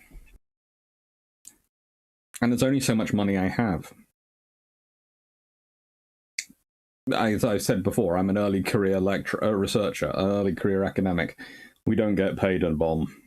Sadly enough, we deserve it probably. No, I'm not talking about footballers' money. I'm talking about just sensible paychecks. But leaving that to one side, that's how I structure it. So I do put that, then it's up to the vote, and patrons get to vote. They choose from those, the 2. And like this month, I've actually taken one of them and I've turned that into a 3rd topic. Because we had an extra Thursday, and I thought, well, shall I come up with my own topic, or shall I use one of the ones which lost? And I've used one of the ones which lost. So if you look through the prospective lies, you'll see which one that is. Raymond Sheldon, the chieftain, Nicholas Moran, has turned Drac into verb. He'd rather split his live stream in order to avoid doing a Drac. Yeah, I wouldn't do that. As I said, I understand Drac's work. Drac has an incredible work ethic and is an incredibly nice person. You really couldn't have anyone nicer. There's got detecting in a ship is much harder than anything else. You need to convince a lot of detecting in the ship is a lot more people to come with you than if you're in a plane or tank. Yeah. In the case of the tank, the British actually bought it from Poland and then had a landing craft, and it drove off the beach onto the landing craft and was away inside one of the LPDs very quickly. Anthony, do you wonder the degree to which Russia and China and possibly Iran are tag teaming? Trains going to Crimea while plan CVG plays out past Japan, just waiting for Iran to do something. You don't need to be tag teaming to an extent. You just need to be going, oh, they're causing trouble, so they're distracted, so I can muck around. You don't need to tag team. You don't need a level of cooperation for that. In fact, the level of cooperation will probably make it problematic, because if the Americans detected a level of cooperation and can prove it, ooh, that would cause problems. God dang it. If I had to guess, that's why the T-45s have 800 rounds. Yep.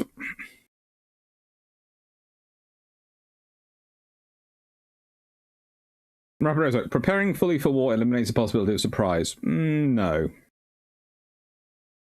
It reduces the likelihood of surprise, not the possibility of surprise. There's always surprise as possible. Derp squad. Missile systems can fail a jam. It's very difficult to jam a 4.5-inch shell. Oh yeah. Why do warships seem more vulnerable to torpedo damage versus shell damage? Because shell damage tends to be working from the top down, whereas torpedo tends to work from the bottom up. And as I tell people many, many times, you sink ships by either starting an uncontrollable fire or making a hole which lets water in. Torpedoes automatically do the latter.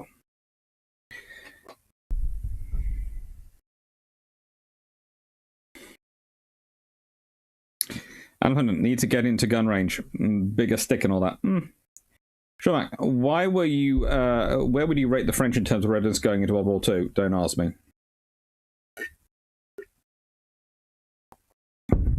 I avoided them for a reason. They think they're tier 1. They're actually about tier 3 or 4. And that's part of the problem, right? Vision, you should have both guns and missiles. Taking 4.5s off Leander's missile seems problematic. Should he put missiles on Fantail and kept guns forward on their Leanders? Yeah. Someone felt research at bottomless pit. True. Remember, every military unit above a particular level should have a historian staff. They don't usually have an official one, but in my experience, no staff is complete without at least a couple of amateur historians who believe they know everything. And sometimes you find one who actually does.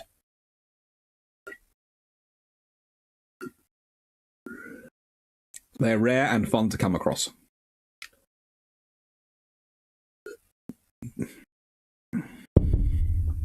Fraser, you should visit. We have a delightful second-hand out-of-print bookshops. I love those places. I am planning on doing some more wandering once COVID is over.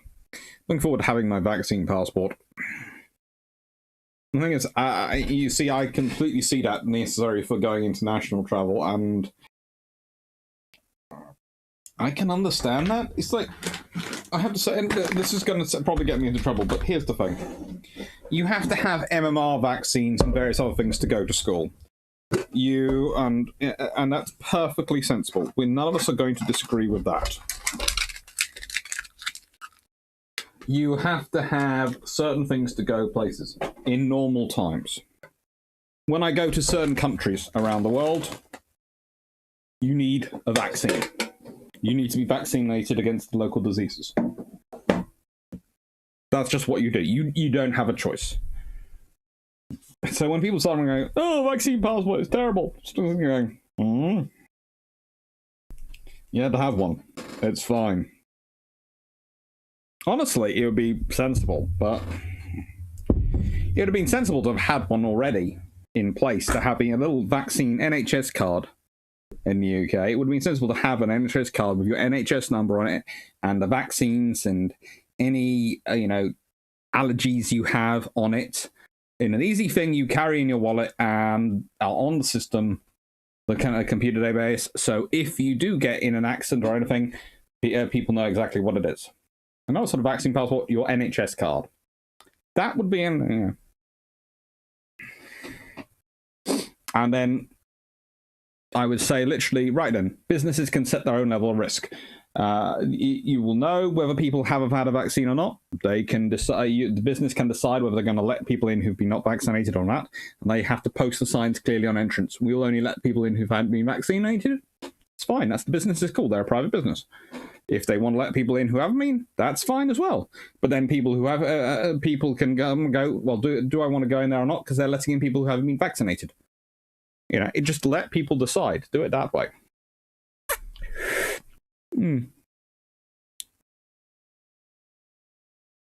Bad guy, do you see any warships going back to having at least 2 main guns again, like Tikrong or Zumwalt? I'm fairly sure if you get more emails coming in, they probably will go back to. I'm not sure about the stern gun, but probably a Zumwalt with the style 2 guns is probably quite me. Thompson, you and Drakard, 2 nicest YouTubers I've had the pleasure of subscribing to. I made sure to mention and thank you both in my Repeats and Concepts this weekend. Thank you. Well, that's because it's one of those things. It's easier to be nice than nasty. I don't understand people who spend their lives knocking people down. It's far too much energy. Far too tiring. Where is it? Torpedoes seem harder to deal with than shells. They are. Culturalists, I think I'm just about done with my source raid unless anyone's particular backlog for March 1945. Cool. About 2 minutes. I've said I've finished the drink, so I will go on to 10 o'clock. Engine Chekhov was the historian of the USS Enterprise, NCC 1701. That wouldn't surprise me. Scipio Africanus. Hello, Scipio. Haven't seen you in a while. In the US Naval Proceedings magazine, it's replete with articles talking about China as an enemy. Is there a current focus in the Iron Officer magazine? Not really. They are focusing on China, but they're also focusing on Russia and Iran, and they have a few other issues which they're looking at around the world. And there's at least one a year article which looks at Argentina as a potential threat, just to basically talk about what they currently have and could theoretically do if they really got motivated. Raposa, we have a bookshop that may be a TARDIS. Cool. Vision, his history was faulty according to Mr. Spock. I love Spock. Typhoid is real, and they hurt. Yep. I don't even get the flu shot or boosters or any kind. I can't imagine making the capitulation. All I have or here at least. Well, that's the thing. It's personal choice, and as I said, what I would do is it would be not so much a passport. Passports for going internationally, and that's up to countries. But having an NHS card in the UK would make sense to me. With your NHS number and all those things, details on it. Having whether you're a donor or not. Having your allergies on it. Having your vaccines on it will be sensible. And then, as said, businesses can make the decision about whether government doesn't need to get involved in that one. Businesses will make the decisions for themselves. You will be amazed at how quickly businesses will go, hang on, at what point is this the risk level I want to take? And there'll be some which will go, that risk level is fine by me, and there'll be others which will go no. And then people can make their own decisions. It's better to encourage informed decision making.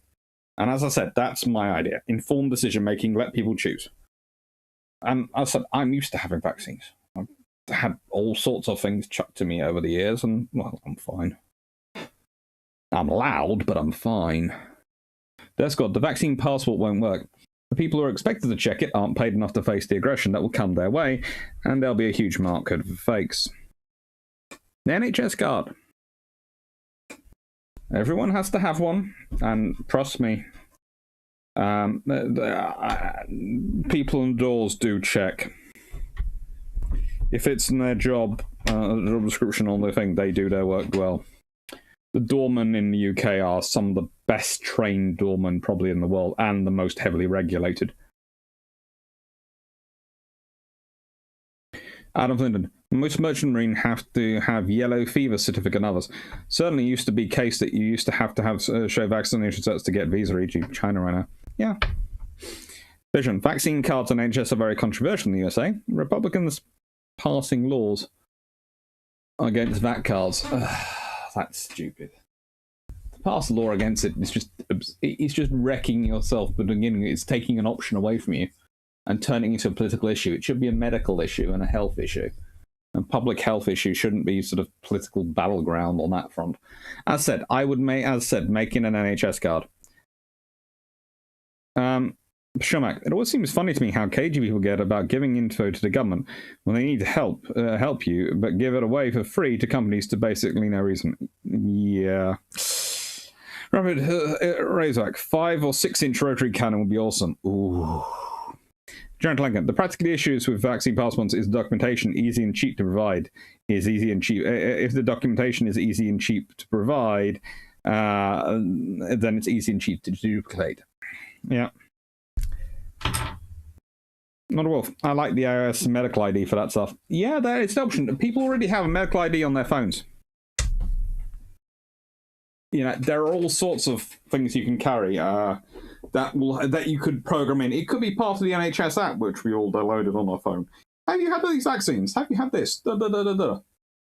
You upload it to your phone and just go, this is my NHS number. Bum, bum, bum. there are options for it.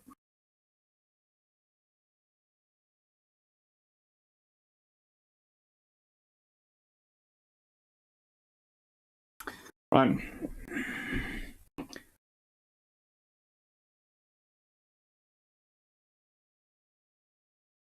Dev Johnson, I can't help but think of the gas pedal plate for Toyotas or ignition switch for GM issues. 20.25 cents and 15 cents per car to fix respectively, and decided paying DEF claims were cheaper.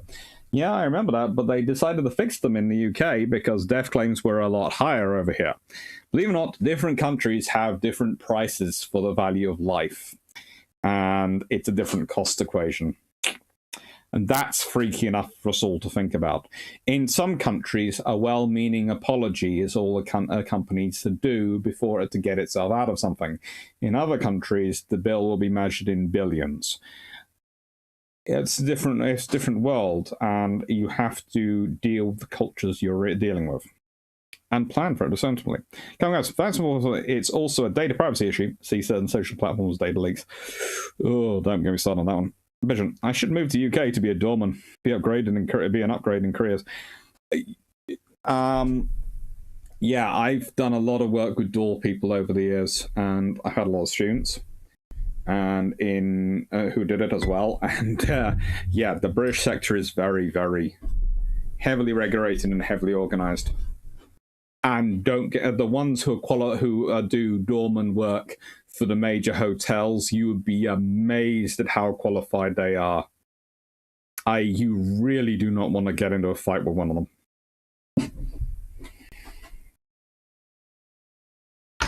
That's good. Bouncers might check, but the majority of pubs would leave it to bar staff on minimum wage with no training.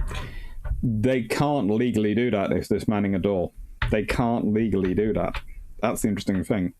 That's why they must never have bar staff manning the door. They can't do the check on the door. They have to do the check on the bar, because if they do the check on the door, they're becoming a doorman, and then they have to do certain qualifications, and it gets fun. Anyway, I have finished my own brew. We are well off naval history, and I want to thank you all and say I love you all for being here, and thank you everyone for the super chats. Thank you everyone who's a patron. Thank you to everyone who subscribes. Thank you to everyone who comes and likes the lives. Thank you to everyone who chats with me. I love that. And there are going to be lots of videos coming out this week.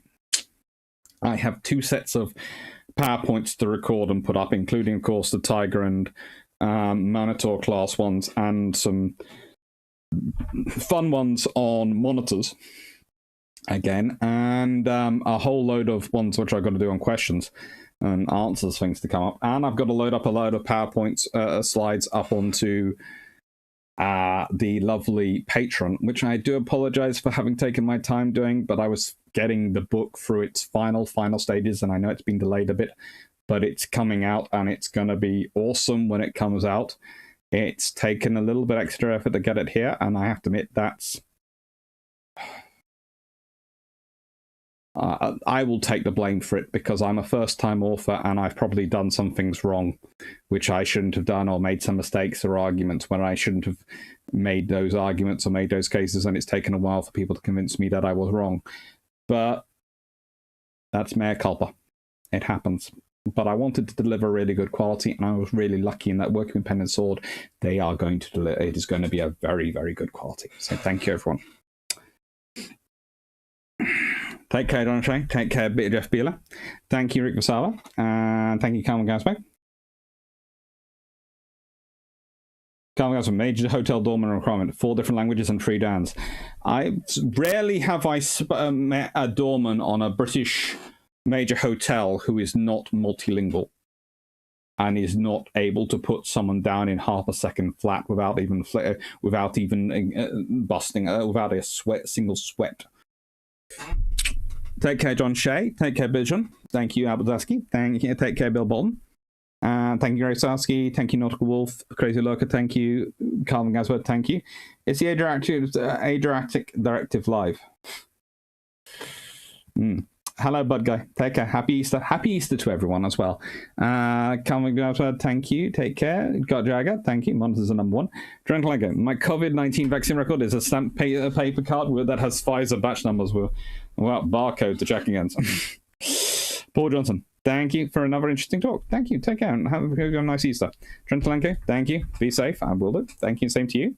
Thank you, Rick Vasava. Thank you, Derp Squad. Thank you, Silan Manico. Thank you, Stafford. Thank you, Hadrian. Thank you, Anstrazus. And thank you, Gut Jager. Thank you, everyone. As said before, thank you, everyone. And I hope you have a good evening. Thank you. It's been lovely talking to you. It's been lovely spending time with you again this evening on a Sunday. So happy Easter and see you on Thursday for a live. Let me remind myself what live that is. I sometimes have to remind myself, and this always looks great, but you know, I've just spent the afternoon uploading them all and making sure they're all in the right place. Let's see. The live is the Battle of Saints, which is going to be cool because that's Rodney's. And what I would argue is Rodney's greatest battle is on the 8th. And, well, it's actually on the 9th to the 12th. But I'm doing it on the 8th because that's the Thursday, and I normally do it on a Thursday. And honestly, I like to be free on Friday so I can watch Drac. But hopefully I'll give you lots and lots of questions that if Drac's live on Friday, you can ask him. Take care, everyone, and thank you. Bye-bye. Thank you, Anuk, and thank you, Derp Squad, and thank you, Yickers. Thank you, everyone. Take care, Cadron. All hail the mate at Ukraine. Thank you. And thank you, Stafford Thompson, for the happy Easter. Enjoy your whiskey, Alpha, Limo, Kilo, and Death. I will do. Take care.